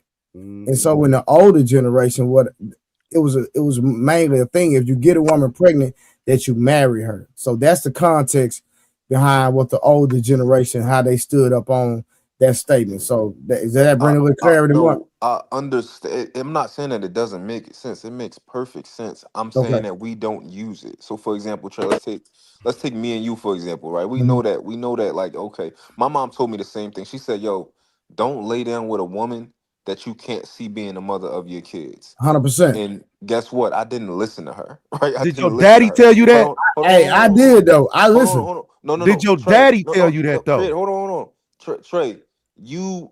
I don't think you listened to it. I think that what you did was you I made didn't have sure a you. child till I was married. Hold on, Trey. You're not listening. You're not listening. Have you ever laid down with a woman that you could not see as the mother of your kids? Yes, but I made sure she didn't get Yeah, pregnant. those are two different things, right? So that means that you didn't listen to the advice. No, no, no, So no, no, hold no, no, on, no, Trey. no, Hold no. on, you're not No, listening. you Hold on, wrong. Yeah. You hold on, wrong, hold on, man. Trey. What? No, let him Hold on, finish. Hold What? on. That's Let him not, finish. Let him let bro. finish. me tell you, Trey. What you did was you made sure that you didn't have a baby by a woman that you didn't want to have a baby by. That's True. completely different from not lying down with a woman Trey, that you don't can't go see as the far. mother Don't of go your to the I'm kids. not. light, I'm not. Trey. I'm gonna let him. Don't I'm go gonna let to him. the Hey, light, Trey. He No, full I no, of already see shit. what Mud trying to do. I see what he trying to do. no. Come on, I'm man. keeping it a buck. Listen, Trey. It's a Go difference ahead, man. I'm between just fucking with it's a Nah, it's difference. all good, It's man. a Mud. difference See, between hey, making Mud sure try you to do don't me have like a he do kid. these women. It's not gonna work on No, me. no, Trey. Look, it's No, a he's just trying to no. validate Listen his to me. point. And Hey, you know, I hear your point, man. I God know damn, what you're saying. y'all not I'm a little listening to me. abrasive. I get it. And your point is Creator far first. fetched Let me just make. Come in on, Creator. today's Hold on. modern I don't want Come Trey to on. Come miss society. on, the point. Creator. I don't want Trey to miss the point. So it's the difference between telling a young boy, make sure that you do what you got to do to not get a woman pregnant, that you don't want to be the mom of your kids, versus not lying down, period, with a woman that you I can't got you. see as the mother of your I kids. got you. Because Trey took Trey Hey, you know what I re-engineered it did, and he made Mark? it make sense. Mark, no, did what I did. I took the loophole. It's a loophole in everything. Exactly. Oh, Hey, lawyer ass. Oh, attorney Trey. ass nigga, boy. Hold on, Trey. Trey, Don't fall did for you that have nigga people in your shit. family that was going through? Do that was not going through fall the for that bullshit, and nigga you was shit. like, "Oh yeah, I ain't That's trying some to be like them." bullshit, Mott. That's bullshit. What you talking about? Because we're living on a balance of probabilities. That's why I tell people that it's a balance of probabilities. What's more probable of you getting a woman pregnant? You not sleeping with her, or you're sleeping with her? Simple question. Not sleeping with her. Okay, so that's why we say the things that we say, because we're talking about the balance of probability. We never talk about what is guaranteed. You niggas would sit back and try to argue with us, and I'm talking about you as younger niggas that don't think that you old now. You old, Mott. You old. You just don't realize it yet. But what I'm telling you is that when y'all sit back and say, what we saying is fucked up, no, it's not. We're not telling you that when we telling you do something that's righteous, that we've been on the righteous path, but y'all niggas are trying to use that against us, right? So when you're talking about the things that you're talking about, trust me when I tell you, bro, wisdom, it prevails over every fucking thing. I don't give a fuck what you talking about. All that shit you out here trying to talk and articulate and shit like that, I guarantee, nigga, you're gonna be speaking the same shit we speaking right now, and it's gonna be some younger niggas that's younger than you, and they ain't gonna be nothing but 13 years younger than you, calling you old. And when they call you old, they're not saying that you're old just for the sake of old. They're saying that you're irrelevant. What you saying is irrelevant. No, you know, you better start checking yourself, homie. All you young niggas that think that you're older. That you're still young, you ain't young no more, nigga. You old. I agree. You just with ain't realized it yet. I agree with you, right? But this is the difference between me and That's in what love, I'm too. trying to be the generation before me, right? I listen. I want to hear them. I want to meet them where they are. I want to meet everybody where they are, right? I don't just want to tell you what I want to tell you and say take it or leave it. I want to tell you. I want to give you good advice in a way that you can hear it. You know what, Mark? And I want to give you Hey, advice. Tanner, y'all hold on. Give me a second real quick. Mark, you know what I've got? I got a challenge for you. You want the challenge? Are you willing to accept the challenge? Nigga, how do you mean I'm gonna accept the challenge? You ain't telling me what it is yet. Yo, jump out. Listen. Creator, no, he said he want to meet everybody where they're at. Well, listen, I need you to talk to my boy. Talk to that nigga, right? Meet him where he at. Hey, that was a good one, Trey. Talk to that nigga. Let me see where you go. I want to see this shit in real time. Nah, he too litty right now. He got. I won't say shit. I swear to you, it be you, him, and Grant. He got to net. Oh, not Grant. My bad. John meet Galt. that My nigga bad. where he at. Let me see you do that shit. Grant assistant. That was a good one right there. Beans ain't said nothing. Hey, what's Beans good, man? ain't What's said going on, nothing, man. He in here looking like a crip. Shit, Beans is You know what I'm saying? recharged. True Y'all gangster. gonna have to be quiet when he talk. Watch what he say. Yo, Beans talk that shit. Oh, there you Yeah, go. what's What's up, good? though, Go bro? ahead, brother. What up, dope boy? Man, chilling, bro. I really wanted to shout out. It's like he froze on my screen. Is he froze on y'all screen? Yeah, No, that's my avatar. No, that's his avatar. That's his avatar. Okay. Because I was eating this shit, I ain't want to eat on cam, so I got the avatar up there. But I wanted to thank you, Trey and JT too. I wanted JT to move past it, but I still wanted to thank both of y'all for checking and calling out this coon ass nigga John. And I ain't really trying to bring no smoke to the panel. That's not what I'm trying to do, but he know what it is. This nigga is a plant by the white man. He's a plant by the white man, and I don't fuck with him. Right? It just is what it is. Well, I don't fuck with you either. That's why I wanted to thank you, but I ain't gonna take it back to that. I think it's a great conversation, and I do think. Well, let me get this out of my system. Boog, stop interrupting people, dog. I know you Nobody probably interrupted you. we, You got the floor. We will jump you, Know nigga. what you We wanna say. will jump I want you. no Okay? smoke, Beans. I want no smoke. So just stop interrupting us. Let us talk for we. I don't want no smoke, family. Okay, my man. But I get what he was trying to say though. Not all of us had the same experience. You know, sometimes I know guys that made the best of choices and got the worst of outcomes. You know what I'm saying? Got married early, was halfway faithful. You know what I'm saying? Was in their kids' I life. know All niggas that that. was faithful, Beans. Huh? I know niggas that was faithful. Right. You know what I'm saying? And still got it bad. You know what I'm saying? So we can't discount that. But I think what we do a lot, and I'm guilty of this too, which is why I'm speaking on it. We get triggered by certain things, and then it does kind of derail conversation sometimes, and it does kind of sound like excuses. But I promise y'all it's not. It's not, bro. It's just that we want to make sure those that we think are the unheard don't go unheard in very important conversations. But for the sake of this conversation, yeah, man, we got a lot of work to do. Like, hey, real quick, let me get these super chats in here real quick, man. After the That super nigga chat, Jay Speed done shit $42 super chats. Shout out to OG J Speed. He said, "What is the high by any means necessary night?" And then he came back. He said, "No drinking on the show." On the show, who is that drinking on the show, man? Come on, man. Then Tori said, "Grant, we support you. we will wait. We will wait together, my friend." And then OG J Speed came back with another one. Said it's called hand on training, hands on. Let me see.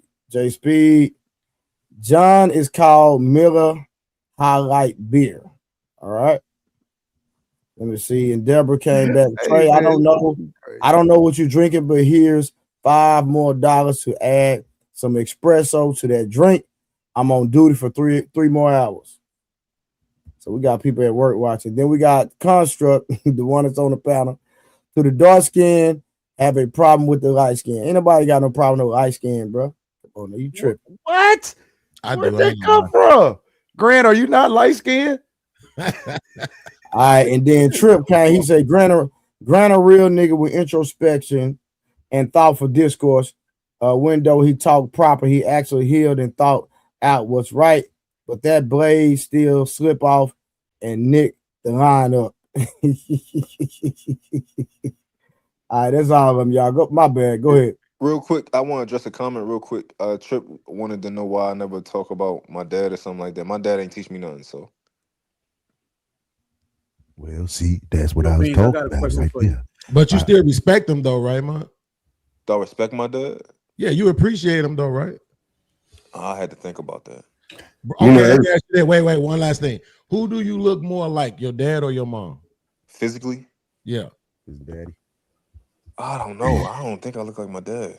You don't think so? My feet look exactly like his. I got weird feet. Right, type shit. So in your face, you probably got more of your mom's features, you think? You got to ask somebody else. I don't see neither one of them motherfuckers. But he had you. He can always say, you came out these nuts. It don't matter how you feel about it. I had to deal with that. I didn't meet my real daddy until I was 20 some odd years old. That's real talk. When he pulled up, it was a culture shock. You understand? He was Hebrew Israelite. He had on the whole garb. You understand? I'm thinking as a young man, I'm grinding. I'm in the A. I'm ready to meet my pops. I'm thinking because I was carnal. You understand? And I'm thinking money. Oh boy, he about to be the man. He ready to pull up in and because I'm thinking how I am right now. And it wasn't that. It was more spiritual, right? It was more not of the world. He was more about the word, right? And at that young age, here I am young and I'm fighting, right? So you coming with the word. I'm knee deep in everything that you rejecting. So when he came, it was a culture shock. But at any rate, he used to say that. And we used to clash. So we didn't get to raise. We didn't grow up together. But we've been together now longer, right, as adults than the time that I was without you. So the time that we've been together outweighed the time that we wasn't. And has it been a road? I could certainly go back and try to make somebody be something that they not. But I realized that our parents are just kids too that didn't grow up, right? And sometimes I can't make them be something. I have to give a little grace. I'd made it, right? Regardless to what happened or the situation, I made it, right? And that man helped make this guy that made it. Now, did he embrace me and hug me and send me off to school every morning and kiss me on the forehead and throw the ball and all that old shit that I be hearing, people be wanting? No. None of that. But when he came in, he was rigid, right? And that's what I was fighting, the rigidity. I wanted to be me and move the way that I wanted to, and he always referred back to the word. And I'm fighting that. Nah, the word is this, and it was righteous. That's what it was. Now, it wasn't perfect. Hey, it wasn't supposed to be perfect, but it was righteous. Interrupting sometime, Beans. Now, go ahead, brother. I was about to say, man. Yeah, y'all got to interrupt Creator because that nigga talk forever. That's a fact, bro. Don't interrupt me because I'm I'm spitting bullshit. Come on in. If you need a hug, it's okay, bro. I got a question for Beans, though. Go ahead, Boog. I'm sorry. Yo, Beans. I mean, absolutely. So, I mean, I chopped it up with you, I think, one time last year, when I first started getting on here. But would you say that did you like calculate and like try to do, well, I'm not gonna say try, but did you like calculate your life and where it came out perfectly to how you wanted it, or you know, whatever fell short, you just make a way with what you did? Like basically like with children, like I had a child at 17 years old, opposed to like Trey. He said he waited till he was in a position to have children. Right. I wasn't, so I don't know what kind of like neighborhoods these dudes in. I lived, in a big neighborhood where it was women all over the place. Everybody was, doing them. Nigga, you think it wasn't no women around? Boy, you for real? No, you in Texas. Trust me, I know. I'm just saying. I'm not saying that. Trust me. This nigga tripping. Came from Texas 2 months ago. Well, this nigga don't know, boy. You Louisiana, boo. Hey, my eyes still cross-eyed for hours. When we talk about me, we need to talk about my life offline because half of my life I can't talk about online. Hold on. Did you have elders that was going through the machine of like, let's say, divorce and child support that you saw? Might that not was be like, able to hear, but I know you can see. Hold on, Bug. Let me answer your question. Just real quick, because I think it's an important question, right? Truth be told, it was one thing that I really, really, really wanted out of life, and that was to have a sexually submissive woman. And I ended up getting that, right? For about 22 years straight. I had 2 different women, and I got that. And that's what I really sought out of life. I didn't care about money. I didn't give a fuck about fame. None of that. I tried to be a rapper, but I didn't really pursue it. When it was time for me to leave and cross state lines, I wouldn't leave my woman. You see what I'm saying? To pursue my career. So we know having a woman really meant a lot to me, but that was based on the kind of toxic relationship that I had with my mom. You see what I'm saying? So I spent a lot of time trying to fill that void of what I didn't have with my mom with a woman. But I'm saying that to say, yeah, if the shit that you really, really, really, really want, the shit that you really, really pursue and go after, unless it's some unforeseen shit that just impedes you, you could get to it. You know what I'm saying? Even if that's having a good woman, kids by the same woman, all that type of shit. You know what I'm saying? You just got to make sure you picking the right kind of woman, the kind of woman that's illuminating that's what she wants. You could tell a lot of times. I had to do community service, not community service, anger management. I land right here, and I learned in anger management, bro. We be ignoring a lot of red flags. We be ignoring a lot of stuff because she thick as hell, because she cute as hell, because them titties right, she sucking it right, whatever. So I'm just saying, as much as we could hold them accountable for the shit that they do as women, bro, in real life, we still got to take some accountability for the fact that we ignore red flags and we stick around in situations longer than we probably need to. You got to take the initial accountability. You learn that after. You got to take the initial accountability, and that's why everybody giving their viewpoint, right? Everybody really just want to say how they feel. But it comes down to it, we tired of the negative and it's time to move forward. Then when it's asked, how do we move forward from here? We a solution to come up, and the brother that disagree be like, nah, I disagree. And then when you get the kickback and ask them, okay, why do you disagree? It goes right back to our sorrow, right? Go right back to the sorrow versus saying, let me try that. Let me try that. No, I disagree. And then you don't have a solution.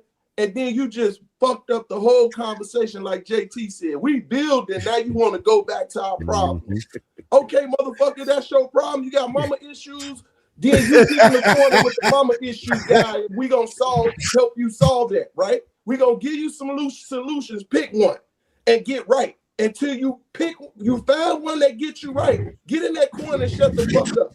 Come on. We can continue forward. And then those that got baby mama issues, you get in this corner and shut the fuck up.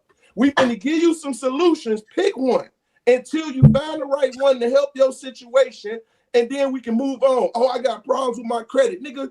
But you got problem with credit, get over here, all right, and fix it. And until you fix it, you shut the fuck up, right? And until we get to that point of, okay, this your problem, get over here and fix it.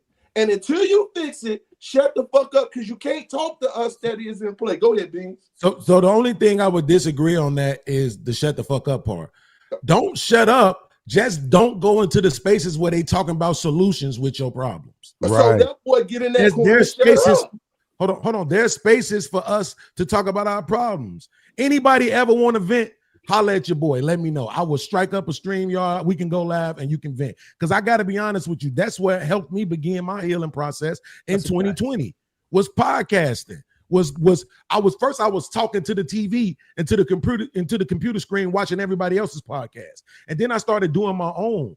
And then once I started realizing I wasn't alone, there was a lot more people out here suffering from things. And I'll be honest with you, that was 10 times worse than what I had been through. It gave me some perspective on, damn, the shit I went through wasn't even that bad. And now I embrace my past, including the bad, because I know it made me who I am today. Good and bad. I wouldn't even want to change it because I don't know what I would replace it with. It could be something worse. You see what I'm saying? So you're right that if they're having a conversation, man, listen, fathers, we out here, we got to get this thing right. We do. You shouldn't jump into that conversation to be like, but what about the baby mamas? No, take that shit over to what they doing or what about the baby mamas at? Take that conversation over there and let them have a conversation about solutions. So I agree with that part. So only thing you care about at that point is how I delivered it, right? Thank you. No, not how you delivered. I'm saying no, it's all good. No, wait, no, because I don't want you to mischaracterize what I said. I didn't mean. I don't care. You are, because you said I cared about the delivery. I don't. So I don't care about the delivery. Because you able to articulate a little better, I'm accept that. So I'm not gonna speak it and say it. We already see this. I found the solution, right? You can articulate it better, and I like the fact that you said, okay, P. Smurf. Let's not say fuck. Let's not say, you know what I'm saying? What I stated, right? Shut the fuck up. Let's say it this way. Cool, bro. So what was the solution? Because I think we're gonna be better to handle that, because I'm gonna come with the aggression. I don't need aggression in that space. We need empathy, sympathy. You're more empathetic and sympathetic to that. So handle that, brother, and I appreciate you doing that. So now I'm gonna go off to the next area. You get where I'm coming from? Because I don't need to be over there. I'm straight. Absolutely. But we need that solved in our community. Yep. We on the same page, bro. Yeah. I agree with you. What was the solution? I didn't get your solution, P. Smurf. So my solution is, okay, we got a brother that's been having issues with his children. So when we get into the subject about how to build as a father, we see the hurt he has for his child mother. It's other brothers like that. So we need to put them in a space to give them what they need in order for them to get past that, so they can get to the mind of where we at. Otherwise, every time we're having a conversation of building, they're going to interrupt it because they don't want to be left out.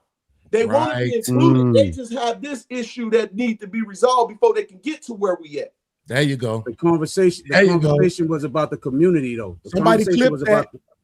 Hold on, Beans. The conversation was about the overall community, right? And what's wrong, why black people, why we can't stick together, and all this other stuff like other ethnic groups are doing. So I brung up the fact that, you know how Trey said he's what we call it deliberate fatherhood. I said, yeah, I come from that too. I had custody of my son, but I also had another son who, you know, I had to go through the rigmarole with his mom. Unfortunately, you know, we got past that. But you have a lot of people, a majority, I think, in the community of the reason why we can't, our 12-year-old kids can't run businesses and all that other stuff, because we can't get past or relate to where it starts with the baby mama. So as a father or a man, some of us don't have access to our children, and a lot of our children stray off, and we end up going and starting. But this is why I brought up IQ, man, because the ability to maintain relations. Come on. I mean, IQ, but John, he was talking. Let him go, man. Let him go. It is what it is. Ain't no echo chamber. Listen, you should want to hear opposing points of view. The ability. I heard about the IQ part already. Okay, let me get my point out. What I see is the inability to maintain relationships not all throughout Black America, but it's somewhat pervasive. Going all these YouTube panels is black men, black women trying to figure things out. You look down on the streets, it's crime and violence. It's people that don't trust each other. These are all kind of the, you know, the ingredients that go into what makes up kind of low IQ. That doesn't mean all black people are low IQ, but it doesn't have to be all. Again, we need our lower class to be more productive. I need to be able to go and find me a black woman to clean houses. They don't do Say it. your Section 8 tenants are low IQ. I don't have Section 8 tenants, so don't say that. But the Hispanics clean houses. I need hold on. In all these lower class professions, where it takes a little bit of intellect, not a lot, the blacks are getting outcompeted. You have to start to ask yourself, why are these things happening everywhere? There So, has to John, be something that's respect your explained. wisdom, John. No, Bad first example, respect your John. wisdom. Wait, what you say, Creator? Look at the Bad Hispanic example. communities. Look at the Hispanic communities versus the black communities. I think you're Anywhere you oversimplifying. go, pound for pound, the Hispanic communities are much more orderly than the black communities. see, there we go. That don't mean higher IQ. No, but hold on. What is the lower class white people doing? Okay, but their communities are much Being more low IQ, lower class white folk. Hold on, because we only have these expectations. Hold on, we only. Why they want on top? Because you already made your statement. Now we got to respond. You don't have to repeat it. John, you got to let Every her lower respond class because you group- keep saying the same thing. Respect. Every lower class group has safer communities, orderly communities, businesses. No, listen to relative him, man. I can't. almost Hey, every I'll one of stop them. him when he wrong. So hold on. I just want to ask the question. What are the John? What are the lower class IQ white people doing? He just said they own business. Their communities are safer than the lower class black No, they're communities. not. Just look up this crime statistics in West Virginia. That's 90%. Now y'all know y'all just shift the conversation from us to them. No, it's the reason I said that. No, because you're comparing That to. nigga did it again. He did it again. Shift the conversation. He did it again. No, I'm just asking you to look at the all the underlying way back to white That's all folk I'm saying. and Hispanic folk. Yeah, I get that, but hold on, no, because this is what happened. Hold on, This is why you should stop. Hold on, you should make stop. sure. Smurf, stop for a second. Because JT is making a solid point that the plant that I told y'all he is just sticking to the conversation. But I'm saying all of us can't have it at one time. So just let either man have it with him real quick. Go ahead. All right, go ahead. See, this is the problem. This is the problem is we talk about what the upper class white people do, and then we try to romanticize what the lower class white people do. Right? They don't do nothing. Like, hold on, no, sir, wait. Nobody have a standard that all of their classes have to be productive. We understand that every race have unproductive classes. Why are we trying to put these unrealistic expectations on black people? What I'm saying to you, and you may be a little bit late to the conversation, is that across all classes, if I want to open up a restaurant, I need some person who's probably going to be low class, willing to work in my restaurant.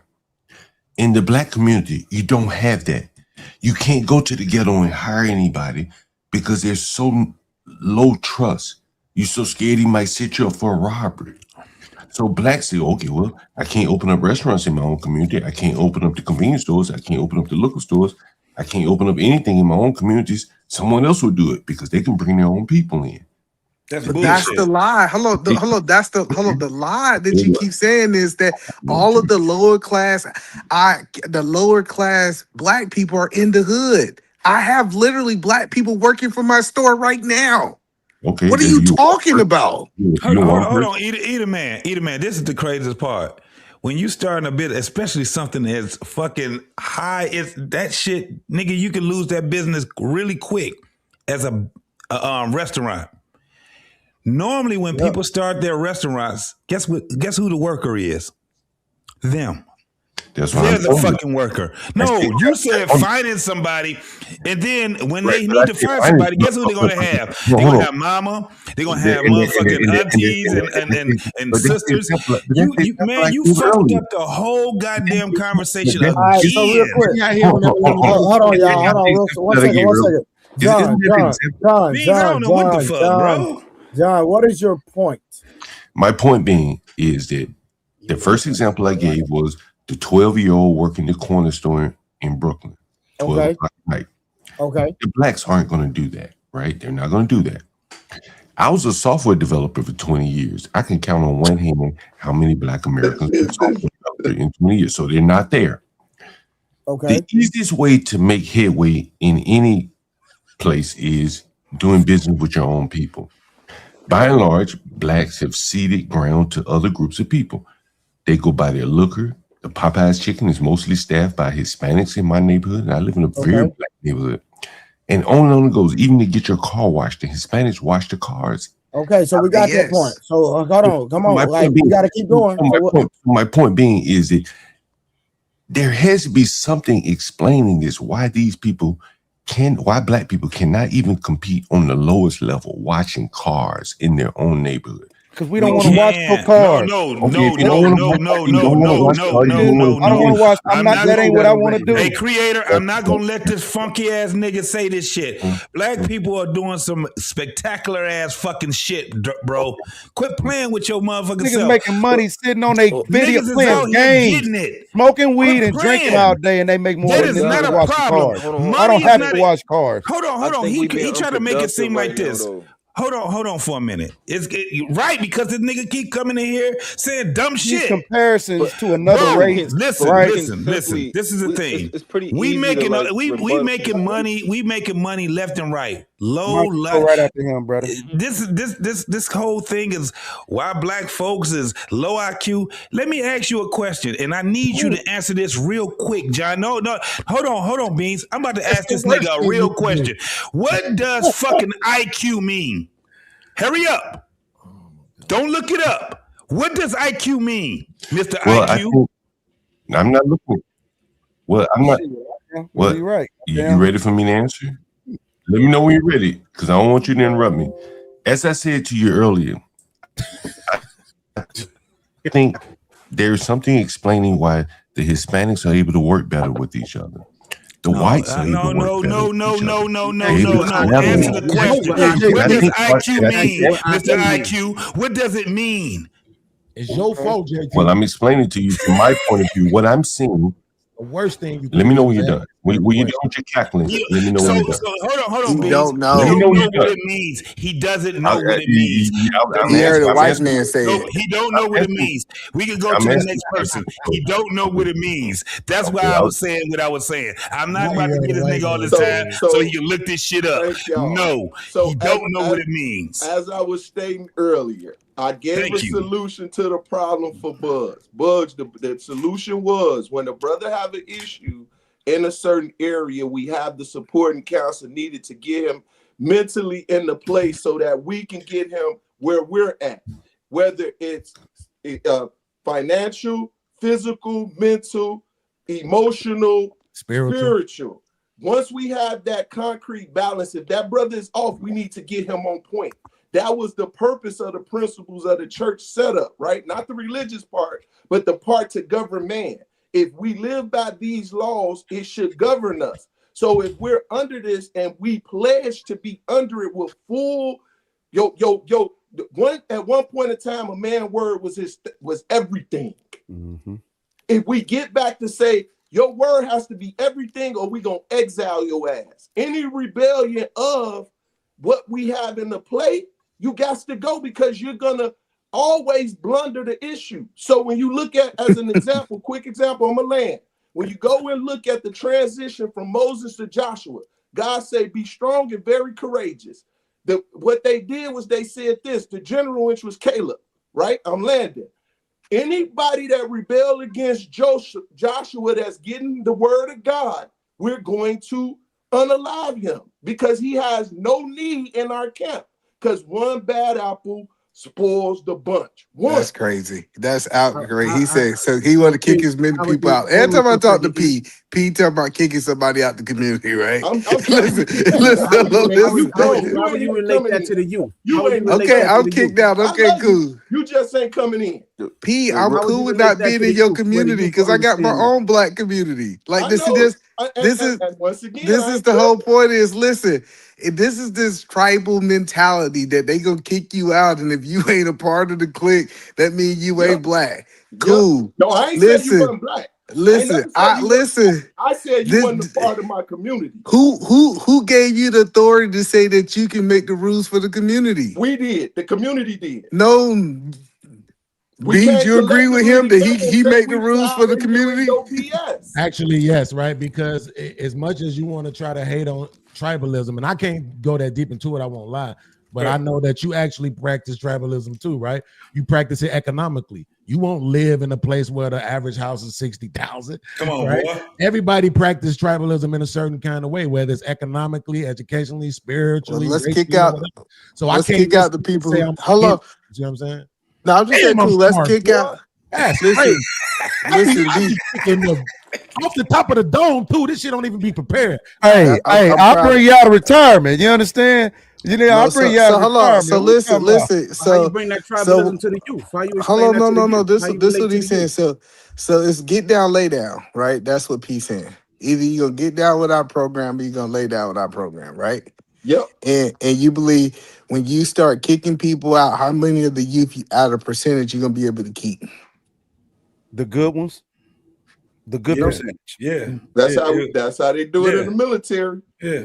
No, I'm asking you a question. Percentage that Based tried off, to be here. based off No matter what you they look said, like, remember what I you thought said they were. unalive and hold on. Basically, a creator. It's basically, I'm sorry, little nigga, that you got dealt the wrong card. Or whoever. Because listen, I just seen the big out of shape guys make it. We was like, he is not gonna make it. Supposed to. He ain't When supposed he did to. make it, when And he that did make it, big what guy, they say? And he had all the charm and all the potential. I feel fell like off we day trying to go one. on this. Either man, I feel like you're trying to take us on another side quest. Like we. No, I'm not taking. I'm just saying he Beans said already that. told you. Hold on, he Everything's said tribalism. if I you don't care how no, you hold look on, at it. hold on. Basically, what he said is he said that basically he gonna start a community, and if they don't do what he say, they gonna get kicked out. Right? No, he That's said he for the has you a community. oversimplifying. I think what he means. I don't think that he means that if you don't move at the snap of his fingers, he's going to kick you out. Like I think. Well, hold on. So what? I got it. So what are the reasons to stay in the community or to get kicked out? Wait, hold on, real quick, y'all. But wait, because I don't think this is fair. I think he might be right that this is some contrarian shit because you're a Christian, and he quoted the Bible. He literally was quoting the Bible. No, so Boy, I if y'all asked read the that question. Bible, ain't nothing in that Bible that says that a man ain't supposed to follow the rules or the order of that word. No. Let me respond to Beans. Let him cook for a minute. Just one second. I just trying to make sure that he ain't on no contrarian shit because he's a Christian and he was quoting the Bible. So are you saying you disagree with it? No, what he was saying is he said, no, this is what he said. He said, we gonna kill you if you don't do what we say. That's no, what absolutely. he said. He was quoting the Bible. He didn't say he. That was from the word, brother. He was talking about a story from the Bible. I think he used the name Joshua. And he was saying that in the Bible, it says that this is how they were treating people. Hey, this guy's this. He's the head. You not listening. You got to be gone, even if that means you have to lose your life. So he was quoting the Bible. He was telling a story from the Bible. So that's what I'm saying. As a Christian, you're not sitting here telling us that you disagree with that, are you? I know what? Go Creator, ahead. please, I'm begging. 1 second. What I'm saying is what he was quoting was the Old Testament about how the Jews was moving. That's what he was talking about, right? Absolutely. If you understand Christianity, right? This idea that Jesus fulfilled the law, right? It's things that's in the Old Testament that we are not held to the same standard today. Right. Okay. So the point. But wait. So let's stay right there for 1 second. Just for 1 second, if Trey don't mind. Here's the thing, though. Y'all get that wrong, right? So the problem is that people love to say that, right? But it's not true. This is Jesus talking right here, Eater Man, in Matthew on my birthday, 5/19, right? But we'll start at 18. He said, verily I say unto you, till heaven and earth pass, one jot or one tittle shall in no wise pass from the law till all be fulfilled. Till all be fulfilled. All has not been fulfilled yet. So every law is still in place. All of them. That's according to Jesus. That's not me talking. No, Hold that's on. not. You translated that badly. Hold on. Just hold on. Oh, go I'm ahead, not. finish. I'm reading it. I'm not translating. I'm reading. I'm literally looking at it. Right. So it says, whoever therefore shall break one of these commandments and shall teach men so, he shall be called least in the kingdom of heaven. But whoever shall do and teach them shall be called great in the kingdom of heaven. So this is Jesus literally saying, this is when he said, I didn't come to destroy the law, but I came to fulfill it. Right. Okay, so But it's can I not respond? yet. Yes, So absolutely. it's two different things that's going on in the Old Testament. You have what we call God's law, and then you have ancient Hebrew law, right? That hey, you should not eat pork, right? Quote unquote. Right. That wasn't God's law. That Bullshit. was okay. He gave the P people want to jump in. Hold on. guidelines. P want to jump in. P want to jump in. No hood foot animal. Hello. So why in the Bible did he tell one of the disciples to eat the pork? He didn't. If that's the case, He didn't. hold on. You saying that that's not the so I'm case? answering your question. He didn't. It was methodology. But go ahead. Oh, now it's method. See. No, Okay. hold See. on. Listen. Hold He on. gave Listen. a Sis. dietary law, bro, and that's it. Hold so on. that we can keep going. Go. Okay. To your Hold on. So the point that I'm making is the whole reason Jesus came back is because they realized that man could not keep that law. That's why he had to come back. Mm-hmm. That's why Jesus came back. So when and most people ain't read the Old Testament. So the Old Testament also say, Beans, if your woman on her period, you don't supposed to sleep in the same room as her. That's right. She's unclean.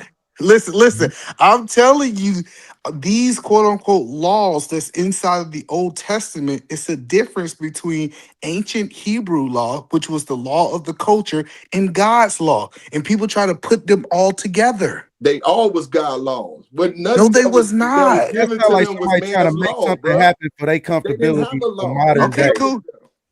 He told them everything. No, it's like this. God told me to take. God ain't tell your bitch ass thing because he got my number directly, whole ass nigga. So look. If God is all that.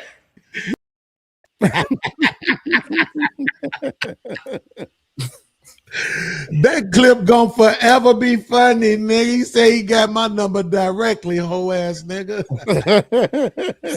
So the whole point is cool. He said, why he got at me? That nigga I have awesome. no problem with P. P said that he gonna take the tribalism mindset, which is okay.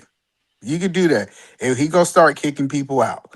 So my question to P is, why? What is the rules for people to stay, and what is the rules for people to get kicked out? So once again, I didn't say anything. I gave you a principle what Joshua did. When the reins from Moses went to Joshua, God told him to be very strong and courageous. They had a general, that name was Caleb.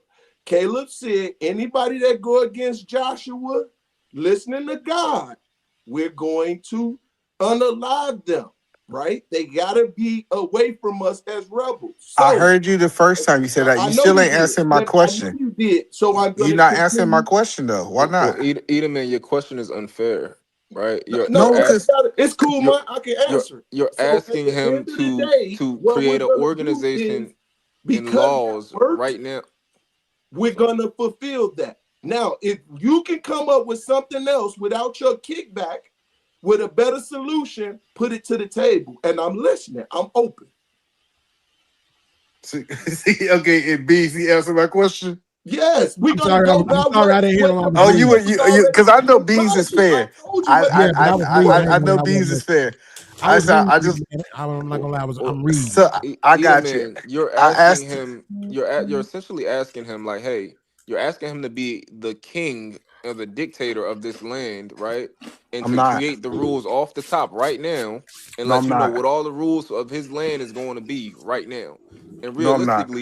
realistically, most likely he wouldn't put himself that high, and he'd be making all the rules himself. He would deliberate with other men and people and create the rules of whatever society he's talking about. But you're asking him to like tell me all the rules right now that's gonna get people kicked out. Like, goddamn, like he I going will though, but all I'm gonna do is if he asks me, all I'm gonna do is take him to the Bible and I say we gonna serve the Yeah, Bible. but Smurf. He asked me a question, JT, whether they want to do it or not. at least I'm giving him an answer. But that means that he's not tribal. So let's hear what he has to say on some shit that's not tribal. All right, I'm with you. That's so that way means more. I'm out of it now. Yes. Okay, I'm gone. Eat a man. So he's not going to answer my question. No, he just did. What you want me? What you want me to answer, JT? Because it apparently it seems as if you're not tribal. You doesn't have a tribal mindset. Correct? Am I correct? Do I have a tribal mindset? I don't think so. Okay, so explain to me what it is that keeps you from being in a tribal mindset then. Because you asked him all these questions, so why you on the opposite of what he's saying? Well, So the reason that I am not on a tribal mindset because I don't agree with everything because a group of people agree with it. Okay, so what is it that you don't agree with? So this idea, there's a whole bunch of stuff. I should build a business and give it to Trey's kids because they black. That's transitional. That's not a tribal type No, of no, thing. no, That's no, no, no, family. no. That's No, family. that was the tribal mindset that was being talked about. Talk about we need to keep things in the black community. So Ain't that as in a the Bible though?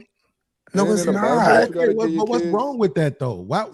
Why is that wrong if other people are practicing the same thing? Right. It's not. He asked me why I wasn't tribal, and I answered his question, Beans. I'm just asking you. It's a rebuttal question. I'm just asking you. It doesn't. The It way you does not said it- make sense for me to build something for my whole life and give it to another man's legacy. What you gonna do with it? You gonna take it to Another the man- grave with you? Hold on, real quick, JT.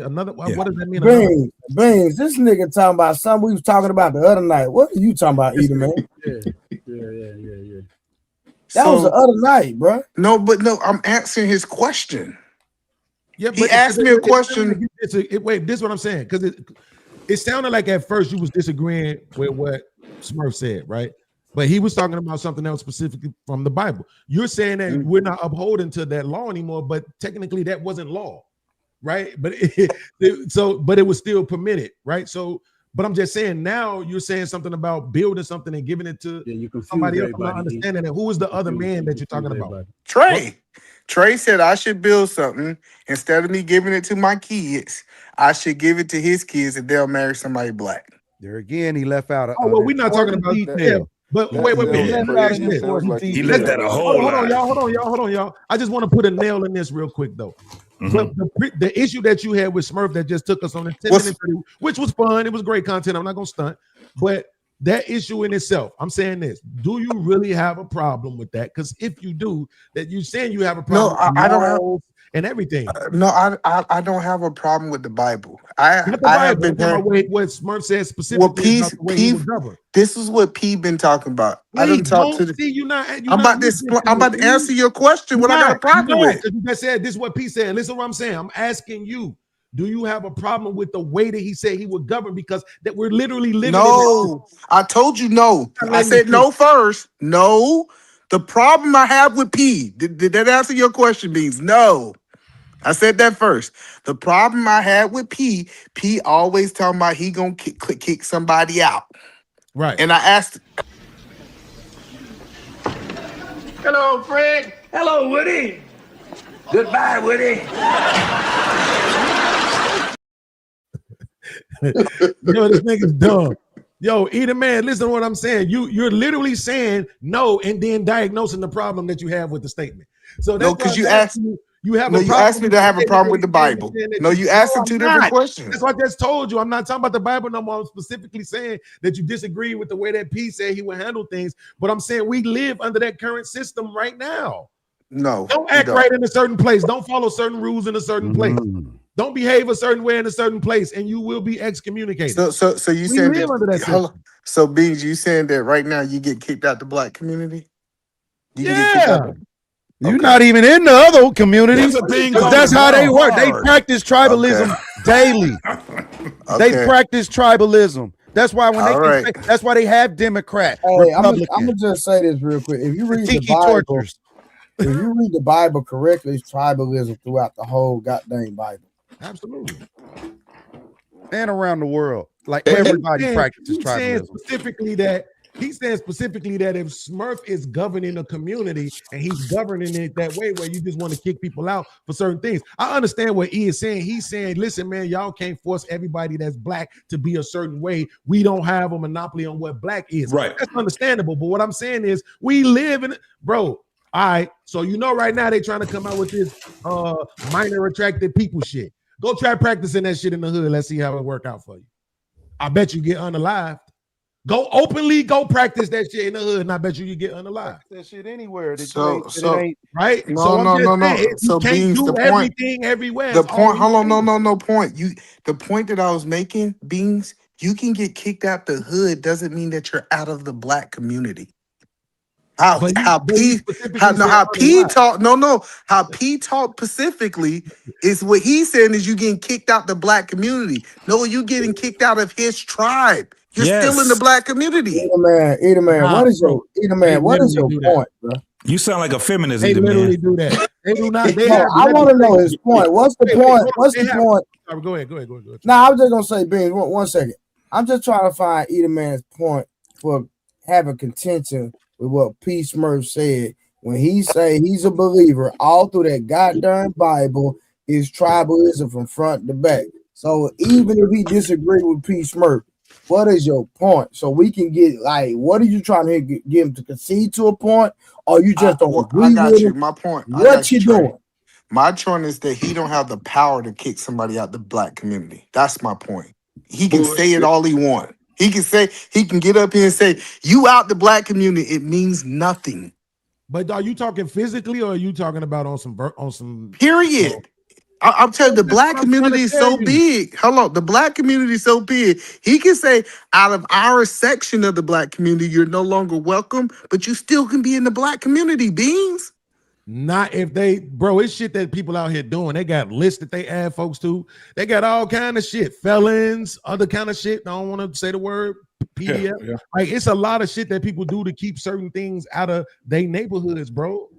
for real. Red line. I'm not saying yes, when you, but when even that's one of the major things right there, Beans.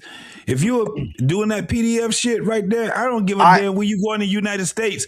You go in the black community and they find out that shit is happening right there, nigga. It's a wrap for you. Hold on. So Beans, so you saying? I just want to make sure if us 8 dudes other than you decide that you out the black community, that mean you out the black community, Beans? Yes, I can't win. What I'm gonna do? Right, I'm gonna have to leave. I'm gonna have to get the fuck on. What I'm gonna do? We're not messing with you. We're not dealing with you. We're not right. Hold on, Beans, so you understand what I'm saying. You 9 might agree, but I might have 8 other that disagree that still accepts me in the black community. That's different, bro. No, you just added 8 more people. No, because y'all are not listening to what I'm saying. No, Ada man, I heard you going in circles. Hold on, real quick. I stop going in circles. I'll let y'all go back to talking. Think about what the premise is. The premise that he laid out is that Joshua is the guy, and the community is saying we follow Joshua. So if you don't, ain't no other 9 on your side. Beans, that was my that point. commitment is Beans, important. No, listen, Beans.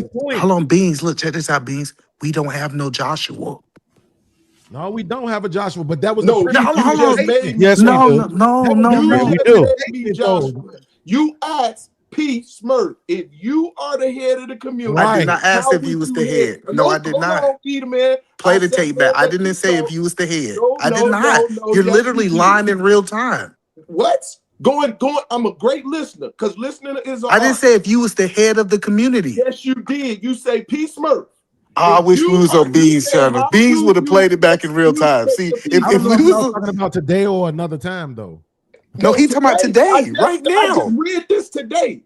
I said if all of us. He said today. I said if he was the head of the community. Did I say that? I didn't say that. I remember hearing you say that, but I do remember hearing you say that he always talking about kicking somebody out of the community. That have nothing to do with him being the head. No, hold on. This is the point that I'm saying. Hold on, Bean.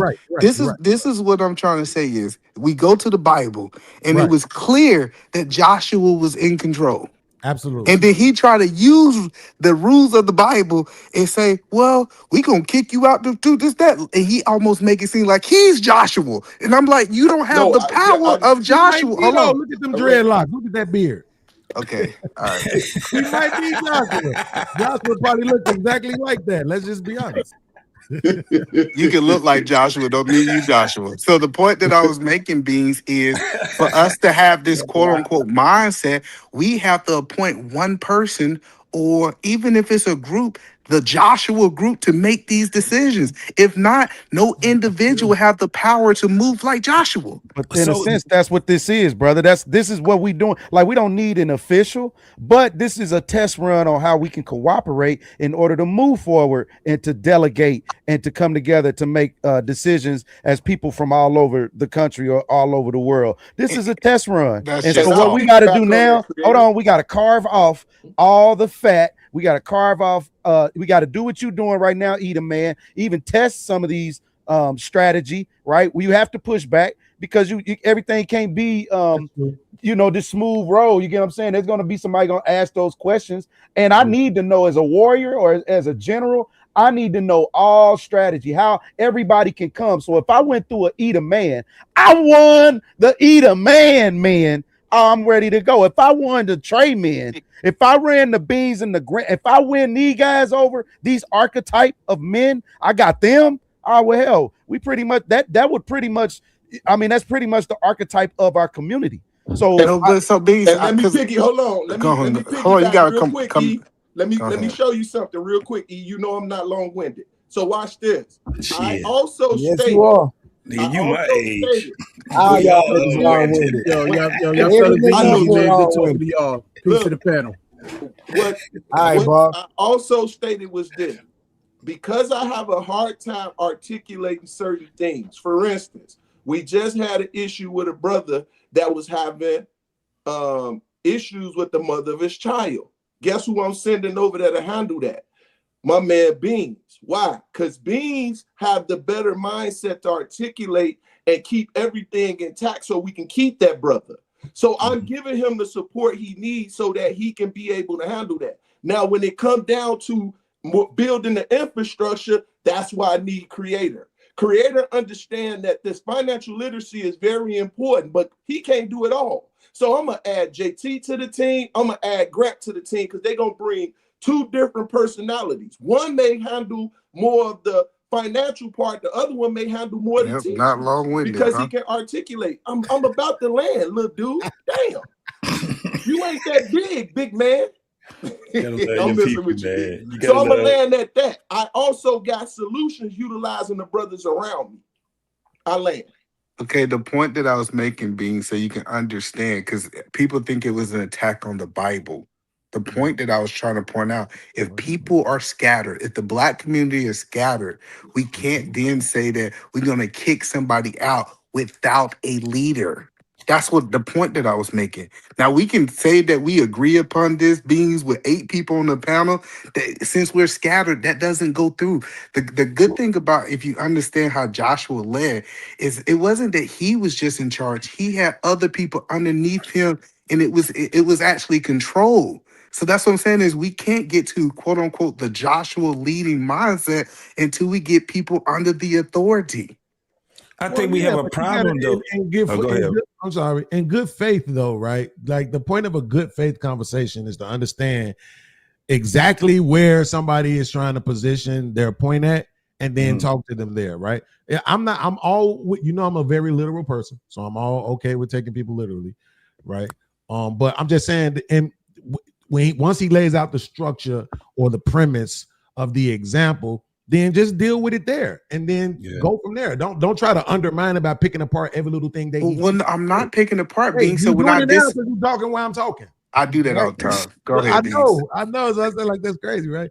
Like, the point is that no, you may be right? Let me not say maybe. You are right. We are never getting back to that. That's never gonna happen, right? Unless we get into some super apocalyptic times. You know what I'm saying? Like with Denzel in that movie when he was blind and shit. Like, but we're never gonna get back to that, right? People have things in place to make sure that things just keep going the way that they're going.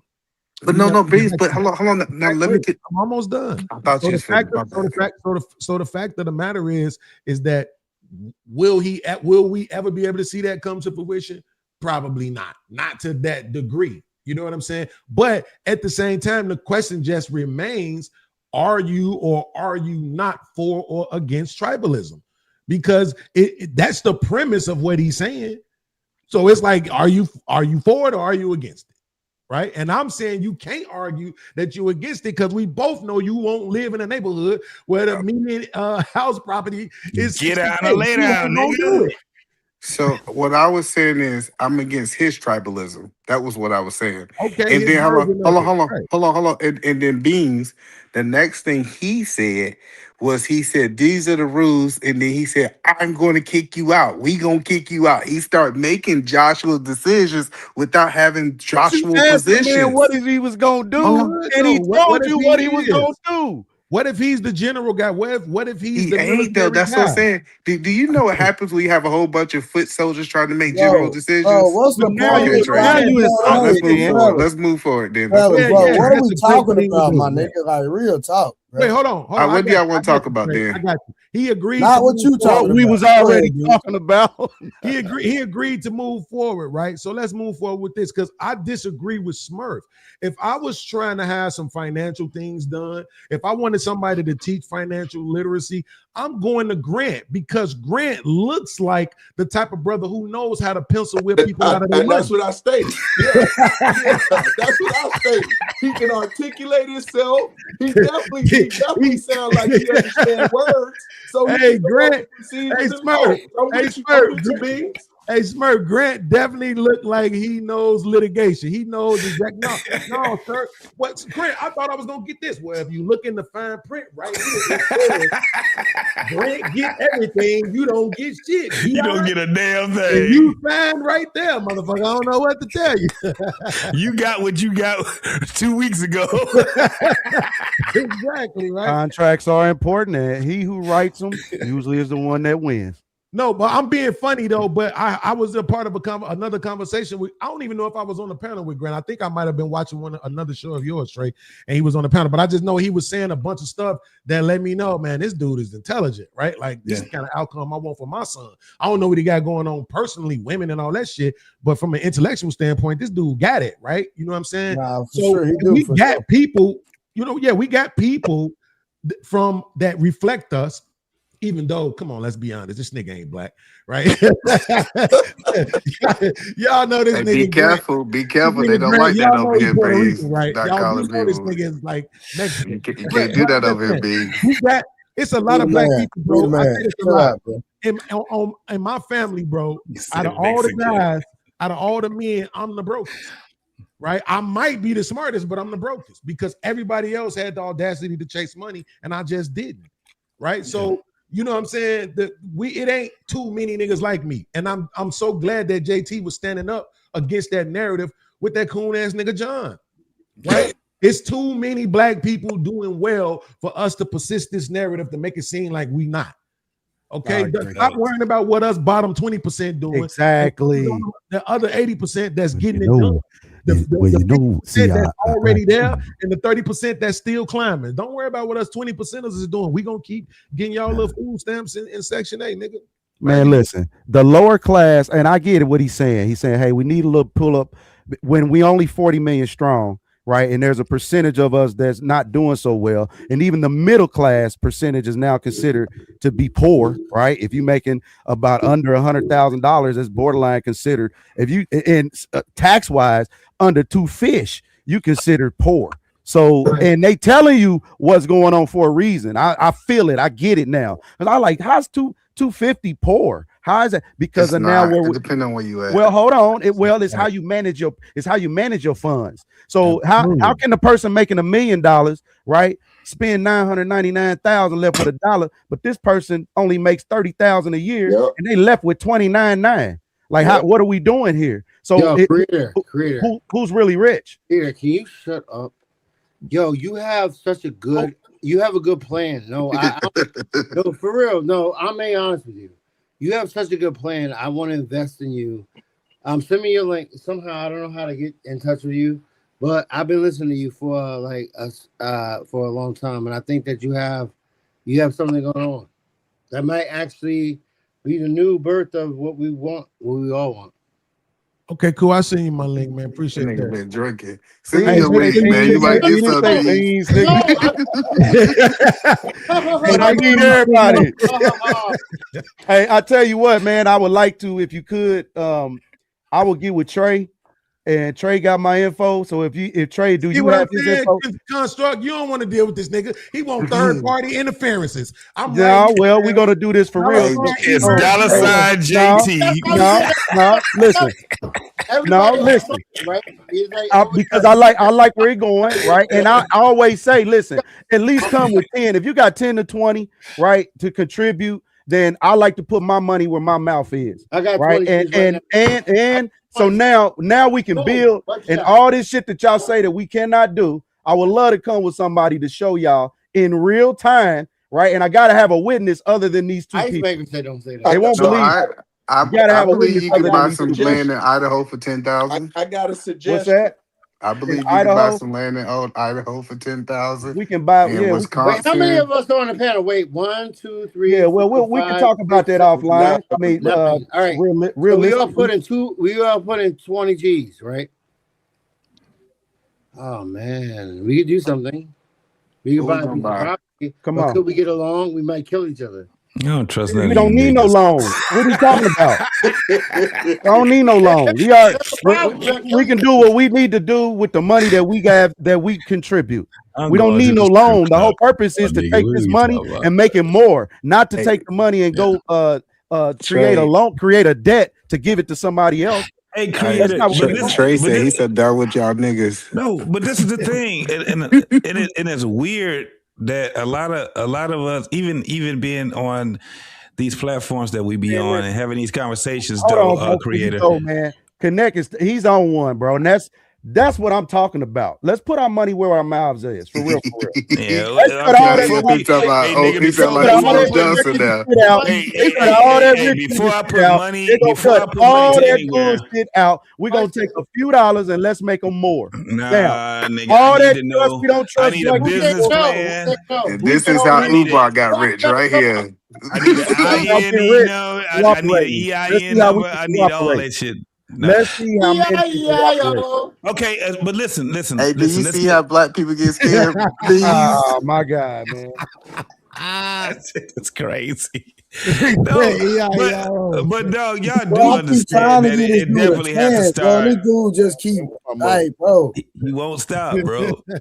But Hey, can I say something real quick, JT? No, Before go I ahead, bro. forget it? Go ahead. Because I was thinking about this earlier. Somebody was making a statement. I can't remember who it was about how the work that get done in the community. And I was thinking about it. I said this before. My mom, when she was getting a lot of work done on her house, I ain't gonna lie, it was the Hispanics, bro. I was just gonna be honest, right? Like, it was what it was, bro. Her electrician was black, so don't hate. But them niggas that was doing all that shit inside the crib, them niggas was Hispanic. Hey, they was knocking shit the fuck out, bro. Shit looked good. I gotta give it to them. Where right? you at, Bings? Well, it was my mom. She in Illinois. You from Chicago? Absolutely. Yeah, but look, okay. this was the crazy part, though, right? To somebody's point about this earlier. Two of the cats that was working with them was like barely and fresh out of high school. Yeah. And I'm talking about they in there doing crown molding. Yeah. Right. So I just said, like, that is one of the issues in our community is that we don't have a bunch of men teaching the young boys nothing. And I think one of the other issues is that niggas always think they're supposed to make $1 off everything. Yeah. Like that was the thing. There was a song back in 1995 called La Fleur Escoshka. I found out recently that this was a term used by the 5%ers that translates into each one teach one. Ooh. Right? So what I'm saying is if you know how to do this stuff, you know how to do plumbing, you know how to do electrician work. I didn't know what the hell crown molding was until my mama got that shit like 2 years ago, right? And here come this 17-year-old Mexican dude in here doing it, right? Yeah. So I'm saying stop. Everything is, yo, hit me up for a session. Yo, hit my link for a session, $500 an hour. Bro, why can't you just share some of this information you got? I don't want to hear about YouTube. Didn't y'all see how bad them kids was doing when school was online? Everybody can't learn that way, bro. As you know what I'm saying? Some people need that hands-on shit. I would argue most people learn that way. It's two different terms for it. I know Grant know him. I won't ask him because I'm tired of him knowing everything. But hold But on, it's two Beans. different terms for somebody got background noise, man. It's these two different terms for learning skills, right? And I think one of them is like kinesthetic learning, right? Which is like hands-on learning. You want to teach a kid how to change a tire, you take them out there and you let them change the tire. Okay, do this, do that, do this, do that. You don't say, this is how you do it. You do this, you do that, you do that. Okay, go get it done. Right? That's So, not how you really teach people. No, hold on. Hold No, on 1 second, because I want Grant to respond to this, because I know he's gonna be able to say it in a better way than I'm saying it. I just want people to know I'm kind of part two. I can respond to you. Can you explain it a little bit further what it is I'm trying to say, Grant? No. Yeah, so it's my mom and my grandmother are educators. So you're talking really about the spectrum, sort of how you visually see something, correct? And then the way that your brain is sort of taking in that information, it's providing a reference point. And I think, and boys early on become very tactile, right? In essence, so you begin to start seeing. So young boys are getting, usually as they're, you begin to see them sort of roughhouse, correct? And they start playing around with toys or tinkering. That begins the sort of developmental, it changes the sort of the developmental trajectory of young boys. In essence, and girls don't. And that's mainly a structural problem, correct?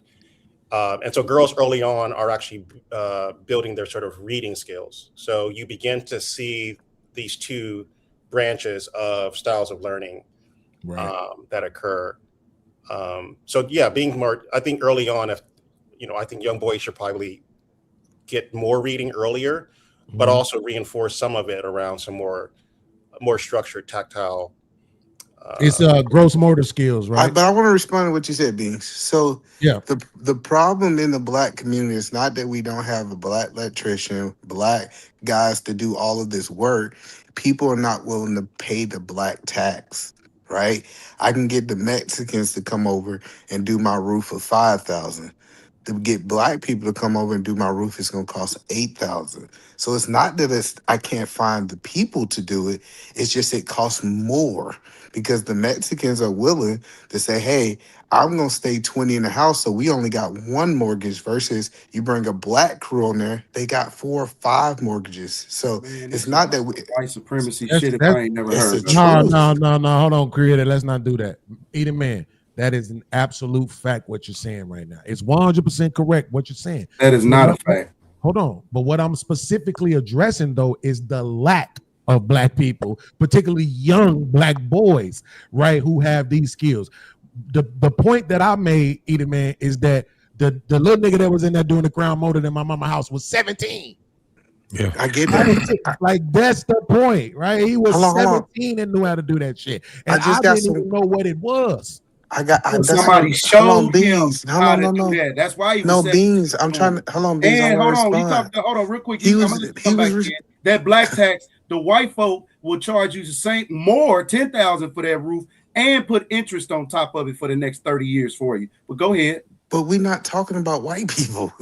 You just talked about Mexicans, You nigga. brought them up. No, Mexican was the You brought up a subject whole that nother Beans. race. Brought them up, No, bro.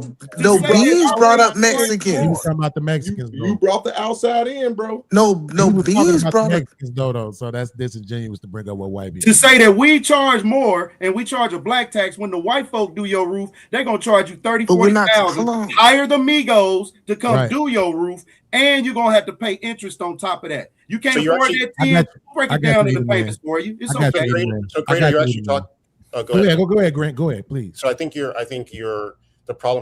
thing you're looking at here is, we can call it sort of, the black tax or whatever. In essence, if you think back earlier on, one of the reasons why African Americans, as they moved out of the South into the North, what was happening is African Americans were doing the same thing. In essence, they were cobbling together their funds. They tended to group together.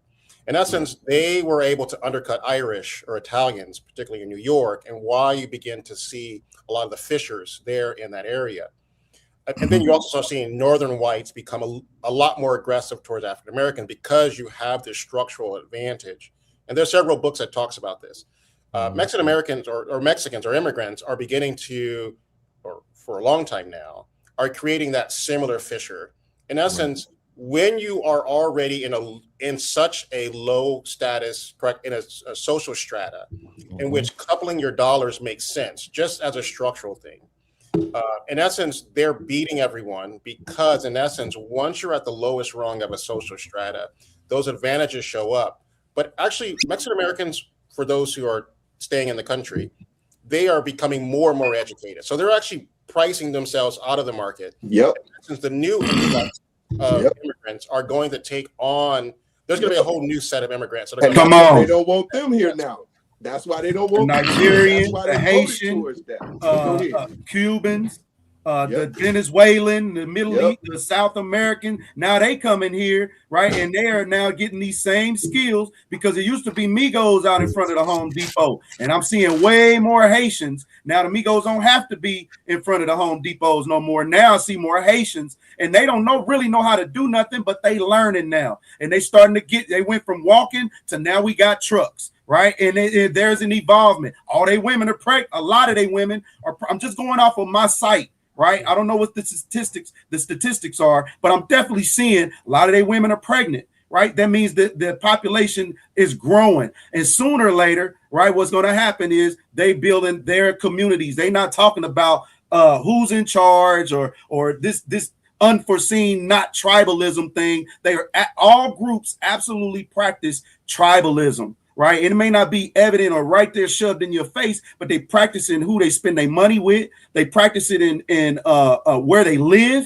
Right. Which is important. If it's Nigerian, usually the Nigerians kind of take up a certain section of the community. They start establishing stores where they can buy their fresh meats, the fresh goat, we just supplying us. We know we over here. We know a lot of people not. We just supplying us, not creating excuses. Right, but just making it happen, not focusing on riches. Wealth is probably a focus, but not necessarily focusing on riches, but being consistent in the business structures that they have. So if they now have their own plumber that they can go to, they own electrician, the own framer or construction contractor, they own meat markets and things of that nature. And I'm starting to see now in my community more of these things, but they got banks, cell phone places that they own, that's theirs, that they dealing with. So our community, I just think a lot of this. Hold on real quick, Edie, man, before you go. Hey, Construct. What? Bro, did you just have a whole blowtorch? I light my fire. I have a wood stove. That's how I do. It's crazy. That's how I start my fires and my barbecue. Yeah. What see, you think about I'm cold. It's hey, cold I'm just here. listen. Hey, sir, listen. I live in upstate New York. It's cold. Are you gonna listen? Are you gonna listen, brother? I had you in the back. I had you in the back. I was just trying to make sure you was okay, bro. Are you a plumber? I know how to sweat pipe. Bro, Pause. Bro, what I'm saying is, nah, ain't no pause. We know what I'm saying. You a man. Hold on, Creator. Listen, I got you in the back.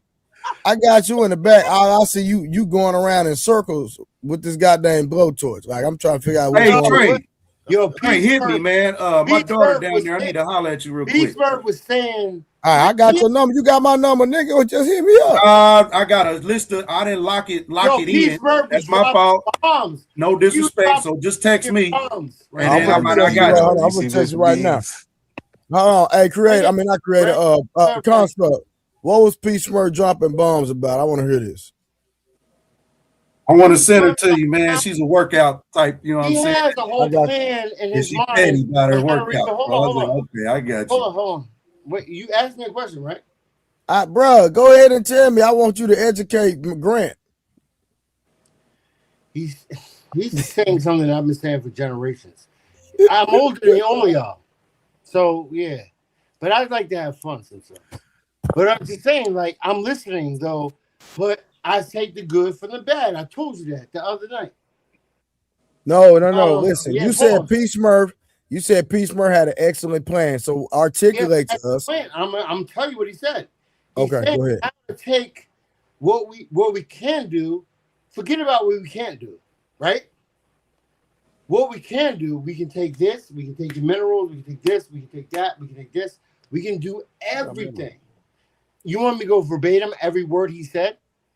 Because I have my own plans. But what he said is so perfect because that's what I believe. What's your what plan? did he say? Huh? Let me hear your plan, man. No, hold on, because he still hadn't told us what he said. I know. So what did he say? He's clowning me. He's trying to fuck with me. No, I'm not trying to counter you. You're actually clowning yourself, but go ahead. Yeah. Pennywise. We all float down here. No. Construct. Again, what did P. Smurf say? I'm telling you. What did P. Smurf say? What did he say? You say he had an excellent plan. What was the plan? You have to understand that I've been listening for the last 3 times I heard him. And it's last 3 times you heard him. Okay. The last 3 times I heard him, he's been very consistent. Okay. About what? That's what we're trying to get you. What you hear? Creator. Break down what you heard. Creator. No, hold on. He gave you props. He said that you were. This nigga Beans gave this nigga time. Can you you asked me a fucking question. Real shit though. Oh, y'all think y'all clowning me, right? Y'all think y'all clowning me. Man, stay focused, brother. Stay focused. Just mute. Say it on mute. You got a mouth on you. Callado, get the machete. What I say? Because we was having a conversation. Y'all like, Callado, man, derailed. Derailed. Ah. Y'all want to derail on this. See Like, what I'm this is saying? crazy. When you stick to the plan, you don't give Hey, nobody Edom, man, we no got to get a out. chat, a little comedy, Give me bro. Just a two. little bit. Stick to the is plan. crazy. Don't get Y'all no be out. thinking I'm like Simon and all this weird ass stuff. All You weird. acted like Simon, drunk and Yeah. everything. You deviate from the plan. You leave. You give people out. What's up? So, no, hold on. So, Beans, I think the flawed part of what you're saying is illegal people can do something different from legal people in America, right? They hold legal people to a certain standard. So since we are citizens, like, just to let you know, when you seen that 15, 16-year-old in there working, that was illegal. They was breaking the law. So I think you got to understand, are we advocating for people to break the law to do things? No, we're saying that the laws were created by some men. Some men, hold on, listen. Some men came together and said, you can't do this, and if you do, we kicking your ass out the community. No, I'm trying to make sure you're talking about a different conversation. When you compare black peoples to Mexicans, right? And you said, hey, I saw that 15. Well, he was I saw 17, but go ahead. I saw that 17-year-old in there doing this, that, and the third. Oh, okay. You in this conversation. Okay, go ahead. Yeah, so the point that I'm saying is black people are more restricted by the law because they are citizens versus Mexicans. I have seen Mexicans. Hold on. No, stop it. No, we Let not me at doing least that. land it.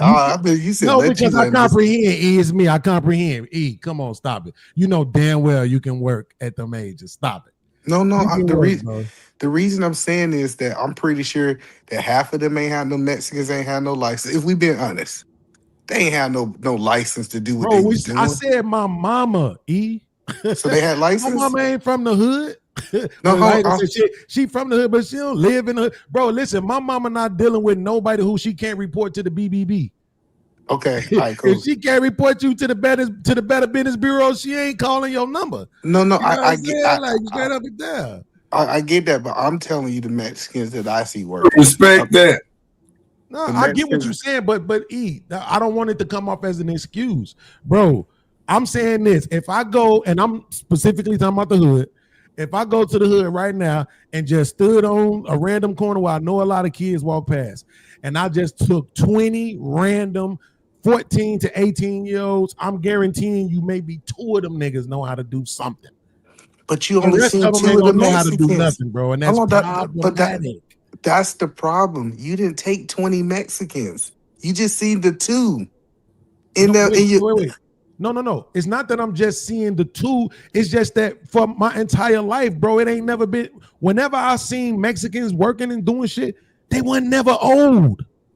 And even like think about it like this: we saying they illegals, which means they didn't fucking go to school. That somebody taught them that in their own lives, bro. Some I get daddy, that. some uncle, somebody union. taught them that. Some grandfather No, taught them that shit, bro. no. Even Listen, by if your we argument of them not having a license. no, You no, see no. what I'm saying? I'm about to help you understand. When black men was dropping out of school, they was going into these trades. Like when if we go back and see the uneducated people who didn't have no other option was doing these types of trade. So Now, fast forward to 2026. okay, Bro, listen, wait. Either man, I got an uncle. This nigga bought. He was a firefighter and then he went into construction. He bought his house in Indiana for like $7,000.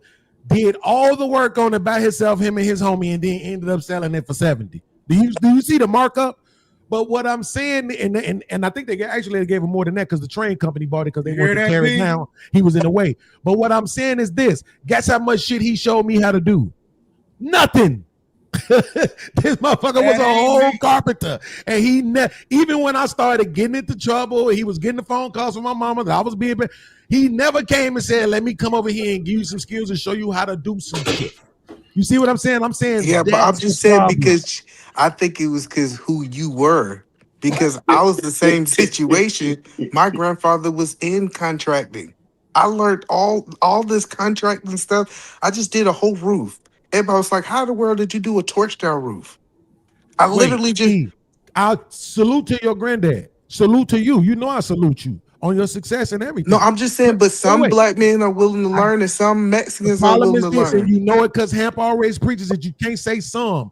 I literally just gave you an example with numbers that we can use. I said if I take 20 random niggas walking down the street, only 2 of them gonna know something. You didn't even disagree. So the fact that But you if I know took something is 20 not random criticism. Mexicans, But the it'd be fact the that same thing. I disagree.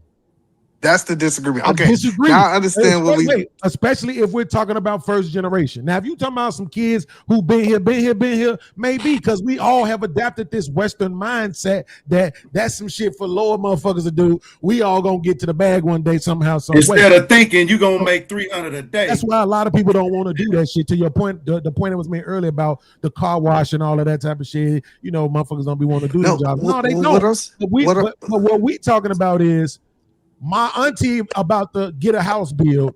I can't go do shit. None of these kids can't go do nothing. They can't go earn.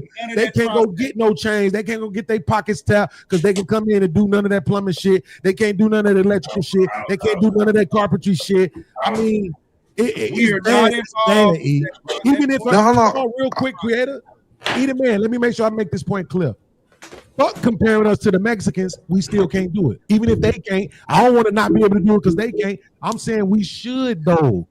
We are kids. We should be able to say at least 50% of them kids coming out of high school know how to do something. I ain't saying they know how to do it all. I'm saying they know how to do something where we could purchase their way into a union. You see what I'm saying? They can go start getting it in immediately. Because you know what also, used to happen. Piggybacking on you real quick. What used to happen was because you probably weren't interested in cars, you were more interested in just say plumbing. You would come and work for me. Your dad was supposed to send you to me, whereas my son may be more automotive minded. I would send him to you. Right. You know what I'm saying? And you would train them up. Therefore, now you get a balance because now I can talk to him and say, what did your dad teach you? What did your dad talk about? And That's I can not how make it an was. adjustment off of you because I understand where you coming from, and now you're getting the support. That's what helps build. But it wasn't like that, Beams. What it was is we was carpenter. Hold on, no, let me tell you what it was. We was carpenters. That's what we do. You ain't have no choice back in the day that you could learn from somebody else, Daddy. You would go to That's your not. uncle. Hold on. No. I'm telling you how it was. Wait, just It finish your was I got 14 okay. All right, go ahead, bro. Wait, just You're let him right. finish his statement though, Smurf. Go ahead. So the biggest problem that we don't have generations doing the same thing. Right. We don't have 4 or 5. That's what we need. Hey, we are carpenters. Our family do carpenter. That's what you're gonna learn. You going to do it. Hey, Beans family, they automotive. That's what they do. I don't send my kid to another man to learn. No, you learn the family trade. But what we got the mindset now is that our kids can go and do whatever they want to do. And so that's why I tell you, if I have a family Deliberate business, hold on, parenting. hold on, no, listen. I have a family business. Every woman inside of my house, except my 5 and 3-year-old, know how to run my business. I don't play that. Like, we need to start getting to multiple generations in one business. That's the secret of wealth that we're missing. Enforcement. That's a great point, E. Damn, that's a great point. He made a great Enforcement, point. enforcement of your legacy. So it ain't you don't have a chance to go be a ballerina, nigga. What are we talking about here? I just want to be in art. I just want Do to that when you get grown. You hear me? Hey, yeah, but you so ready to get quick this, question. yeah. But right now, you're getting ready to learn this. I'm in the real estate. My son in the real estate. My daughter's in the finance. Like, they into the things that they daddy into. My woman is in this. They into what we into. Why they ran? They tried other things, but what I taught them is what made it easy for them to move Because it forward was in life. imperative, right? Yeah. It was Well, imperative. It was a imperative. well, me began when their daddy had retarded. I know what challenges that they gonna meet when they get into the future. So me knowing my kids, knowing me, being real with me, my strengths and where I'm not so strong, right? Knowing that, okay, these were the challenges that I met being me. Let me set these guys up because I know he's not gonna want to work no job. He gonna go to the job, he gonna smoke a couple blunts, he gonna be in his head, and he gonna leave. Right? That's not what he want to do. So let me set him up for what I know he's going to be strong or she's going to be strong in. And creator, the thing is that, and even what Eda Man is saying, the thing is that we want our kids to be better than us. We want them to be greater than us. It was the same thing in our and with my parents, right? My father, although he went through high school and shit like that, he was working while he was in high school, right? He barely fucking graduated. Yeah, and he barely fucking graduated. But let me tell you what he did know. How to make money. He understood a certain aspect of how to make the money. Then he got me and my brother to a point where we got better than him when we got grown, right? My brother, he ended up going to college. My father wasn't even thinking about fucking college. My brother got a master's in executive business, right? And so what my father was doing, my father always had his own business. He was a cab driver. He had a landscaping business. These were things that was from the ground up, right? He wasn't a rich man or nothing like that, but he taught us how to be responsible for your family. It was times when my mama, she worked, she had a better education than him and everything. But my mother ended up having what? Children while they were married. She ended up being sick and all kind of other shit that was going on. Guess what that motherfucker still had to do? Even if when he was sick, he still had to get out there and make money. I saw my father with the flu. That nigga ain't never went to, let me tell you, he never went to the hospital, dog, until he died 3 years ago. That was the first time I ever saw my father in the hospital. That man was sick than a motherfucker a lot of times, but he never looked at it that way. So what he taught me was, this is what you got to do. What you guys were just talking about. It ain't how you feel, nigga. You can be, my father ain't never told me you can be everything that you want to be. No, you be everything. You can be anything that you qualify to be, period. These motherfucking crackers is out here. That's how my father used to talk. These hunkies, he ain't call them crackers. He called them hunkies. These hunkies out here is going to do some shit that's going to be against you, but you're going to prevail. I guarantee you're going to be better than me. My father did not allow me, nor my brothers, nor my cousins to do anything outside of getting ready to graduate. But JT, we need it. And that was kind of, and it still seems kind of fucked up. Let me just say this, bro. It still seemed kind of fucked up when you really think about it, because my father had the mindset of, at least I can get you to a point where you graduate from high school, right? High school. He wasn't even thinking about college. He said, high school, let me just get you over there, because he was just trying to get us to be better than him. But JT, hold on, but JT, that's what I'm saying. So if your daddy was a carpenter, he said he should have been saying, I'm gonna show you how to be a better carpenter than me, right? He did. Hold on. I'm trying to help people understand.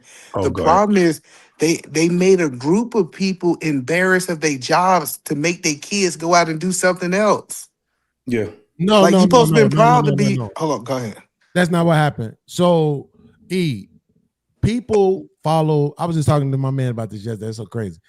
People follow what I call the currency of society, right? So, like, and when I say currency, I mean like how the currents, like the water, right? They follow the currency of society.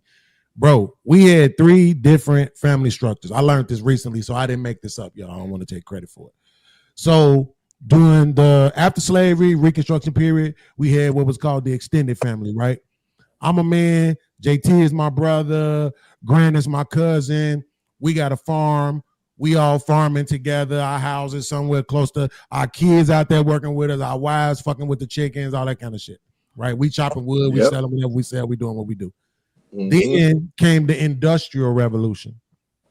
This brought on the nuclear family. Now, the woman chill at home, maybe do some domestic work, make some little change. The kids, all that working shit, let's get that done. We don't want kids to be working like that no more. Everything falls on the man. Get your ass out here every day, go work. I don't care if you got to work 14 hours out the day. Get it done. Then we started moving towards this computer tech age. And now that's when they began in the 60s to push the individualism age, right? And it started with the women, with the feminism, and I can be by myself and all this other shit, right? So now we're in this sort of segregated ass individual family shit. Mothers over here, fathers over there. Everybody got a house. Everybody got a car note, insurance, medical. Everybody's fucking in debt. Everybody's a slave to the system, right? So we just been following the currency of the society, right? So it's gonna be difficult. It's gonna be difficult for people to not do that. And this is why I hate so much. And I'm gonna land right here. This is why I hate so much when we give immigrants so much credit for what they come over here do when they ain't been here but a year. Yeah. Right? They ain't been here but a few years. They came over here and they're able to take advantage of everything that was created and laid out before them. They haven't been involved in the currency of society. They coming over here with their same beliefs, their same structure, their same everything. And why we can't be like them, bitch? Because you programmed. You are a member of this society. You've been here for this how long? And it's a language barrier. It's a language barrier. That's every important. time I see it, every time when we have the conversation, and even when I see it, I always had this thing in my mind where I say, "Oh, what a tangled web we weave." Yep. That shit is it's like a mind fuck. Cause you like, this shit is wild in a motherfucker. And we talk, I don't know another group of people to talk about our woes and how we can get better than us. It's just something that's wild. Well, nobody else even we had can really, and we can see it now. And this the craziest part is we can see it now. Dog, our algorithms on the on the web right now, dog. We go into I look at all kind of shit, right? When I hear people talking, one of the things that I understand is that I can never veer away from my people. I can never veer away from my people because the motherfucker is like eating bland chicken or something. I have no idea, but it's something about us. Even though we talk about what we talk about, but it's something about us that gets me to a point where it inspires me to be a better person. And it has always inspired me to be a better person. It wasn't nothing outside of my black people. And I've been all over the world. I've done a lot of shit in my life. I've talked to so many people. I got all kind of friends and shit like that. And I'm speaking when I still comes down to my people. When I talk, I don't talk as passionate about nothing else on this earth than how me and my people can get together. And I done said some shit, man. I'll be like, man, get rid of them motherfuckers and get rid of them motherfuckers. Now I'm at a point where I'm like, if they ain't with us, when you know what I mean when I say that, Beans, you ain't with me, nigga, you against me, you can get the fuck away from me. I ain't got the energy to sit back and explain how you get the fuck away from me. I just want you to leave me the fuck alone and I fuck with my people. You know why? Because this is the thing. All right, JT. Hold on, JT. Let E jump in because if you say a lot, we ain't gonna be able to remember everything to respond to. Yeah. Obviously, got something you want to say. I landed. I just want to. So I think the one part, and I shout out to JT for messing with black people. Definitely. All right, so Beans, one thing you missed in that layout is licensing. licensing really hurt the black community because it was, if you knew how to do plumbing, you come over there and do plumbing. You ain't need no license. Come You, on, if you know man. how to do roofing, you come do my roof. You come do my carpentry. It was this thing that you learned a skill by learning from somebody inside of the trade. And what they did is they made it into a school and say, now you're Oh, not qualified to get on this roof or qualified to do this yep. electrician if you don't have the white man licensing. And that stopped people from Come saying, on, now man. instead of you actually learning it from your family, you're gonna go learn it from the white man. Yeah. And he's going so he gives the regulation, and we still got to do this today, right? They do have, that's code enforcement. I have to follow all the codes when I'm building something. Kind of just what Bean just said. Hey, I'm not hiring you if I can't sue you. I know it sounds crazy. No, that but shit I'm is not right fucking though. hiring you. You know what I'm saying? I know it sounds I crazy. give you a chance. But I'm not hiring you if you all it is I saying might is, micromanage you. I'll listen, hire Mexican. I ain't right. gonna lie See to what you, I'm big saying? dog. I But, might gotta but there's micromanage a you. certain level of accountability that comes that you're not gonna go and run off with my money. You're not gonna stop working on my roof, right? You're not going to take a year to do my roof, right? There's just so many intangibles about business. And then now we can talk about I can go and teach people or whatnot. That's why I'm rigid. Because I'm doing this. It ain't, I'm not going to brag on nothing or even put it out there. But there's a lot of us that's actually doing this. And so I got real world results on people having the passion to want to do what it is that we do. Meaning I'm not hand holding. If you know what I'm doing, you see that I have the skills because I'm showing you on a daily basis. If you want this over here, come over. I'm not going to keep you out, but I'm not going to hand hold. You're going to see what I'm doing and I'm going to tell you what to do. I'm not asking you. I'm telling you exactly what to do. And if you want to move the way we move, right? Meaning we ain't taking lunch breaks every 2 hours. We're not taking smoke breaks every 2 hours. We won't work till probably 12 hours and it's gonna fly by. And then you got to wake up and do this again tomorrow, right? Yeah. That is a lot of pressure. Just we ain't talking about the money because they may be getting paid. Most people get paid great money, but it's hard work on the mind, right? And the physical. Go ahead, Ben. No, I want to throw it to Grant, right? Because it like he has something interesting to say. But I also want to throw this in there, just so as an example, right? My homeboy, one of my homeboys, I don't want to embarrass him, so I ain't gonna say who he is. But shout out to my boy. If he ever see this, he'll know I'm talking about him. When he was buying his property and rehabbing them, he used all crackheads. For everything, the plumbing, the electrical work, and all that, right? But this the thing, it looked like it. And that's exactly why my mama wouldn't use that shit.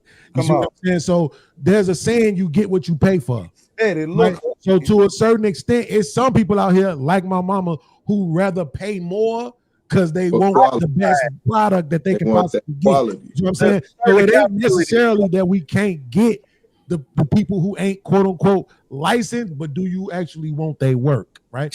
Go ahead, man. Damn.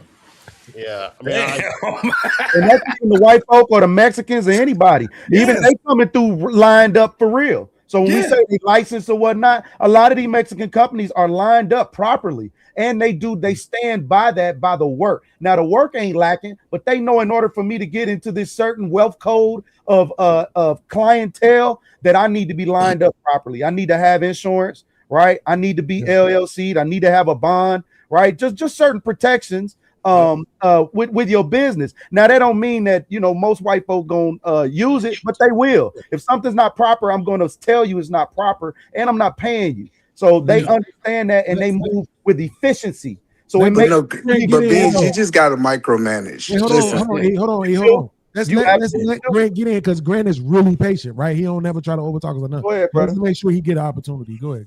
Yeah, I mean, I can hear everyone talking. I say Smurf, get in here too after that. No, go ahead. You good? I do think what I'm hearing is there is some oscillation between, I think everyone's saying that we're not doing as poorly as people tend to think, right? African Americans in general.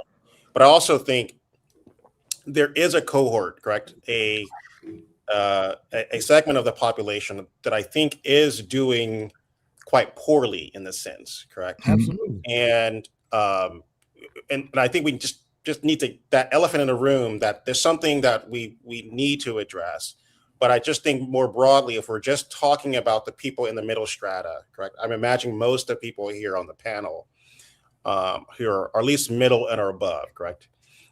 Everybody except me. Well, you are. I mean, I you can tell. No, I just I'm poor. No, No, I'm you're absolutely not. one. No, No, you're not. I'm talking about from an economical standpoint. No, your wealth is in Obviously, your I'm very No, intelligent. your wealth is in your mind. Oh, well, then hell yeah, I'm rich. No, it's not. Don't let him lie to you, B. It's in your pocket. I'm a It's in billionaire your then. pocket. This is the most generational wealth you can give to someone, correct? The power of thought and reading and logic. In essence, those things will never be taken away from you. Economies fall, correct? Empires fall. What ends up happening in these moments is that you have to have the ability to sort of think through and walk through the calculus. I will just say, I think one of the things I think we miss in the sort of grand scale of thinking about what the next generation looks like. You always want your kids. And I think, Ben, you mentioned it earlier a little bit, but I just want to kind of crystallize it. Or maybe it was JT. I mean, It was JT. It was JT. JT. I apologize for misquoting you. What I would just say is like you want your kids to be in a better position, and although learning trades is great, I don't want to take that from anyone.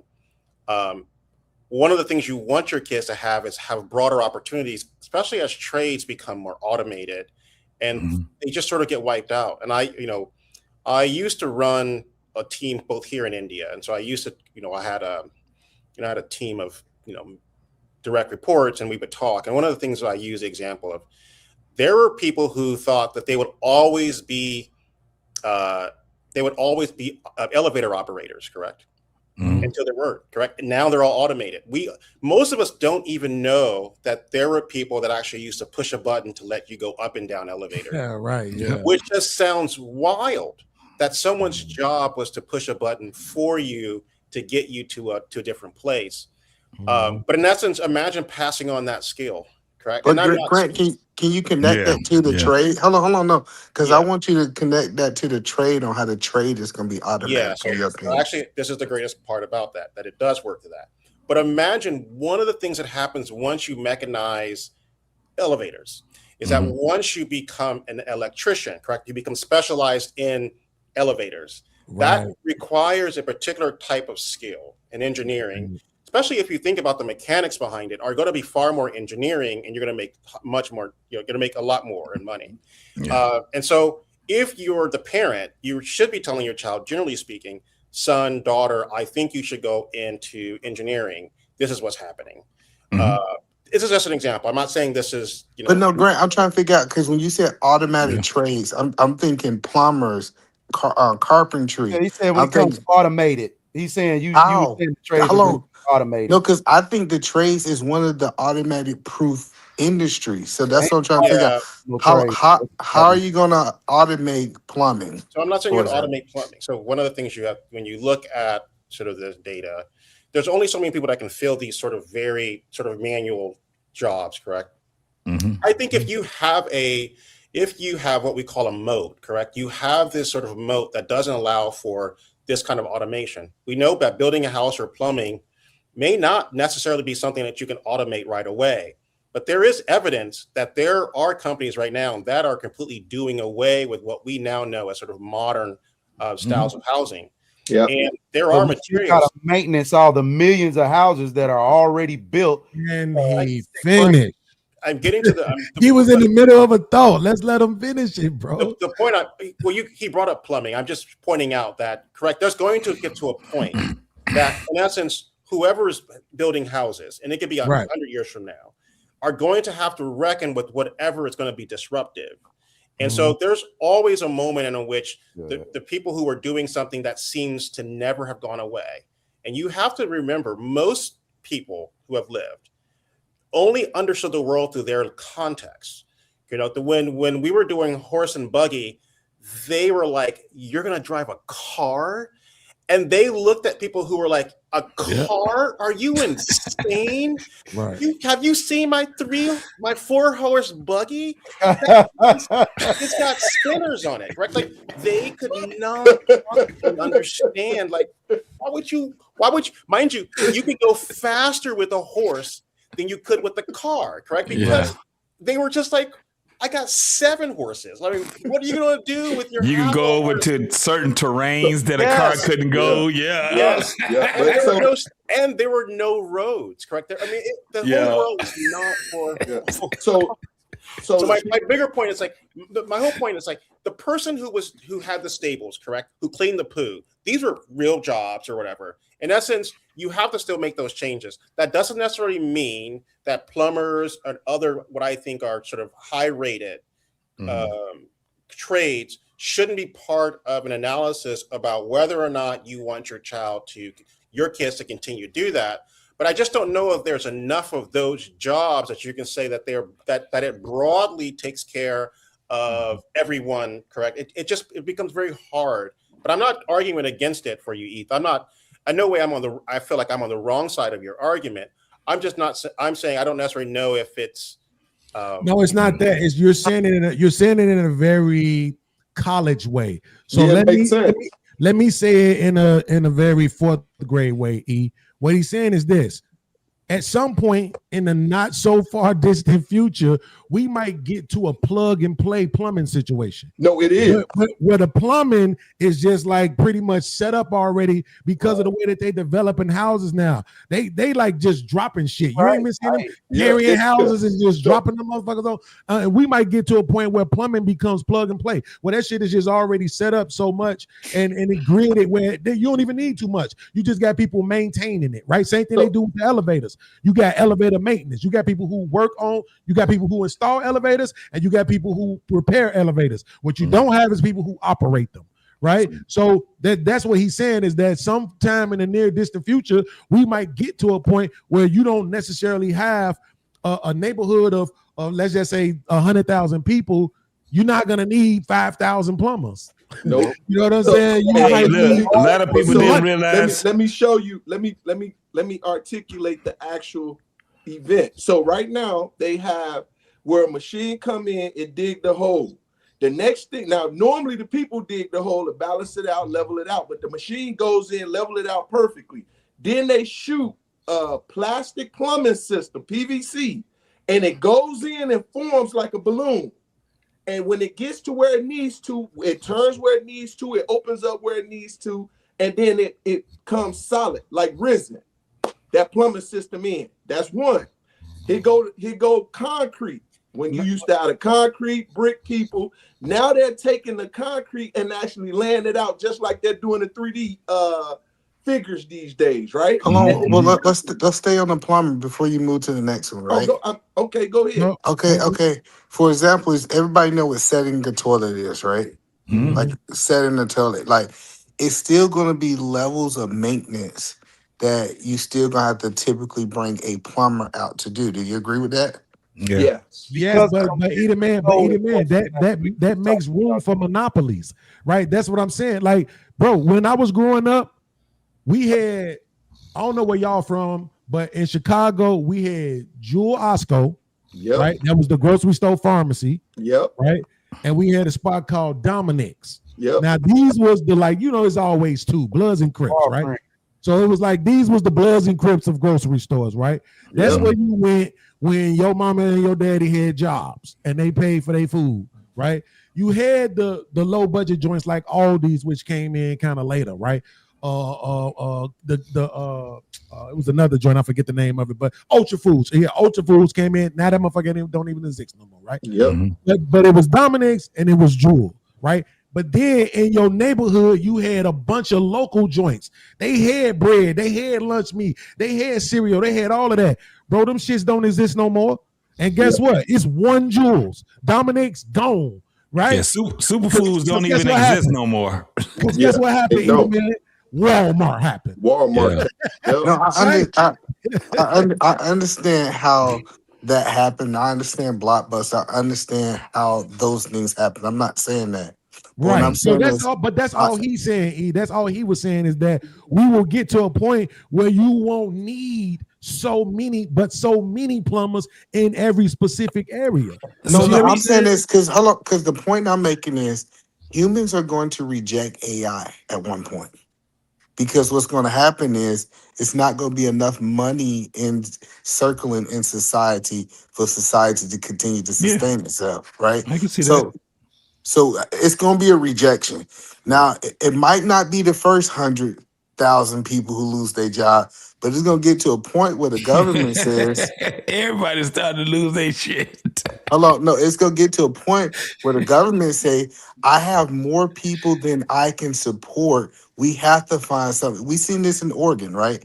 Oregon said, hey, we got too many people ain't got no jobs. We gonna start paying people to pump the gas. Listen, they literally got people out there, bees, that pump your gas for you to get paid because they say we can't have all these people unemployed because we gonna give you something to do because we can't pay you, right? We can't put you on food stamps. We can't sustain this type of economy.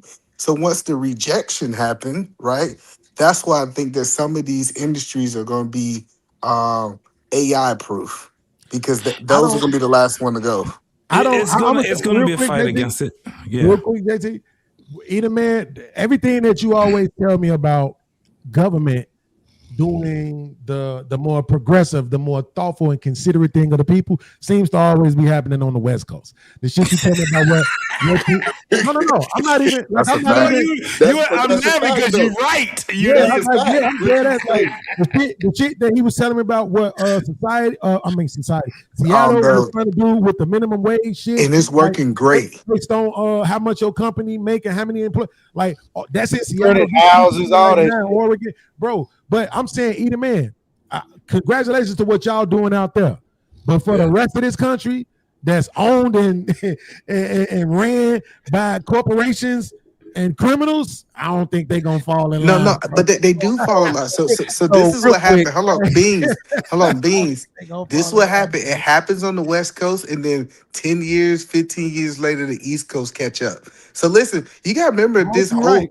Hold on, I'm just telling you. Remember the alphabet. Valley, so yeah, I get Hold on, you. I'm telling you, the alphabet conversation was a West Coast conversation. The East Coast rejected it, and then what they slowly did, moved to the middle, then they went on to the East Coast. So I'm telling you, we're just the trendsetters. So the conversation, I hope you're right. So the conversation that like the trades.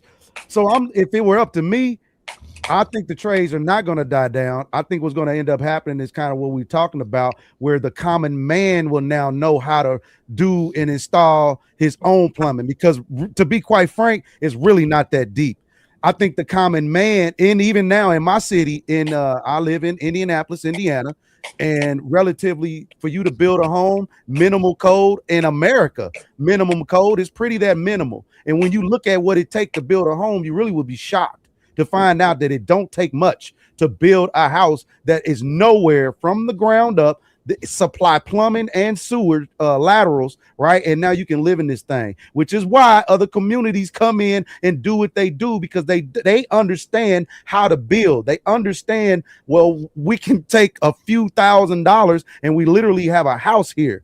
But our minds conceive, I don't want to do that. I gotta have this house out here, and I gotta go pay 30, a 30-year mortgage, and how am I gonna get a $400,000 house? And I ain't make. You see what I'm saying? All that conventional crazy shit that we have adopted in our psyche. Others is not even moving like that. Now I always say moving municipally.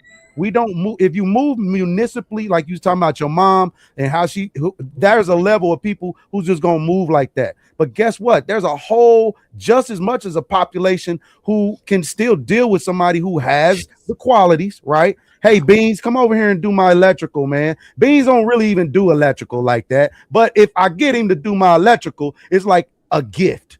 He ain't even tripping on the money, right? He's fuck it. For you, just you, my brother. I got you. I ain't even tripping. Hold on, so you think? Hold on, Craig. Let me ask the question. So you believe eventually black people are gonna be moving like the Amish people? I do. Hell no. I The absolutely Amish, do. That's what JT.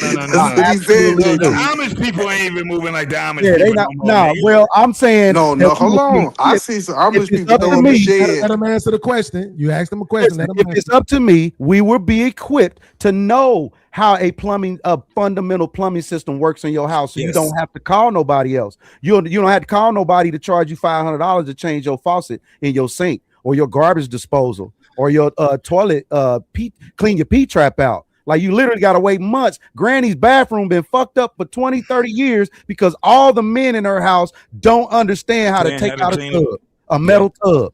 Okay, right? so wait, so creator, so Edie Man, I know you respond, but That's just some so real you shit. know, here's the evidence. The evidence to what he's saying is YouTube, right? Because I know so many people that really be into the do-it-yourself shit nowadays too, though, right? So as long as you kind of have that filter for you, where you can look at it and see, you ain't necessarily got to read a book, and you can just watch it step by step. It's like having somebody that with you to a certain degree. I think you probably would. And a lot of women are doing that, actually. A lot of women are doing that do-it-yourself shit, fix shit. I mean, my ex was like that. She fixed the trunk of our car once before. The electric trunk would not go all the way down, and she fixed that shit watching the YouTube video. Yeah. I think that night I really ate the ass real good, too. But what I'm saying is this, though. I bet you did. But what I'm saying is this, though. Oh, damn, Edie Man dropped down. What I was going to say to Edie Man, though, is this. I understand what he's saying. We probably still a lot of years away from that. Multiple generations away from the point where the computerized and the tech and all of that and the AI and all of that is like really pricing people out of so many of the what do you call them again? The trade jobs. Yeah. But at the same time, Edie Man, whatever job still exists, where are we at in them? I can't watch this. I ain't never looked this up before, but I'm willing to bet good money right now that if I look it up, black people probably not getting more than 12% of the trade jobs. And I know you're thinking, but we only 13% of the population, so that's really good. And if you figure for the women, then we only 8% of. I understand. I understand it. It might sound good, but it ain't. You know what I'm saying? Because that means so many of the jobs that so many of the jobs that we have, we working for other people. The thing about having the trade jobs is that you get to go into business for yourself. You can work for yourself. Even if you have a job, you might, in Chicago, the Transit Authority is the CTA. You might have a job for the CTA, but on your off time, you can go and do this electrical work. You can go do this plumbing work. You go do this other shit. So now you got a secondary stream of income that you get to manage. And don't let it get paid in cash.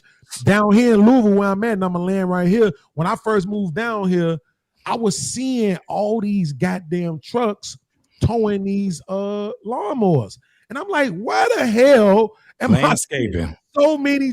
That's because so many people down here do landscaping on the weekends or when they ain't at work, and I be seeing a lot of men out there with their sons getting it done. You see what I'm saying? Hey, Beans. Shout out to Pinos in Louisville. Even though I ain't really scared about losing my job because I only got a couple of more years before I retire. But if they got to the point, dog, where the shit gets fucked up for me, I know how to start, not only start a landscaping business, but I know how to maintain a landscaping business. John Deere was my motherfucking father's friend. John Deere was the shit right there. You know what I'm saying? My father, this was in the 80s. Hold on real quick, JT. Trey, I don't know if you can hear me, if you still woke. Edie Man is in the back. He is asking to be brought up. If anybody got the controls, you can bring E up. He's in the back. He's asking to be brought up. I don't know if you hear me, Trey. I don't got its number or nothing like that, though. Wake up, Trey. Like contact. But go ahead, JT. But what we seen, there was a job, Beans. There was a job that a lot of people was trying to go to school for, and it was called word processor, right? Mm-hmm. And I just remember when the Pentium came out, that job was deleted. A word processor. Think about it. That was a fucking job description. I'm a word processor. What the fuck is a word processor now? It's a Pentium. It's a fucking computer. The computer word processes itself. So what we used to do, because I went to the stupid ass school, my dumb ass, before I went to the military, and I was sitting here typing in all kind of fucking commands. MS-DOS, this and that, and da-da-da, and this and that, and I'm learning all this crazy ass bullshit. And in less than a year, the motherfucker came up with a Pentium. I didn't graduate because I went to the military, but I knew a lot of friends that graduated, and guess what they ended up getting as a job? Big ass goose egg. Nothing. They had to go back to fucking school. That's what AI is getting ready to do 10 times plus. Yep. I'm in a industry right now. I'm in the medical industry right now.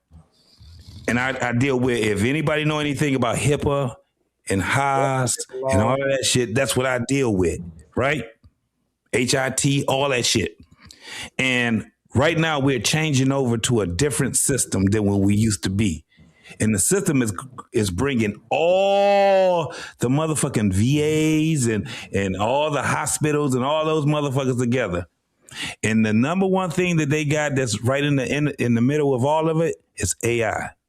Dog, motherfuckers is about to start losing their jobs. Now, this is the thing. If they don't take their ass to training. Yep. If they don't take their ass to schools. Because AI is what they're trying to, motherfuckers are giving it away for free right now. Yep. In 3 months, that shit ain't gonna be free no more. Giving what away free? What AI free? Just the training. They're giving up the training. Right now, you can go get AI training and all that shit. But this is the thing. The world has changed already for us. We see it. If you the age that I am right now, if you 45, if you the age of 45 and up, we done seen this motherfucker change so many goddamn times, bro. Yep. Yep. This change right here, we like, damn, we ain't never seen nothing like this. We ain't never seen nothing like this. Yeah, but at the end of the day, yeah, we be in the Jetsons for real. This shit is about to be so motherfucking. It's gonna be like a bittersweet. Because if you just don't want to learn nothing, let me tell you something. And I'm going to end with this right here. I done had some motherfucking baby boomers, dog. I'm talking about the old baby boomers, too. I ain't never had a computer. I ain't going to get no computer. I don't know how to get that because, y'all out here with changing this computer shit. You know what I'm saying? All that generation is divided. Let me tell you, same generation. My mama is in that generation, and let me tell you, my mama probably know more about this shit that I do than I do. You know what I'm saying? It's the same generation. That's not even generation. That's just people of every generation. It's just gonna people. Fight progress. My mama like this shit doesn't change, and she don't be knowing everything. But I love my mama so much where I'd be like, all right, listen, we argue. Beans. That thing that you have, that relationship that you would have with your mama as being the man that you are right now, it changes you, don't it? It changes the way that you even look at the life right now. You be like, man, when she was younger, because you saw your mama grow up. I saw my mama grow up. We done been through some shit. Dog, at some point, when are we gonna just say, that shit did happen? But I'm resilient than a motherfucker right now. And then you listen to people talking. That's why I get kind of agitated when I hear people talk about especially if they ain't lived in the past, and they talk about it as if it was a hindrance instead of being something where we really was resilient. Man, we learn a lot. And that's why you love black people. We learn a lot from being resilient, bro. And that's why you love black people so much, because you sink the fight. Right, we sink the building, we sink the ups and downs. What my man say, the current, we sink the coming, the going. We remember it goes back to somebody messed with Mike Epps and was like, you dressing like you're a young folk. He like, what you mean? These are our clothes. Right. Hey, when they tell us that we rap, you too old to be rapping. Nigga, this is my That's shit. what I said. Hey, Beans, you got to come out of retirement, man. You know what I'm saying? Come out of retirement, man. Bell bottoms. We wear the same clothes. We wear the skinny jeans shit. That shit don't fit us. That's the therapy. That's the true therapy. Back to the shit that fit us. Nigga, listen. I was trying to wear stingy brims and shit. I'm too old to write a book. I said, nigga, I'm wearing what I grew up wearing. What are we doing? Beans, you see what it is, bad boys right here. You see what I'm saying? When we sit back, this our shit right here. The fitted caps or the ones that nigga, that's what we do. And they gonna tell us we too old to do the things that we grew up doing. Man. Fuck you. I'm not wearing no Swedish knit pants. I'm not sitting there wearing no goddamn double knits and all that shit, nigga. I'm wearing what the fuck. If I had to go out here and get whatever it was that I wore back then and put it on and say, nigga, this is what I do as an old ass man, I'd be 80 years old, nigga, and I'd be wearing what the fuck I'm gonna be wearing because that's how I grew up. I don't think I'll ever go back to the 90s though. You ain't gonna never tell me I outgrew some shit. And you ain't gonna never tell me I outgrew rapping. Nigga, what? Nigga, I bring you niggas out of retirement. Y'all better quit playing, man. No, listen, here's the truth though. Here's the truth though, right? Like every generation really had their struggles with the next one. I mean, let's be honest. Hindsight is 2020, right? Mm-hmm. When I look back now at what Dolores Tuckerman was doing, they was on to something. Yeah, right. They wasn't. We talking like them now. Right. They wasn't necessarily wrong. No, do I think that they should have outlawed the music? No, I don't think that they should have outlawed the music. But they was on to some other shit though. But keeping it out of the hands of the youth. Yep. They was on to something with that shit, bro. Now at the time we wanted what we wanted, Beans. We wanted that. Look, they put them parental advisory stickers on there. And let's just be honest, that probably stopped about 10% of parents. like, you know what I'm saying? Like my mama, probably less than that. my mama was a super Christian, right? So for a long time, you couldn't play no cuss words, no music with no cussing in her house. She wasn't trying to hear that shit, right? Right. But at the same time, it wasn't like she was going through my dresser and trying to see if I had the latest NWA tape. You know what I'm saying? Like if I had it, I had it. You hit the nail on the head. You know what I'm saying? So they was onto something, but that's that struggle when you're younger. You're like we on some level we feel invincible. Our generation X was just fucked up though, because on some level we felt invincible, and at the same time, why. A lot through of the grace of God, I say through grace, boy, we were on some level we came through. On some level, we felt invincible, but at the same time, niggas didn't even think they would make it to C21. Niggas didn't think they would make it to C25 because of the program. It was this crazy ass dynamic that was going on psychologically with us. But at the same time, though, like I said, we came through the rebellious period the same way as every youth go through their rebellious period with the previous generation. We not listening to them. They not listening to us, this and that. We just want to rebel. We don't think it's that bad. But hindsight is 2020. JT made the point earlier to young people. At some point, you're going to be this age if you lucky, right? So you got to stop saying you this, you that, you don't want to listen. We trying to tell you, when I was 17, I was carrying pistols, selling dope, marching on niggas' blocks with 4 of my other homies to go fight 15 niggas. Now I'm 48. If you even ask me to go march on somebody's block or hold a pistol, I might slap you. Right. Fuck up my goddamn porch with that shit, nigga. I will still fight with my brothers, but not over that shit is what I'm saying. You know what I'm saying? Ain't gonna be no, hey man, I was at the mall, this nigga bumped into me. Where that nigga be at? On Wabansia, now we marching. Right. We don't know what these niggas got over there. We just about to go throw hands with whoever over there. Luckily, none of us never got shot in that predicament, right? But I'm just saying a lot of niggas did. Now the old folks telling us, you crazy. What are you doing? You out here and you marching and you gang banging. We ain't trying to hear that shit. But now I'm saying them same things. I ain't saying don't be a part of the gang. I'm saying don't be stupid. Right?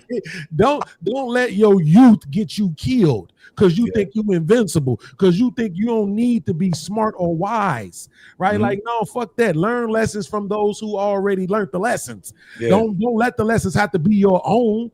You know what I'm saying? Take it from me, fam. If that nigga is in love with that girl, don't screw her because he will shoot you. Do I have to show you my bullet wound? Do I need to show you the hole in my body for you to understand that this shit is for real? Some niggas shoot niggas over bitches. Yes. It ain't that serious. Right? Yes. So I'm just about building, man, and showing brothers that this is for real. Y'all can go to Land Tech Meta here on YouTube. Real talk. I don't even give out stuff, but go to Land Tech Meta. That's kind of brief. I haven't put anything new on there, but it'll give you a brief idea of what I've been talking about and bringing the youth together and bringing us together just as men to build in our own communities. Like, it's not that deep. If niggas know how to count, you can count how many studs it's going to cost for you to build the house that you want built. It's just a box. Start off simple. So a simple rectangle, right? It's the same on two ends, right? Parallel. A cool little 20 by 30. You understand? Just start simple. You can calculate at 16 on center how many studs is going to cost for each side. And then when you put them numbers together at $5 a stud, you're going to start to be like, wait a minute. A smart man would.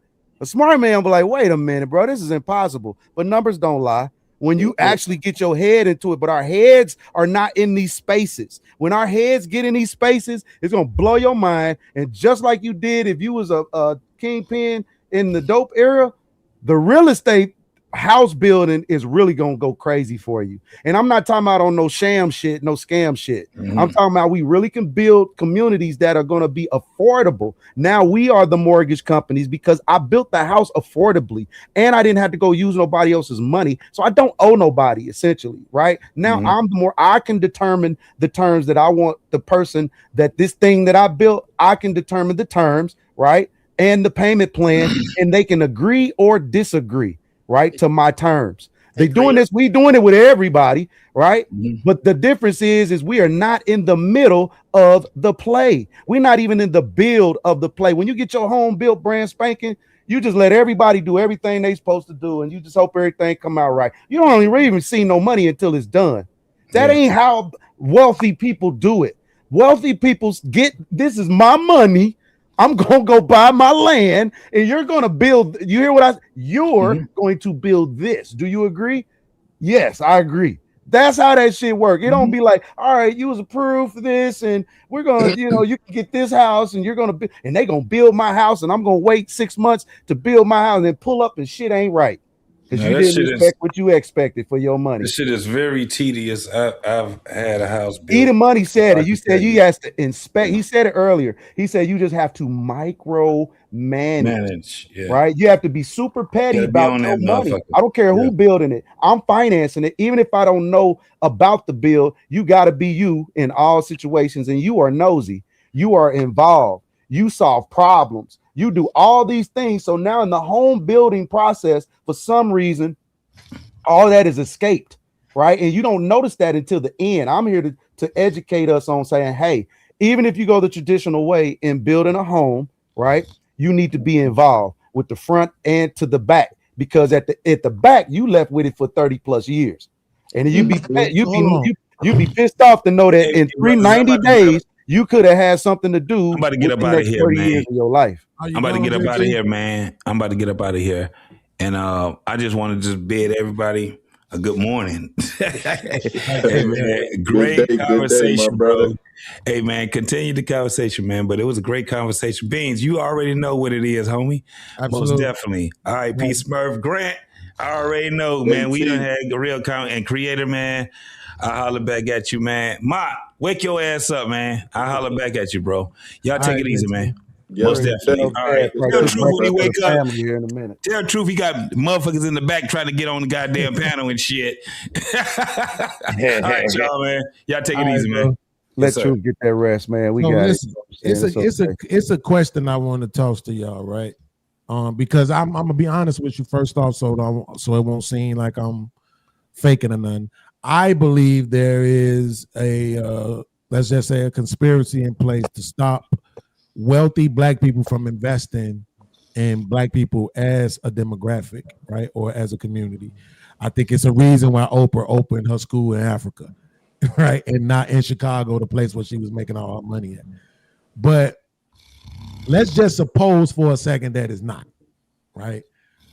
What is it that black people have to do as a group, as a generation?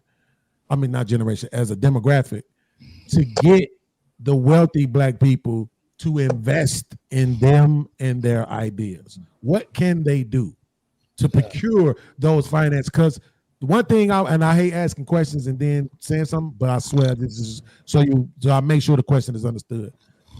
Wealthy people actually use other people's monies for their endeavors, right? They usually don't use their own money, right? They usually get loans from other people. They use other people's money, right, to get shit done, right? So I'm saying, what is it that black people can do? Because we already know the idea that black people don't do things right, can't trust them, all this other shit. So what can we do to kind of kill that Do man? you mind if I take this? Absolutely. Just initially. This guy. That wasn't Mute. Oh, who is it? Trey or Mark? Yeah, that's Trey. It don't matter. We can't do nothing about it. Yeah, I'm we finna can't do text shit him real about quick. it. So I think on that note, man, hey, this was a great conversation. I think that's the symbol for real talk. I think this is a great conversation. If anybody else got StreamYard, y'all want to continue the conversation, you can open it up. If not, then if that's what y'all want to do, I could definitely start up a stream. If y'all want to come over there, we can get away from the snoring. yeah, bro. It's only if y'all I ain't coming. I tripping. don't want to do it if ain't nobody coming. I Yeah, slept I'm up. all day, so I'm gonna be up. Yeah, I took a nap too, so Yeah, I'll start a stream then, man. I ain't got no problem with that. Let me get the stream together and I'll drop the link and everything so everybody could come through. What is it? At Beans?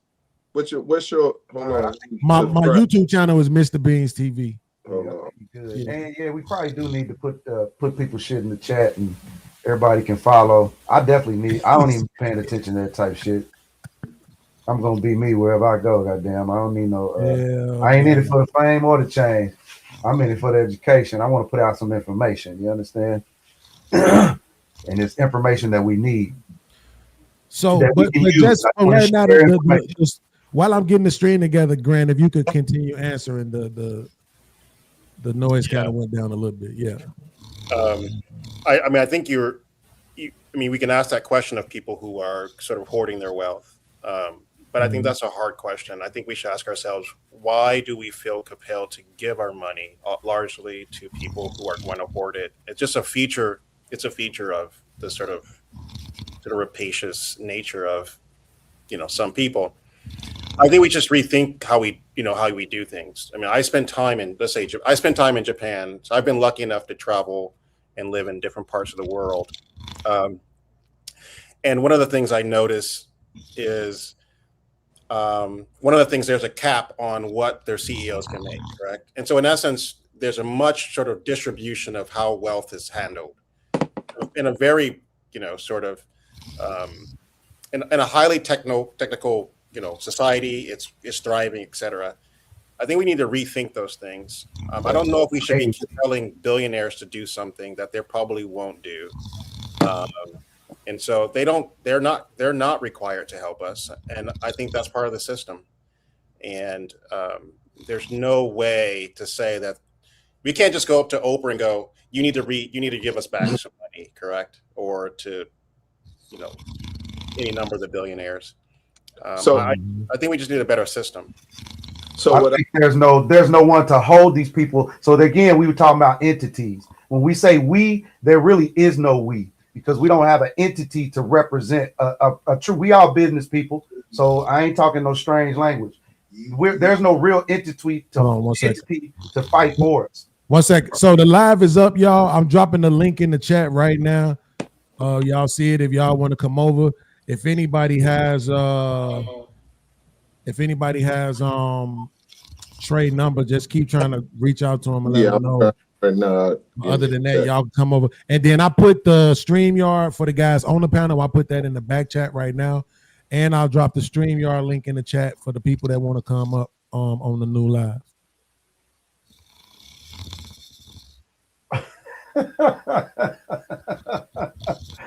That's my nigga, man. That's my nigga. That's my nigga.